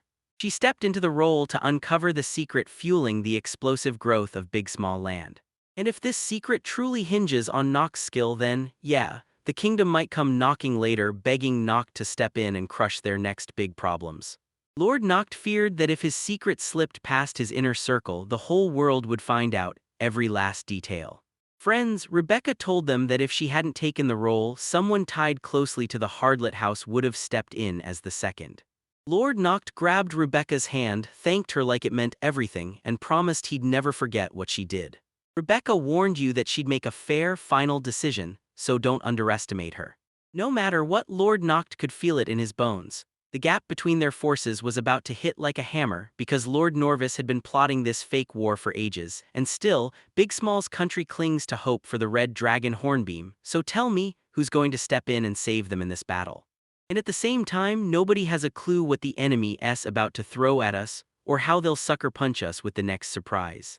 And on Lord Hardlet's side, there are 3 times as many people as there are on Lord Noct's. Everything's already set for the start of the battle. Then battle erupted, and Rebecca's second spell shot up into the blazing sky. This was the spark of a brutal fight that would decide the fate of the Big Small family. And just like that, the long-awaited pseudo-war with Hardlet erupted, because one rare prize from the disputed mines Manatite was finally worth fighting for. Tamer Greg shouted that he was ready to win, because unlike the Hardlet warriors who lived for peace, they had battle-hardened experience, having already driven off the Orc army and even torn down their king. Lord Noct shot back though, that he just wasn't so sure. This time, their enemies aren't playing around, these people can pull any trick and they've been training for this fight. So for Big Small, this isn't just another battle, it's your first shot against real schemers, and you'd better brace for every surprise. Young Lord Noct just declared the whole war will last exactly 10 days. 4 of those days are all about setting up the troops' positions, and it's one of the biggest events in this so-called practice war. So don't get cocky, there's no surefire way to guarantee a confident victory. The one who's ready for battle is the one who's going to knock Lord out and win. Your friends practically cheered to finally have a huge stash of healing potions, because in the middle of battle they'll keep you going even if they don't end the fight. And then Lord Nox slammed the truth down. Manateet, a vital resource, is on the line, so you'd better open your purse and spend big to secure the win. Lord Noct even admitted he struck a killer deal with the merchant Raphael. Raphael sold him the resources at a huge discount. Lord Nox's team was buzzing with confidence, absolutely sure they'd win their cause. Meanwhile, Lord Norvis couldn't stop watching his opponent like it was the whole world's on the line, and realized Lord Noct had drained every last resource he had access to. Lord Norvis acted like he owned the world, bragging and sneering whenever Lord Noct came up, and honestly, I couldn't stand him. Lord Norvis believed that if you're scared to throw down big stakes in any game, you're really scared too. Bet big and suddenly you start thinking like just another nobody, which is the worst trap ever. You might not even feel it when the odds tip and you turn into a loser. The crazy part? Nox got basically nothing on the line in this fight. Even with all the power he's got, he can only field about 30 soldiers at most. And that's the real deciding factor. Without a huge crew, you can't crank out a defensive fortress fast enough to win the battle. Lord Norvis roared at his soldiers, reminding them loud and clear what came next. They only had 4 days to whip up defensive fortifications, so everyone had to bring their A-game fast. Lord Norvis shot his soldiers a snide grin and asked point-blank what they thought about a brutal 96-hour shift. The soldiers stared at what was coming and went pale, whispering to each other that this looked exactly like hell. Rebecca owned her job second in command, eyes sharp, and watched both sides gear up for the fight. She figured that with her overseeing everything, Lord Hardlet wouldn't dare slip into any filthy tactics, even if his edge over Lord Nox's forces was already looking. Rebecca leaned in, dying to see what Lord Noct would unleash to catch her opponent off guard. Everyone huddled in anticipation for the coming showdown, one person meticulously prepping every detail while the rest leaned in and watched, hungry for what's next. Led by Lion, a squad of royal magic sorceresses blasted earth magic into the ground and forged a bulletproof defensive moat. Young Lord Noct jumped in too. Lionette the sorceress fired questions at him, wondering if he'd use earth magic again like he did back at the mine, and Lord Noct admitted he was planning to apply it.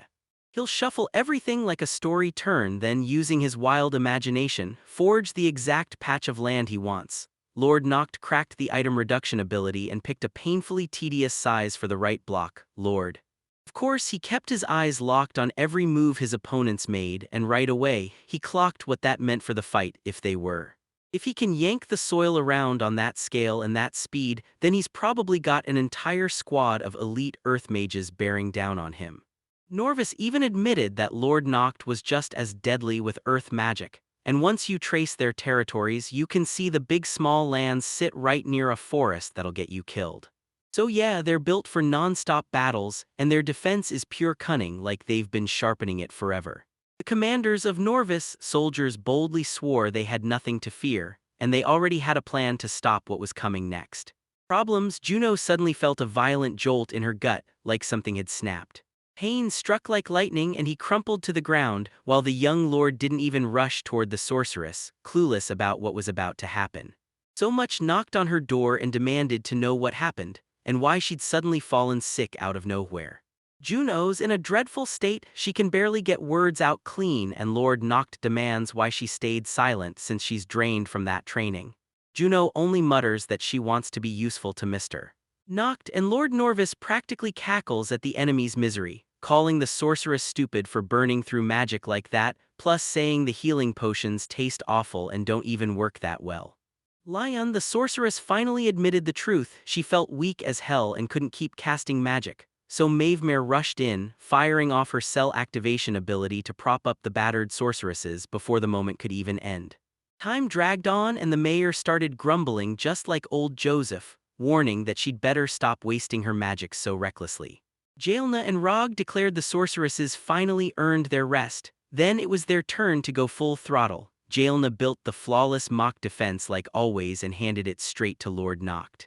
The young master of the big small lands snapped his ability into action, and a gigantic, breathtaking castle exploded into existence, and Lord Norvis went livid, roaring that it was nothing but magic.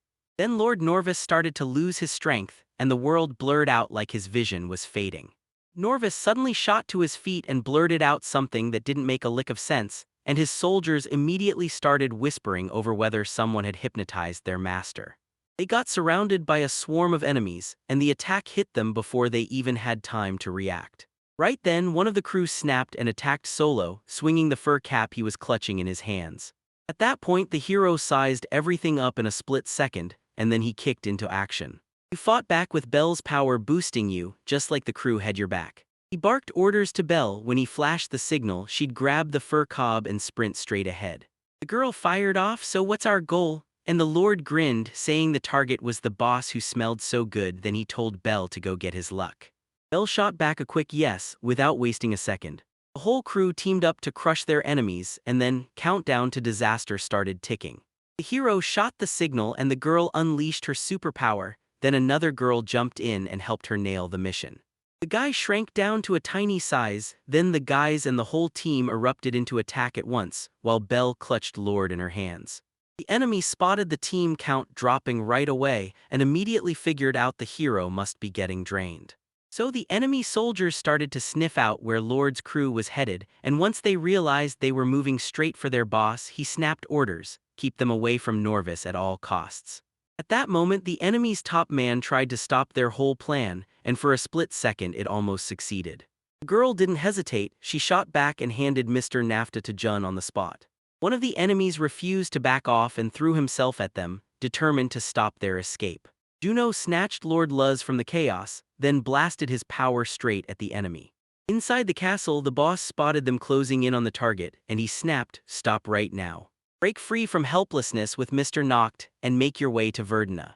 She snapped to it and hurled the hero straight toward the castle. One of the maids suddenly whipped a knife straight at the Lord. Seeing it coming, he sprang away from the fur cap just in time. Bad luck, the knife cut straight through the fur cap. Mr. Noct saw it and couldn't stop the tears from bursting out. You slammed into that panoramic window at full speed, straight through the glass. That's when a draft ripped through the room and a chill filled the air. The boss blinked in total shock when the Lord stepped right in front of him. The enemies outside froze in shock, and defeat hit them like a brutal bite. The boss tore himself up from his throne in a burst of rage, and then froze, horrified. The boss grabbed his weapon right there in his office. Lord Noct thrust his sword forward for this showdown, and it has to be settled right now. The Lord came to finish this right here, and he wanted Steel to do the talking. No delays, no mercy. The king gets smacked out cold while still clutching his sword, or they force him to spit out the words, "I surrender." He knocked anyway, already feeling their plan collapse, so now he'd square up, lock eyes with the enemy, and make sure they beat Norvis for good. The boss erupted with fury at his weak colleagues. He'd paid them big to handle this mission, and they still fumbled. He couldn't wrap his head around it, so he grabbed control and did it himself. Norvis grabbed his sword and leapt straight into the fight. The enemy blinked in shock, because he hadn't even touched a sword in ages. The brunette had already cooked up a plan: one clean sword swing and she'd drop him. Lord Noct's brother showed him, blade by blade, how to swing a sword like a true fighter. But the boss looked straight through his mind and snapped out of the way, dodging that punch like he'd seen it coming, and the Lord was left reeling at the enemy's lightning-fast agility. He didn't see this coming. Then the professionalism hit, and he instantly felt the strength gap like a punch. Without even a second of hesitation, he threw himself into action, because he was fighting for his win. Mr. Noct caught his timing and snapped his sword into the right position, so he didn't accidentally cut himself. Norvis's punch landed, and the brunette crumpled backward, straight down beneath the table. He never let his sword skills slip. His fencing strikes hit with raw power, and he was every bit as good as his brother, with muscles that were perfectly dialed in. Both of them were born as the eldest sons of great lords, destined to be the next king. Norvis told me Lord had an older brother, so when I saw how insanely strong he was, it didn't shock me one bit. Then he smirked and said he wasn't some helpless rookie. He still had fighting skills, so the clash didn't stop. Noct unleashed his power and stood his ground to protect his teammates. The boss had no clue he'd do that. He knocked once, triggered his superpower, and suddenly cranked up his own weight like a human wrecking ball. The brunette braced himself and shielded from every hit the boss threw at him. The boss leans in and boasts that he can stretch matter's size at will, and he proves it by warping the castle and even the food itself. When Noct finally swings his sword, it suddenly bulges outward, smashes his strike aside, and blocks him mid-impact, and that's when Noct realizes the enemy clocked every move. Norvis flashes his secret sword skills and blows him away. Mr. Noct finally realized he was helpless when the enemy wrapped a vacuum blade around his sword, and his parry just wouldn't work. Then the Lord slams the earth shield down, shutting out every hit and shielding himself from harm. Norvis slices through Noct's shield with nothing but his sword, chopping it into sharp little pieces in an instant. Brunette finally understood he had no chance against him. The Lord slams down onto the floor with a thunderous crash. Right then, the maids rushed to check on their boss, and Norvis ordered them to make toast. From the instant the negotiations began, everything already felt rigged. The boss carried himself with a lord's cunning, playing every move like a trap. Noct realized he couldn't beat Norvis head-on, so he unleashed his fireball technique instead. Smoke billows through every corner, and the boss suddenly feels fear creep in. Right then, Noct slipped in under the radar and seized the perfect moment to go smash Norvis. The boss barely manages to pivot after that strike, like he's getting rocked before he can even face it. Norvis wasn't about to quit, he was charging right back in to land another hit on his opponent, and it would hurt. Mr. Noct drags him back into his trap, then tightens the noose with his shrinking technique again. Both of them shoot downward, but the brunette snaps his superpower to life, and Earth Shield slams into place. Norvis crashes to the ground, while Lord plants himself on the earthly shield. The boss went wide-eyed after seeing this technique. Mr. Noct is stacked to the ceiling with jars of glowing, mysterious liquid. Norvis already knows trouble is coming, then, before he can even finish thinking it through, Lord lunges at him and Noct blasts him with liquid from head to toe. Brunette jabs his sword forward and threatens him on the spot. The boss finally throws in the towel, then begs for a helping hand. The Lord trusts him completely, then, with zero warning, he reaches out and offers his hand. Turns out the boss wanted to drown him, again, using the same twisted technique as last time, and this time he'd do it with himself right beside him. Mr. Noct finally triggers his superpower. Norvis suddenly loses all power and tumbles backward, crashing down hard. Meanwhile, the other guys are out there waiting, pacing like they can't stand it. They hear at first heavy steps hitting the ground, and then they finally spot who's coming. The guys spot Noct hauling Norvis on his back, and it's clear he's fighting through every last bit of effort. His teammates rush straight to the Lord right away. After the brawl, a girl shows up and tells them the winner's rights. Every last subway watch goes to Big Small. Norvis' eyes burn with sadness and regret, but Noct cuts in the moment he hears her. The brunette proposes that both sides split the metro shift 50-50, and just like that, everyone's jaw drops at her audacity. Mr. Noct tells them someday Norvis will rise to greatness, so he urges everyone to pass the watch back and forth, not snatch it, because in the future it'll strengthen their people and forge a shared destiny. Noct calls his crew in to talk it through. Everyone's on the same page. Norvis thanks them with full sincerity, but even that gratitude feels like only half the truth. The Lord told them at least we'll take care of the road to the subway shaft together, and then he thanked him for the feedback. Right then, one of the boys barrels up to Norvis and demands he share his curry spice seedlings.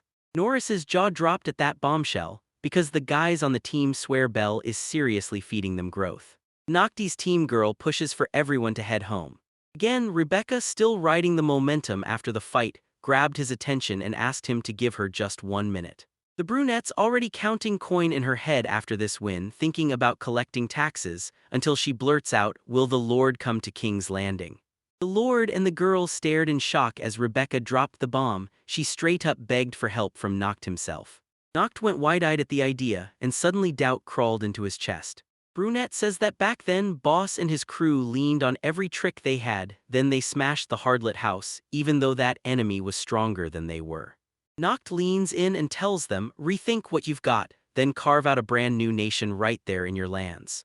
Rebecca refuses to back down. Noct is essential for their kingdom. The brunette's nerves twist as she suggests Joseph instead, since he's the guy who always finds something wrong with everyone. Rebecca insists she's only telling the truth as it is, and Lord lets out a deep, "Thank you for saying it." Noct nods along, and he's praying he can give it everything he's got in the BS territory. Rebecca just couldn't make heads or tails of what Lord was saying. The team guys take the hit, then they bolt out of there and yell goodbye to Rebecca in a flash. One teammate reels over Rebecca's words, but the brunette shuts it down, because she insists he's the real master of Big Small. Rebecca finally snaps, yelling at them to hand over a ton of tribute and pay her big.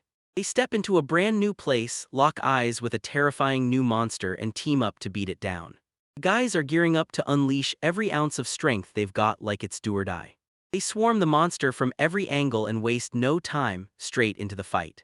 The Lord panics for the fur cabin's life and throws himself into its protection, yet the monster is seconds from striking Noct when someone suddenly steps in between them. Nervous and stunned, he blurted to Lord that he was a funny man for the way he kept defending his own subordinates again. Norvis was about to jump in and help Mr. Norvis. After the monster fight, the boys crowd together, still shaken, and start debating just how insanely strong it was, until Belle leans in and tells her friend she only landed 3 hits. Right then, they knocked, and once Norvis helped them, they thanked him from the bottom of their hearts. Norvis shrugged and said all he wants is payback, while the brunette bends her magic and helps his subordinates at the same time.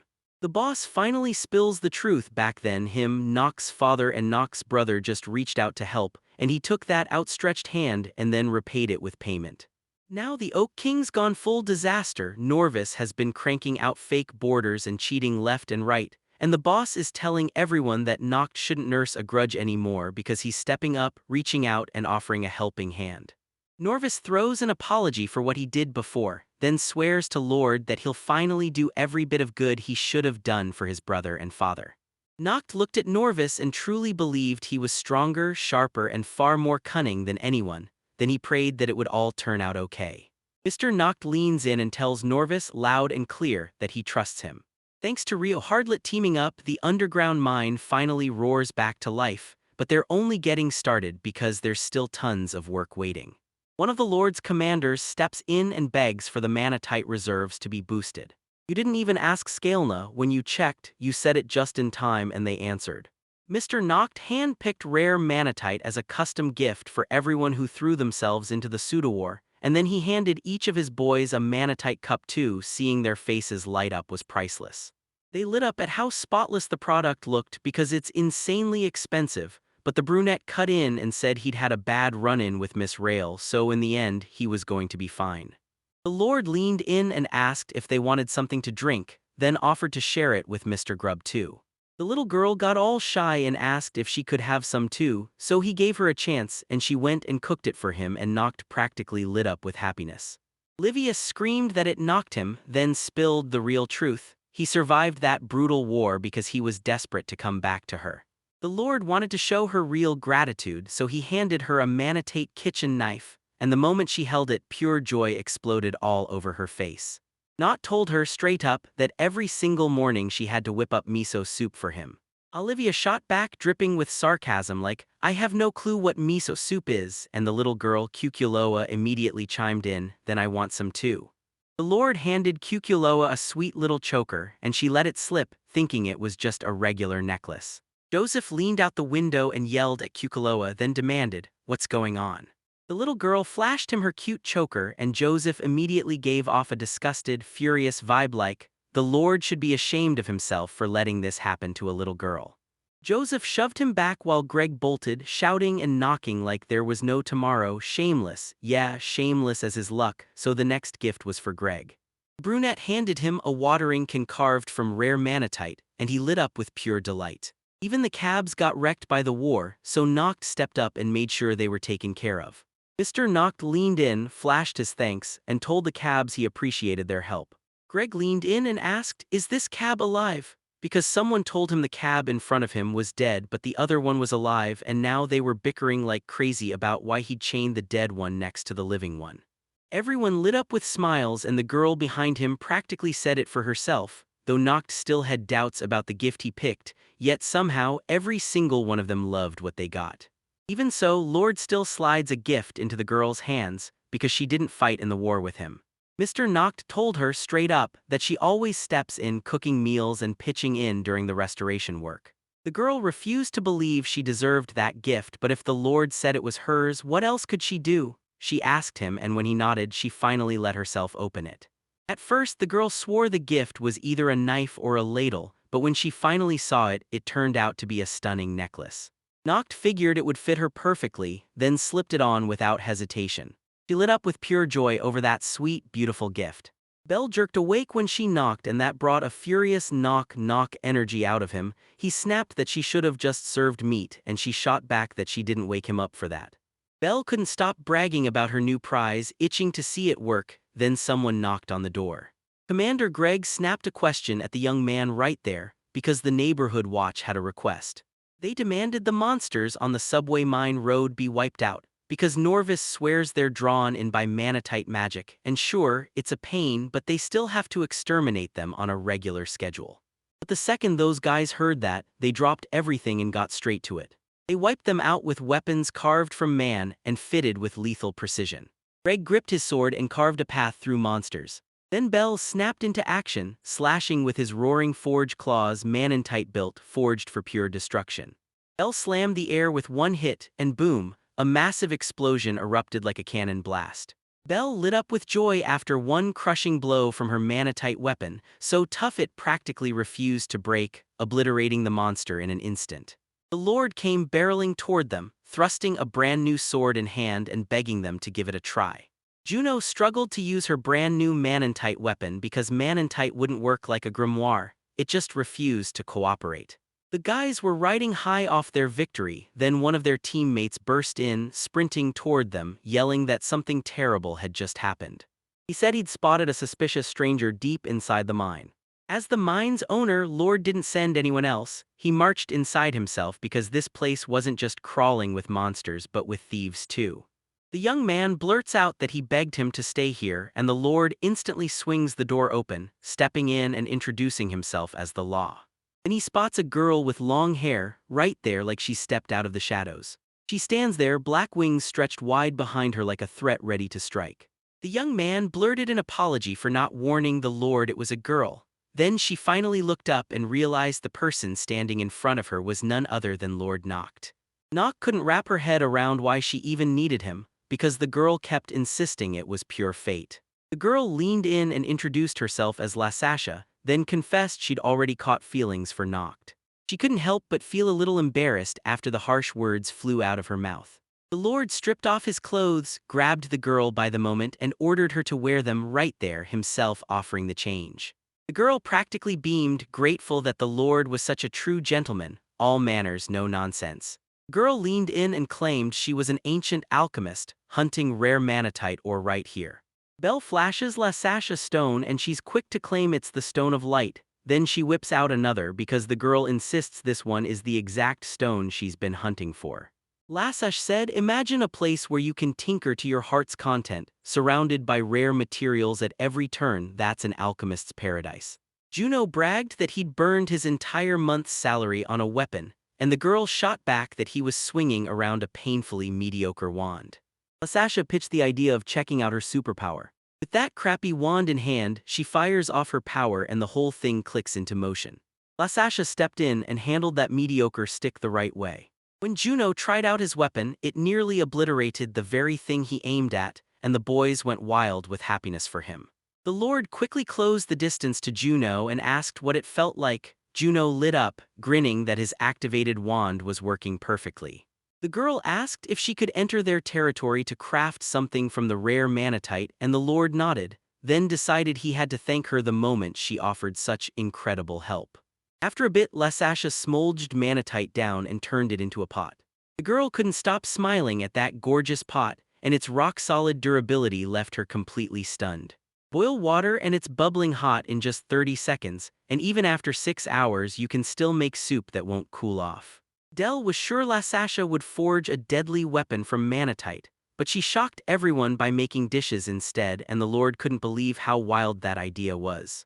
The Lord laid out the whole kettle technique. He said the high thermal conductivity makes the water boil lightning fast, and the low thermal conductivity keeps it from cooling off, so Noct called it a truly revolutionary invention. Mr. Noct never in his wildest dreams thought he'd meet someone who could truly grasp the higher things. The girl told him, I've dreamed my whole life of opening a diner with a pot of manatite, and the Lord just stared in confusion because Lasasha is an alchemist, so those words didn't add up. Cooking and alchemy go together, and she said it like it was obvious. Lasasha pitched the idea of opening her own diner right here, and Belle said yes on the spot. The very next morning, Joseph straight up begs to be turned into a tyrant, because he's got way too much work to do. At that very moment, Ma burst into the room and announced that today was Lasashi's diner's grand opening, and the Lord shot up from his bed without hesitation. No, because Joseph had yanked him awake that early in the morning for a reason he just couldn't ignore.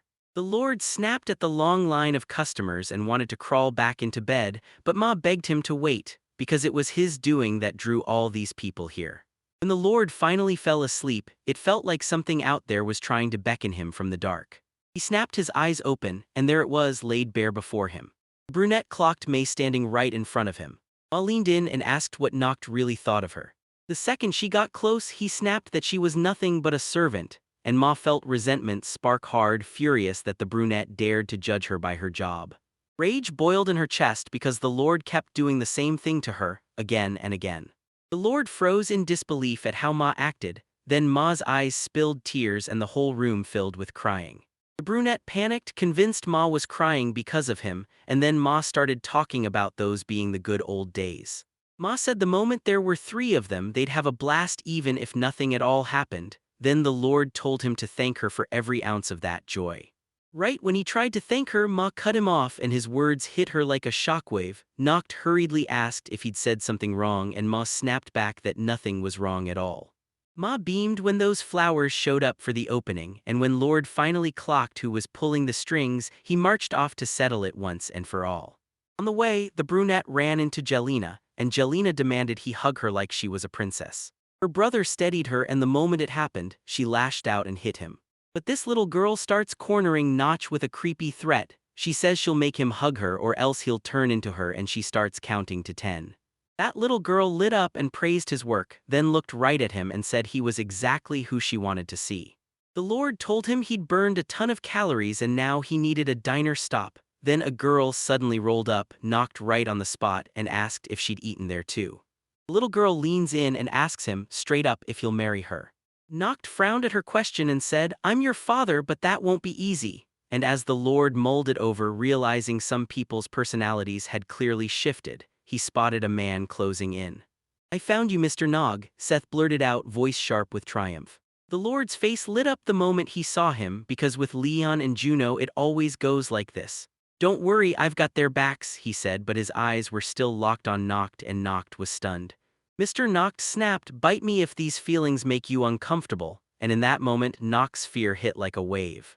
The brunette, terrified by his words, triggered her superpower. Then Joseph leaned in and asked if he could get a few words. Joseph said that meal was pure magic. Then he leaned in and told everyone he wanted to draw even closer to the Lord, while Noct just snapped that he needed to be alone for a while. Joseph told Noct he didn't want him turning into his father because the brunette was already a shining, near-perfect version of him.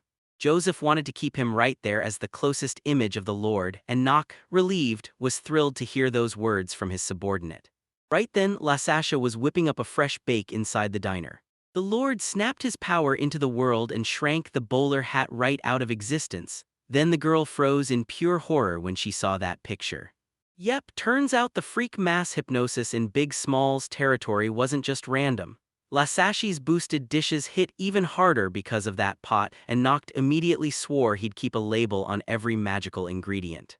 After all that, the Lord practically grinned as she dug into a plain omelet, and Noct leaned in, asking how she pulled magic into the food.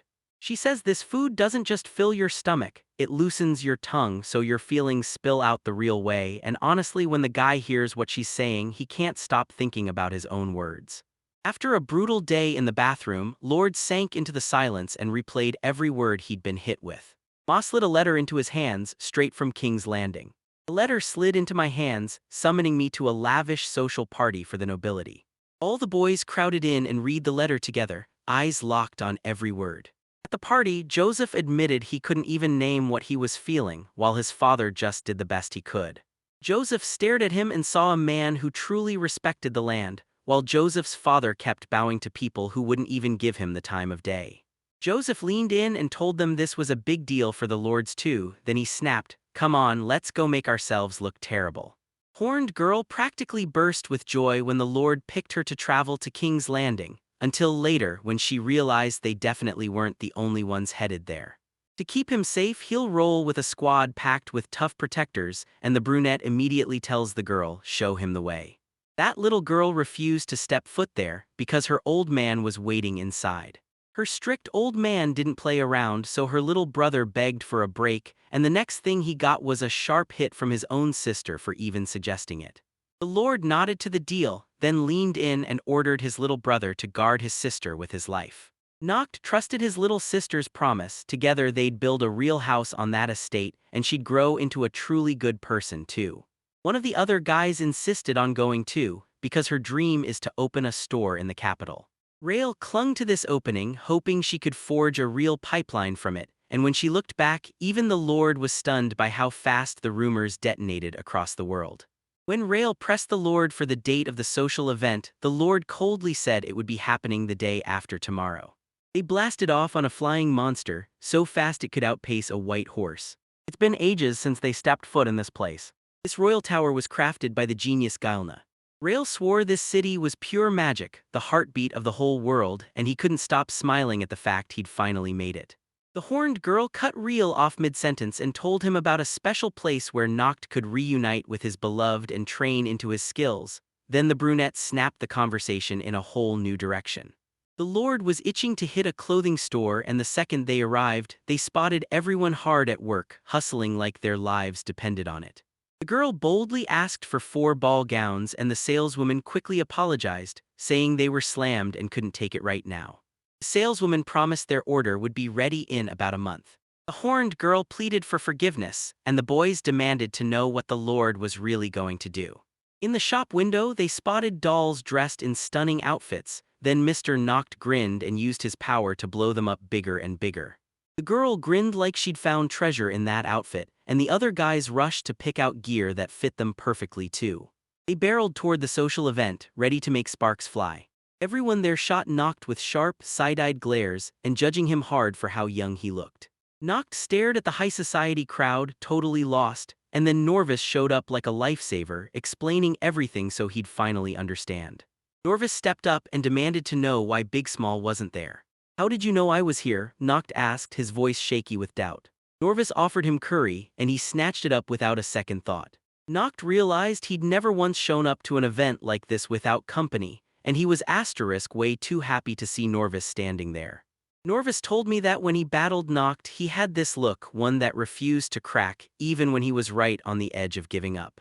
Norvis said those words to Noct because he never quit. He kept fighting through the whole battle until victory was in his hands.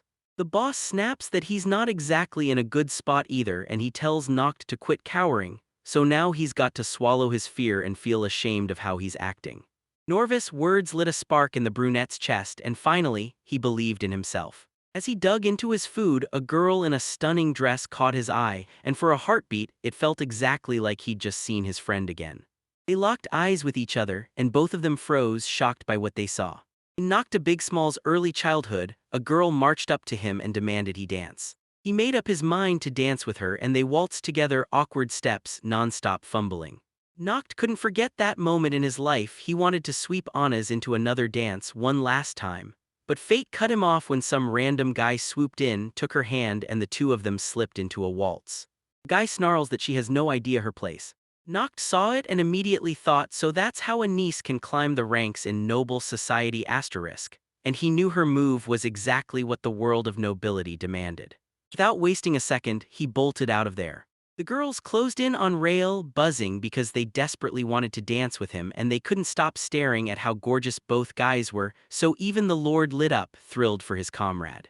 Rael leaned in and told them, "I'm a salesman." He bragged that he pushes Nadel, his prized signature product, made right in that big, tiny little area. One woman swore Rael was a good man and started spreading word about the Nadel, then pressed him hard, asking why he kept choosing puny lords like Noct Big Small. She demands to open her store in the Royal Hawaiian, then throws down one cruel condition. Rael has to leave Big Small's territory, and that's how she needles and mocks Mr. Nocta. The Lord heard those words and snapped, furious. Then Rael fired back, calling it a brilliant proposal, but Mr. Noct is one of his closest friends, so Rael's words hit hard. There's no way he can work with someone who dares to insult him. The woman's rage exploded at his words, and in a surge of emotion, she threw her wine right over him. The Lord sprinted over to help his friend, not a second to spare.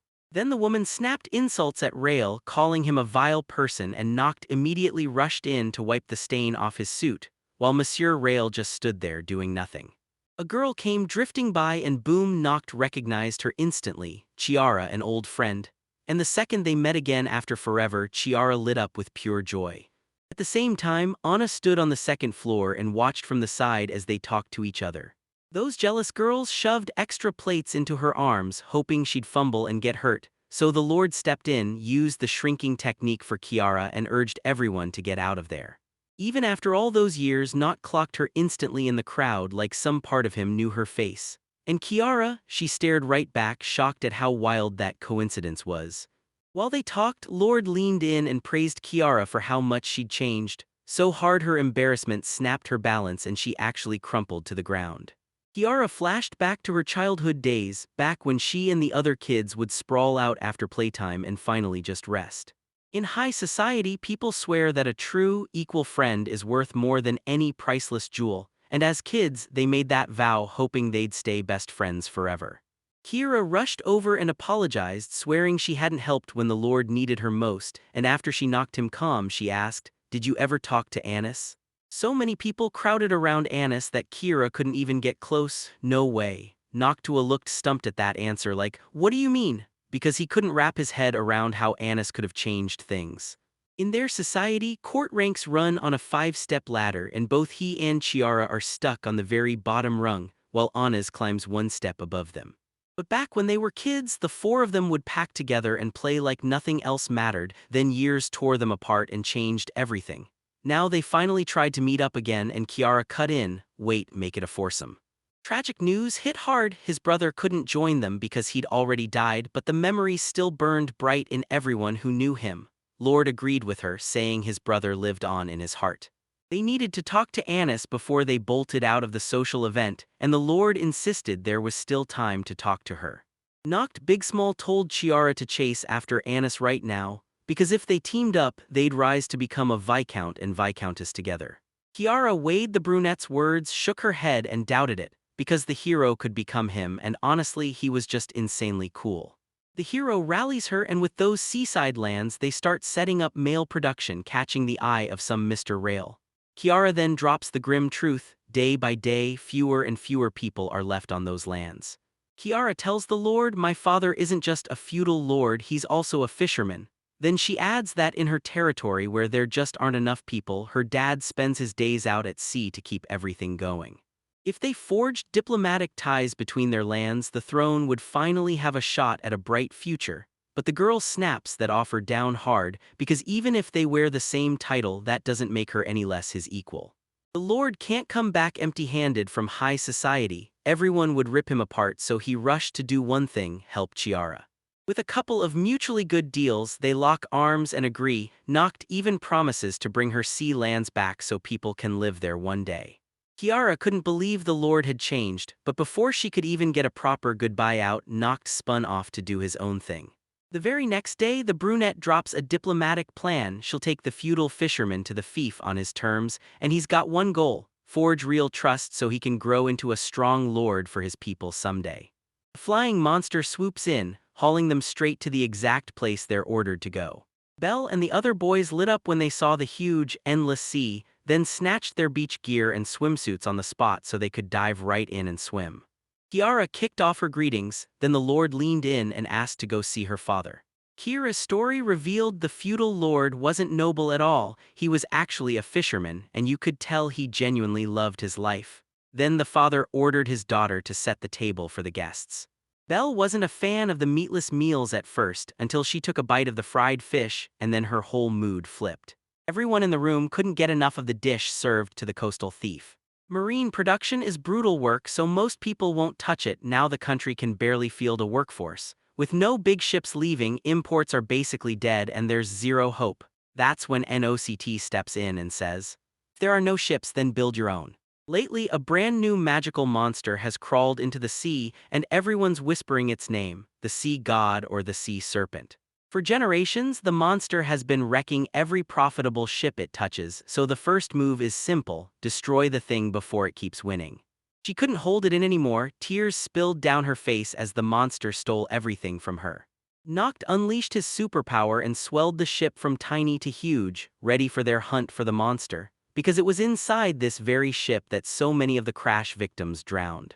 Kiara's father nearly burst with joy when he saw his ship again, and even though it was seaworthy enough to sail on its own, Jelena only made a few small tweaks. Noct begged to team up with their military so they could work together down the line, and he swore that ship could become the perfect weapon for the Coastal Five. The Lord vowed to bring the sea serpent down and threw everything he had into the fight, but Kiara's heart started racing because this monster was deadly to everyone. The Lord raved that his boys were unstoppable and would crush that monster for sure, so they sealed the deal with Kiara's father. First, the real nightmare was figuring out where the sea monster even was, so they gambled everything, using the boar as bait to lure it in. One chilling sign the sea monsters near, black-tailed gulls, then suddenly they burst into the area like they sensed trouble. The second the bait hit the water, the sea monster snapped into action and tore in huge, brutally powerful and shaped like a snake. The monster totally bought the trick, swung in silence without hesitating, flipped the switch on his superpower and immediately turned on the monster. The monster refused to quit so fast, and it started fighting back with vicious force. Kaba didn't back down for a second, he unleashed his power at maximum force. Kaba threw everything he had into his hands, but then the sea monster's eyes started to glow. The monster roared at the boys with pure fury, and the boys instantly snapped into action, racing through their options fast. The Lord soothed them on the spot, then snapped, "Don't panic, your hunt is only just getting started." One of the team members was battling a terrifying monster, then he snapped on his super ability and transformed right into one. He demanded a one-on-one showdown because he couldn't let the guy keep hurting innocent people any longer. In the end, the monster dove under the water, and somehow they were this close to winning. The little girl and her brother charged the manatites and drove massive harpoons into them. They charged right at the target, and when the monster finally crumpled in exhaustion, the Lord stepped in and thanked them for the job perfectly done. The guys kicked into gear for battle, because the monster was already drained of power. Kiara's dad tried to warn them, panic was tearing through him and you could tell he was terrified. The monster jerked free and bolted through the water, leaving the huge manatee harpoons dangling behind it. The feudal fishermen snarled that there was no turning back, they had to fight to the very end because if they kept throwing punches he'd wipe them all out in one shot, then they'd better retreat. In a single day, the feudal lord watched every one of his men vanish, and now he's desperate to stop the same nightmare from happening again. Relief hit him hard. Somehow, they'd actually managed to land blows on that monster. The fisherman nearly pleads for them to stop and turn back, only for the Lord to dig in, refusing to retreat. The hero snatches his weapon and charges after him, determined to put an end to this deadly streak for good. The brunette lunges first at the monster, and that brutal strike finally seals his fate with the monster dying in his hands. Mr. Noct slams a massive manatee harpoon into his back. Because he's desperate to help his old friend, the brunette even promises she'll kill him, and somehow in the future the lands end up getting along.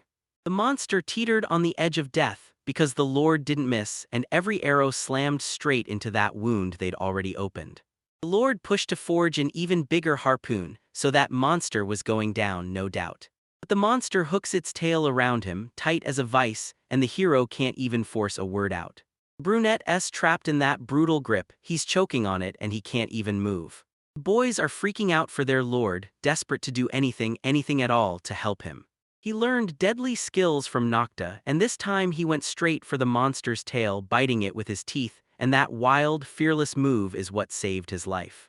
Not Big Small was going to fight with everything he had, even if it meant dying for it, because he understood the torment Kier's father endured and the nightmares that clawed him awake at night, and that pain fueled his will to keep going until victory.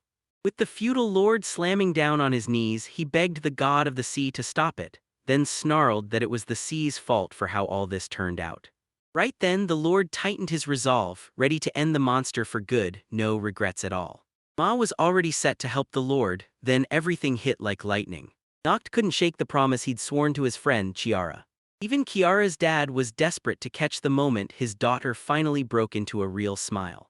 The feudal fisherman clenched himself up, then fired off a shaky request begging for a favor. He ordered the boys to shove gunpowder into the back of the ship, and the brutal artillery roared to life as they unleashed a hail of weapons meant to end every enemy. Kiara's father orders the boys to fire at the sea monster, and Galena immediately knows it can't hurt them, but the fishermen swear they'll come back safe and in full force. The Lord's patience finally snapped, pure light blazed in the feudal lord's eyes as he commanded, "Now start shooting the target." The monster nearly swallowed the lord whole, but somehow in a miracle he clawed his way back out. Kiara's father practically burst with joy since the sea monster's defeat was nearly over. He was already salivating over the dishes he'd cook from its meat. The blast shattered the ship into wreckage and tore through the chaos, but every last boy was safe, unbroken, and still standing. The feudal lord simmered with irritation because that ship was worth everything to him. The fisherman practically beamed after that victory, grinning and saying he'd regret nothing. I was genuinely thankful to Noct Big Small because even when the tests hit the hardest, he refused to give up. Kiara saw the guys grinning like they'd won the world, because they came back alive, and then they hauled that sea monster in with them like a trophy. Coastal Fief's people cheered as the boys came back, because now the sea they'd lent them was finally theirs again. Every single sea dweller was bursting with gratitude for that help. Now they could finally breathe easy, live in peace, and feast on delicious seafood. After that huge moment, some people packed up and went fishing to celebrate. Even the feudal lord himself dropped everything and went fishing to bring back food for his heroes. The heroes huddled around a roaring bonfire, toasting their win with mugs in hand, laughing, joking, and smiling like the night itself was cheering with them, while someone proudly pointed out the giant beast carcass they'd slain, turning it into their trophy. Noct Big Small leans in with wide-eyed fascination as his friend steps up in front of him, grips a massive sword and swings it into the monster, showing off the magic that makes weapons go giant. Long-haired and dressed in a crisp vest and shirt, the man swings a massive sword and slices a giant fish in one smooth burst. Then hundreds of perfect meat pieces rocket into the air, gleaming under the light as the crowd stuns, cheers erupt, and everyone watches, stunned with awe at his insane skill. Chiara joins the village crew at the fish festival, everyone gripping a cooked fish on a stick, and she flashes a smile, yet her eyes flicker with a quiet worry and a pinch of sadness. Right beside her, her father, a feudal lord, watches with real concern, and when the tears threaten to spill, Chiara swallows them down and promises him everything's okay, showing just how strong she's trying to be, turning the whole moment into something warm, heartfelt, and full of gratitude for the festival, and for every second they share. The feudal lord leans in and vows with burning sincerity that he'll push even harder for the people, his gaze on Kiara brimming with warmth and love. His expression starts stone serious, then suddenly his face lights up in a bright, heartfelt smile packed with joy and gratitude. Kiara answers with the same gentle warmth, her eyes shimmering with happy tears like father and daughter just shared a silent promise of mutual understanding and unwavering support. In the festival square, the crowd's laughing, stuffing their faces, and sipping drinks while Noct Big Small sits at a hero table, grinning and trading stories, especially the ones about his dad who always worried about him. The air feels cozy and easy, and a cheerful little girl lifts her mug to join the fun. Not long after, the feudal lord, practically beaming, thanks Noct and jokes that he'll take gifts, and Noct, cheeks heating, tries to slip out before things get too awkward. The feudal lord beams as he welcomes Noct Big Small, then laughs right to his face and jokes that Noct should marry his daughter, but there's real seriousness hiding under that smile. Noct flashes a friendly grin at first, then freezes, completely dumbfounded by the words he just heard, and his shocked expression clashes hard with the calm, fun party around him, like the little girl happily sipping from her mug and Kiara thanking the guests for the gift of a ship, while the whole scene crackles with humor, a pinch of embarrassment, and warm, kind energy. Noct goes wide-eyed at the feudal lord's shocking proposal to marry his daughter, and Kiara nearby can't believe what she's hearing. Cool as a cucumber, Noct tells him he needs to get Kiara's feelings first, and the feudal lord leans on his arm, listening hard, while behind them one of the celebrants just watches the whole mess, mug in hand. Kiara stands with her head dipped and a soft, warm smile on her face, rosy cheeks glowing, while she delicately pins a fresh flower into her hair. The wind lifts her hair like feathers, and that crystal pendant around her neck catches the light and sparkles. Noct Big Small whips his head sideways at the call, a flash of surprise and sharp focus hitting his face as he locks eyes with Chiara, while behind him someone cheerfully waves, pulling his attention right back. Verdana bursts up to Noct, grinning so wide it could light up the room, throws her arms high and begs him to make her bigger. Noct just stares back, caught between confusion and surprise, then the other girls swarm in fast. One with ears and a tail hops up excitedly and begs for a hug while another tucks her restraint aside, proudly shows off the dish she prepared and says she did it for him. Suddenly knocked S in the middle of a whole crowd of caring, cheerful girls, and he smiles back warm and easy. Noct sits at the table with the boys while Joseph grins and says the lands have been aching for Noct's return. Nearby, the girls snuggle up to the Lord, hugging him, and the whole room feels warm and bright, until a serious girl steps up with 2 glasses, presses one into Noct's hands, and tells him it's time to leave. Lord Noct leaps up, thanks everyone for the feast and praises how delicious it was, while the other boys and villagers watch from nearby. Then the sky erupts as a swarm of hostile, vulture-like creatures dives down and attacks from above. Noct's gaze locks on the danger in an instant. In the final shot, another fighter crashes down right in front of him, lands beside him and braces to fight, calling out his name. A dragon decked with people rumbles as it prepares to launch, while the other characters splash back and shout for Chiara to join them in the lands of Big Small, promising she'll meet tons of new people. Chiara hesitates for a second, then grins wide and waves back all joy. Noct sits at a table with 2 girls, crunching shrimp like there's no tomorrow and swears he could eat them forever, until one girl spots eerie white circles on the plate. Across the room, other guys demolish their food with savage appetite, and right there's the seafood platter, scallops, squid strips and cuttlefish, sparking a debate about what it all actually means. Then Noct snaps his head up because he hears a voice he knows all too well. Norvis sprawls on a massive throne in this grand hall, chin propped on his hand, looking worn out and ticked off, because just out of nowhere the Lord yanked him in with a request, and now his eyes burn with tense, serious focus. Norvis sprawls on the throne with his elbows on the armrests, staring down a lineup of people right in front of him. A bunch of guards are knocked together. One of them blurts, "So you did show up, Mr. Norvis." Norvis whips his gaze at him, and just as someone beside him suddenly coughs, Norvis snaps, "Hey, good job." Then he erupts into laughter and hurls a bag of coins straight up, pelting them in the face, because they've been irritating him and now it's time for their reward. Ma, short blonde hair and all, cries out thrilled, "What a gorgeous dress." Knocked in happy tones, she calls Chiara. A girl in that stunning dress with a tiara steps forward and goes, "Hello." Then her smile dips and she asks, "Did I interrupt?" Chiara's father even helped her pick out the dress. Boys plop down at the table and start eating while Noct grins, then spots that Chiara's father means business. Chiara can't help but look a little awkward. Joseph and a short-haired girl sit there like they own the place, calmly chewing their food, while Norvis at the far end of the room with a plate in hand snaps at Noct and demands right out why he called Chiara.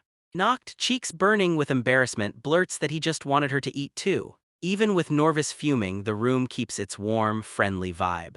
Noct jabs a finger at Norvis and Chiara, grinning like he's about to drop big news, while Asasha ladles a thick, steaming dish onto a plate. It all happens in a bright, roomy kitchen, and you can feel the conversation brewing right over the meal. A mouth-watering shrimp and rice feast lands on the table, glinting under the light, and Noct can't wait. He leans in to try it right away. Chiara blurts out in awe, Norvis grins and says it looks amazing, and then all 3 dig in together, clinging to their spoons as they taste every bite. Chiara beams and tells them the seafood comes straight from her lands. Noct's eyes widen because he's never tasted curry like this. Norvis nods gravely and says he'd kill to have seafood like that at home, and when Noct finally clears it up that it's called seafood curry, he grins and admits he was seconds away from proposing. Noct smirks, flashes 2 fingers and dares her to team up. Chiara freezes mid-move, spoon clutched in both hands, eyes wide and nervous as her serious stare locks onto him, because the second she hears his words she's still completely stunned. Mr. Noct blurts out, stunned, why would they refuse? The boss fixes him with a grim stare and shuts him down, even dropping his name like a warning. Then he sighs that he owes everything to the brunettes, yet the guilt weighs on him hard. The Lord just smirks like he already knew. Norvis finally spells it out. In his lands, nothing grows, no vegetables, and you won't find a single fish either, unlike Noct's world. The Lord gestures at the shelves full of jars and promises curry for the dish, and Norvis shoots him a furious look, because it reminds him of how one of Noct's men once begged for curry. Then Lasasha whips up Norvis's curry and Chiara's fish into something mouthwatering, and suddenly they can see the future clearly. This could bring them money. Lasasha cooked up a jaw-dropping feast using Norvis curry and Chiara's seafood, and the moment everyone took a bite, their faces lit up with pure delight. So this killer combo didn't just taste amazing, it opened the door to real trade, and with that future cash flow they can pull in customers and grow their holdings. With a stern look on his face, Nacht talks about the power of teamwork, saying that because of his companion's wisdom, they managed to whip up an insanely delicious curry. Behind him, smiling people wave their hands like the future is already here, and he grins confidently, promising their people will grow richer and happier. Then, with a joyful smile, he seals it. Working together is just way more fun. Long-haired and young, he dips his head a little and stares ahead with a soft, knowing smile, calm, warm, and locked in on the truth of teamwork. The words hit his mind: you can't whip up something this delicious all by yourself. And right beside him, another young man freezes, blinking in stunned confusion as he finally feels the strength that comes from doing it together. Nock sits at the table with a crowned girl, both digging into their meal while she grins and offers to treat Anise too. Nock nods with a small, surprised smile. Then the serious young man snaps in, warning them that Anise already turned them down once, spoon clenched like a weapon, and he explains he means the Field family's daughter, pointing them to an image of a long blonde-haired girl in a stunning dress. Chiara stares ahead with a heavy heart, spoon in hand, whispering that Anise isn't what everyone thinks, and at the table, Norvis just shrugs with an icy, bored look, saying he couldn't care less what she's like. Across from them, Noct finally leans in, raises his hand, and calls the young man Mr. Norvis. The hero clenches his fist with bright excitement and declares that if they get closer to Anise, their curry will turn even more delicious. The boss stares, shocked, and demands where that sudden insight came from, while the lord grins and explains that Norvis understands aristocracy politics best, so they should move forward through negotiations, only to make Noct glare back, blaming him for trying to win them over with persuasion. Norvis just calmly grips the spoon, shuts his eyes, and says he's not interested, making the hero blink with sudden worry until Norvis opens his eyes again and drops the real twist: an alliance with Noct. That's a whole different game. Noct Big Small stares at him, totally stunned, hangs on every word, and then the brunette suddenly perks up, leans forward, and blurts out, "So what's the plan?" Norvis says, loud and confident, that when your rank climbs, the whole world shifts around you. He snaps his hand in an intense gesture like it's the truth you can't ignore. Behind him, a pyramid diagram blooms on the screen showing where every rank lands, and there's a stylish girl standing before it. The boss leans in and explains that if you make it to the top, you can pick your environment in calm, effortless control. The lord's eyes widen with surprise, then he starts to admire that sparkling order Norvis lays out, while a wide-eyed girl at his side listens without blinking. The boss ends it with one final verdict: there's only one way. Norvis lifts his hand to his face, locks eyes with you with pure determination, and tells you to get up, because you've been knocked down, and the girl beside him shoots him a surprised look, buzzing with excitement and confusion as Norvis keeps pushing toward my rank. The lord and the girl beside him burst out, "Ah, good." Norvis flashes a small grin at them and tells Mr. Noct, "I owe you one."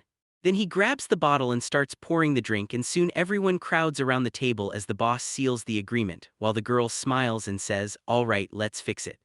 Noct blurts out in embarrassment, and the crown-wearing girl grins and says, "Drink from the same kind of cup," then actually holds one out to him, so Noct beams and waves Chiara over to join them.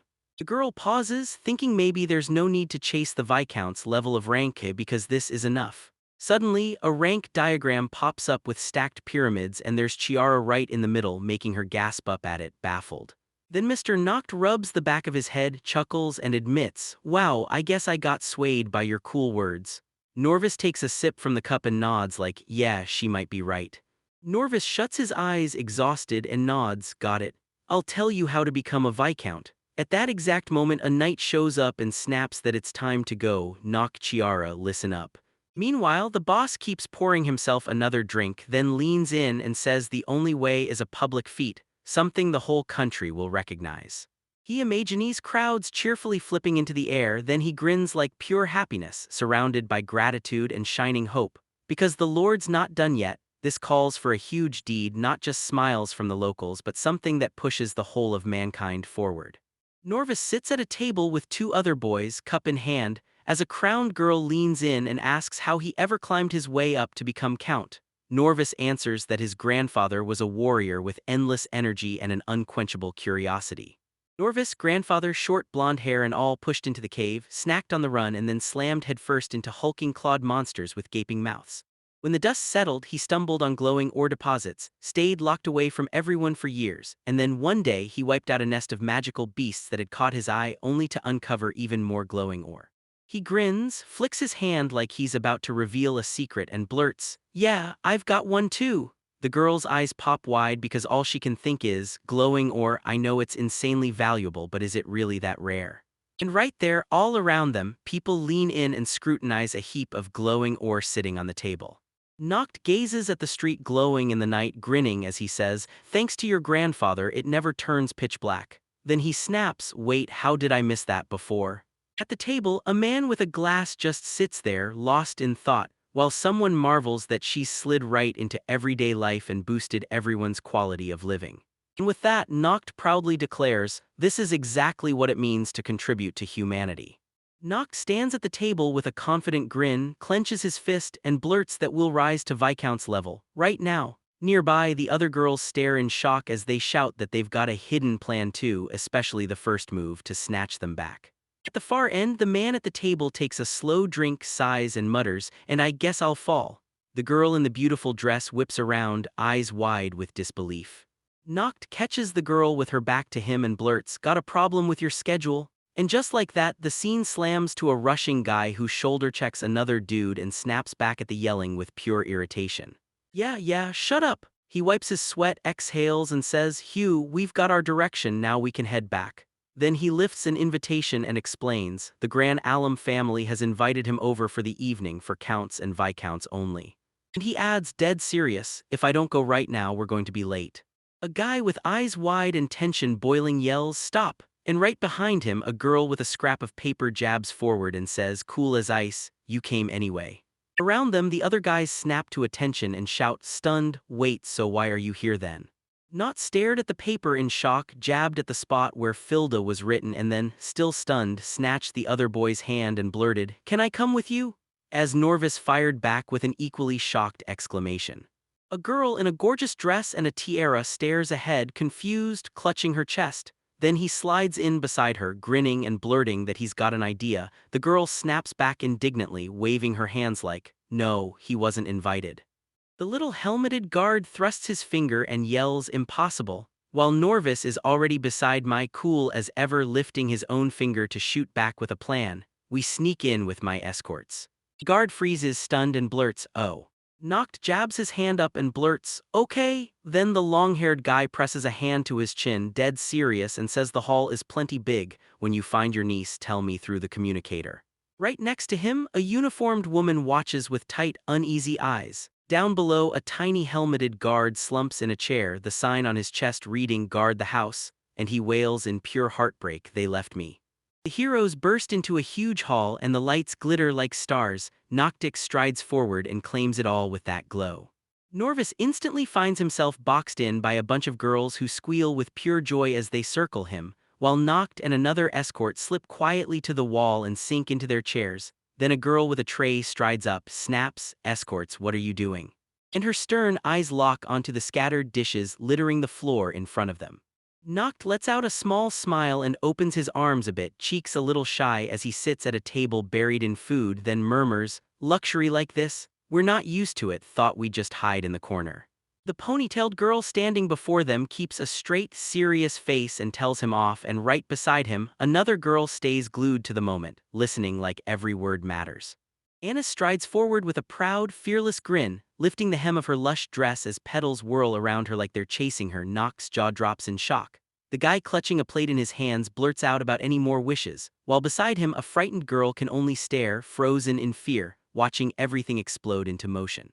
Noct can't help but relive every moment with Annis, laughing, playing, and spinning through that waltz like the world had stopped for them.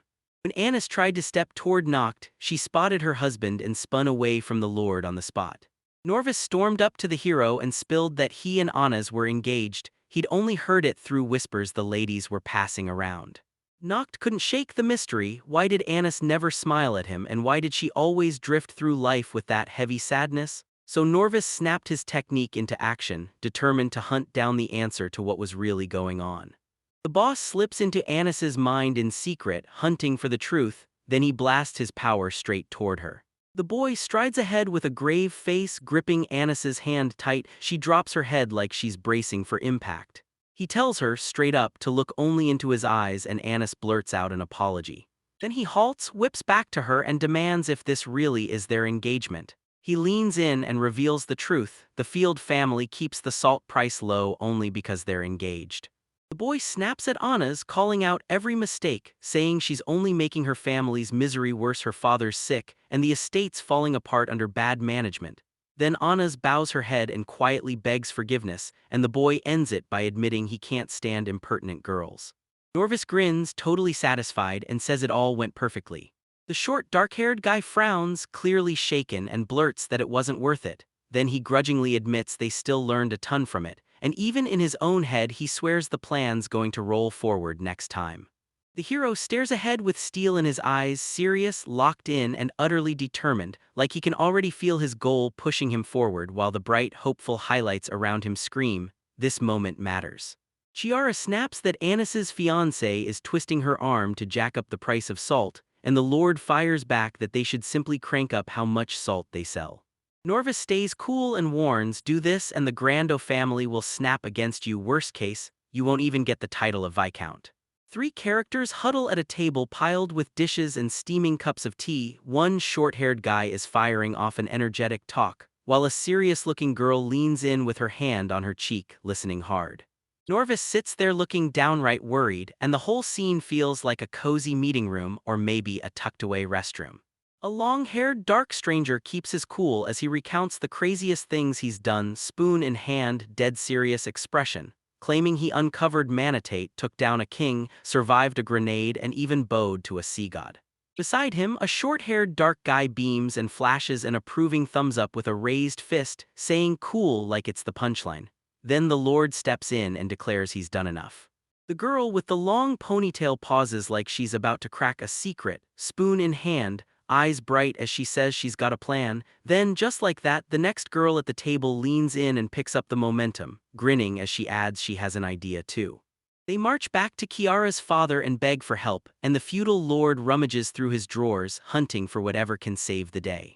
A grim-faced man slams an ancient map onto the table, the cross burning in its ink, and tells the story of how it's been handed down for generations to a wild, mythical spot, the Bermuda Triangle. He taps a spot on the map like it's a live wire and warns that you must never go near that mark. The guy beside him blurts, shocked, "What's there?" The first man doesn't blink. He says if anyone steps into that marked place, all 6 kinds of magic will come crashing down at once. Behind them, a jolt of magical energy explodes into the air and the whole room tightens, like everyone just realized this isn't trivia, it's a warning that could cost lives. The fisherman feudal lord leans in and tells you about a demon kingdom, an island packed with monsters where monster races of all kinds had made a refuge, which meant one thing: this was a high-level dungeon. Someday, queens will burst into existence in this raging magican demon hell, while kings will be born on Earth again and again, 3 times or more, until the dungeon itself turns into a nightmare that threatens every single human. Kara's father presses knock to drop it, but the Lord smirks and says this place could be packed with kings and demons, plus that screams massive magic power. He even points to things like a giant bat and a mother knight. Team guys roll up, size things up, and swear they'll hunt down answers. Norvis flat-out refuses to sail with them, because if he joins he'd get the reward, yet he'd still have to hand over a ship and introduce them to his own men. The people of Norway step up, square their shoulders, and introduce themselves to the crew, each one clutching different weapons to stand their ground against the monsters. Turns out it was the very man they once fought just to earn the right to that subway mine, an infamous group called the Dragon Slayer, and yeah, they remember them too. The guys didn't exactly smile when these opponents showed up, but they still welcomed them anyway. They gear up for the road to victory and rack up precious magical resources. The Lord and everyone with him burst into the road, chasing brand new adventures around every corner. Kira dreams of the open sea, so she grabs the wheel and takes the helm. Kira didn't sit back, she sprinted along too, determined to help save Anis. And since the Lord swore he'd bring her back unharmed, her father can only pace and worry, waiting for that promise to hold. She snapped back to her senses, nearly pitching backward, but Noct yanked her up. Then the Lord's face went pale with worry. But Noct steps in to show her how to grip the helm the right way, because the captain doesn't just steer the ship, they're gambling with every life thrown overboard. The Lord confirms they're right on track, and tells everyone to stop worrying. Kira's got Hawk-level skills, she can lock onto the details of everything around her like nothing escapes her sight. Lord cheered her on and couldn't stop smiling, because having her with them is crucial since this superpower is the exact weapon they need for this kind of work. Kira slips into the captain's seat like it was made for him, then barks orders that snap the crew into action. Just as they were about to step into a hurricane, Kira's fear hit like a wave. The wild island is ringed with deadly reefs, but Kiara blasts her power and yells that if they want to outrun the hurricane, they have to reach solid land, right now. Kiara completely loses control of the steering. The Lord storms in, takes charge, and makes the Dragon Slayer catch the boar for her. Lord Dragon Slayer barks the order to fold and haul the sails up onto the mast, and then leans in to tell Kiara she's got to grip the helm the right way. Kiara can't shake the fear or the stress. This is the first time she's ever run into something this bad. The Lord finally soothes the Dragon Slayer down, then hands him the sails and walks away. Belle steps into the captain's role while Lord drags Kiara back for another desperate try. Kiara blurts out an apology for everything that went down, swearing she never should have become captain, but the Lord steps in, comforts her, and tells her, clear as day, that none of it is on her. Kiara doesn't want to be a burden, she wants to be as fearless as Norvis and Noct, because in her eyes they look downright unstoppable. The hero leans in and begs Kiara to unleash her superpower so they can finally see what's happening. Turns out a massive wave is barreling toward them right now, so they better drop their course fast. At Mr. Dragon Slayer's signal, they snap into motion and unfurl their sails, no hesitation, just straight into action the moment the signal hits. A few seconds later, the wind spun around, and the whole crew started rocking hard on board. They burst through the surf and got away, and the moment they did, the whole ship went dead silent. They got dropped straight onto that island of demons, giant mushrooms towered everywhere, and huge butterflies swirled through the air like the place was alive. They hit the ground hard, then immediately broke into a frantic search of the place. They slammed the tent shut and started setting up camp, ready to crash for the night. The Lord is watching them closely, then snaps an order, stand back to back, no exceptions. Out of nowhere, a giant demon slips in like a shadow, and the team guys immediately bolt, fleeing for their lives. The very same monster slams back into the fight and Belle whips out her power, ready to take it down. Water monsters swarm the battlefield and one of the heroes snaps into action. Why are they all piled up like this? What do we do? Another character stays ice calm and says, easy, there are even more of them here. Then a winged man fires off magical attacks, confident he's got this alone, and a blonde swordsman beams, shouting, great job. Noct can only stare in stunned surprise as it all unfolds. A horned man thrusts a spell into the air, forging a magical shield that drives back a crashing water monster, while a black-haired youth beside him yells out an enlargement spell to supercharge the barrier. Both heroes stare forward, tense, ready to take the next hit. Noct grips his sword and suddenly comes face to face with a massive stone golem, then gasps when he spots a fourth threat, and before it can strike he slams up a barrier, yelling Earth Shield. But the golem crashes through it with one brutal hit, blasting Noct and his tiny companion flying backward from the shockwave. The horned demon blares out his own name in front of the monster, while the black-haired youth gets pinned to the ground by a stone golem. With his arms flung wide, the demon demands everyone calm down and boasts that he's the strongest here. Then he swivels to the youth and reminds him point-blank that he's his subordinate. Pinned and mortified, the hero mutters that it really doesn't matter. The black-haired kid yells a vow to protect with fists clenched and his whole body coiled tight, while the horned demon stares at him, caught off guard, glued to the moment. Behind them, a monster flashes in the background like a warning flare for what's coming next. Then a brutal hit lands and a wave of dust erupts into the air. Noct Big is still locked in the stone golem's grip, but his resolve doesn't even wobble. A stone golem clamps the black-haired boy in its fist, while behind them a frightened girl can only stare in terror. Then a serious demon lifts his scaled hand, barks orders to stop the madness, and his eyes blaze with raw power and unshakable resolve. The golem snaps its fist open and hurls the black-haired youth to the ground, then the boy just wheezes, exhausted to the bone. The stone giant drops to one knee like it's been commanded, and in the distance a demon's silhouette blooms, pouring out a crushing aura. With a harsh glare, he orders the youth to finally stop treating that demon like it's no big deal. A legendary horned beast with a wild, flowing mane stands tall in the grass, staring straight ahead like it owns the sky, while the guy kneels there, totally stunned, as two girls cling to him from both sides, hugging him tight, shaking with fear, their faces screaming shock at what's happening. The Lord feels everything slipping out of control. He can't wrap his head around it. The enemies aren't just circling, they're here to wipe them out, and they're going to meet them head-on. One of the demons blurts out that the light demon wants to meet with them, and the guys are stunned by this wild, unexpected kindness. They all dropped to the ground together, and the demons started pressing for answers. Why were they really here? The group huddles over this strange new territory, an island no human has ever truly mapped. And when the girl spots a towering stone creature, her face lights up as she admires how unstoppable it looks. One of them then points out that the very presence of these kings is proof there's a massive stash of magic right here, and one of the heroes steps forward with a polite grin. "So, will you let me conquer a dungeon somewhere on this island?" Then he leans in and adds, "And I want to take some of it with me." The Lord steps in and asks for a favor because he's got one goal: helping his friend. The demons had their whole future mapped out, and it started with a trap. They lured the victims straight into their cemetery because who needed extra trouble when you could end it clean and simple? Then they moved in to kill them the easy way. The rule says the weak get slaughtered, no exceptions, but they couldn't stop themselves from watching what would happen when those fighters had to claw for their lives. They dive down with all their might, and the boys instantly regret what they did to the Lord, because right now Noct is determined to fix this mess. The hero snaps his superpower on in a flash, and that tiny handkerchief seals everyone up safe and sound, so the whole crowd erupts in pure relief and joy. The crew huddles over what's going on. One of the girls swears he saved a ton of people, and the protagonist fires back, "No, it's not just me, it's all of us."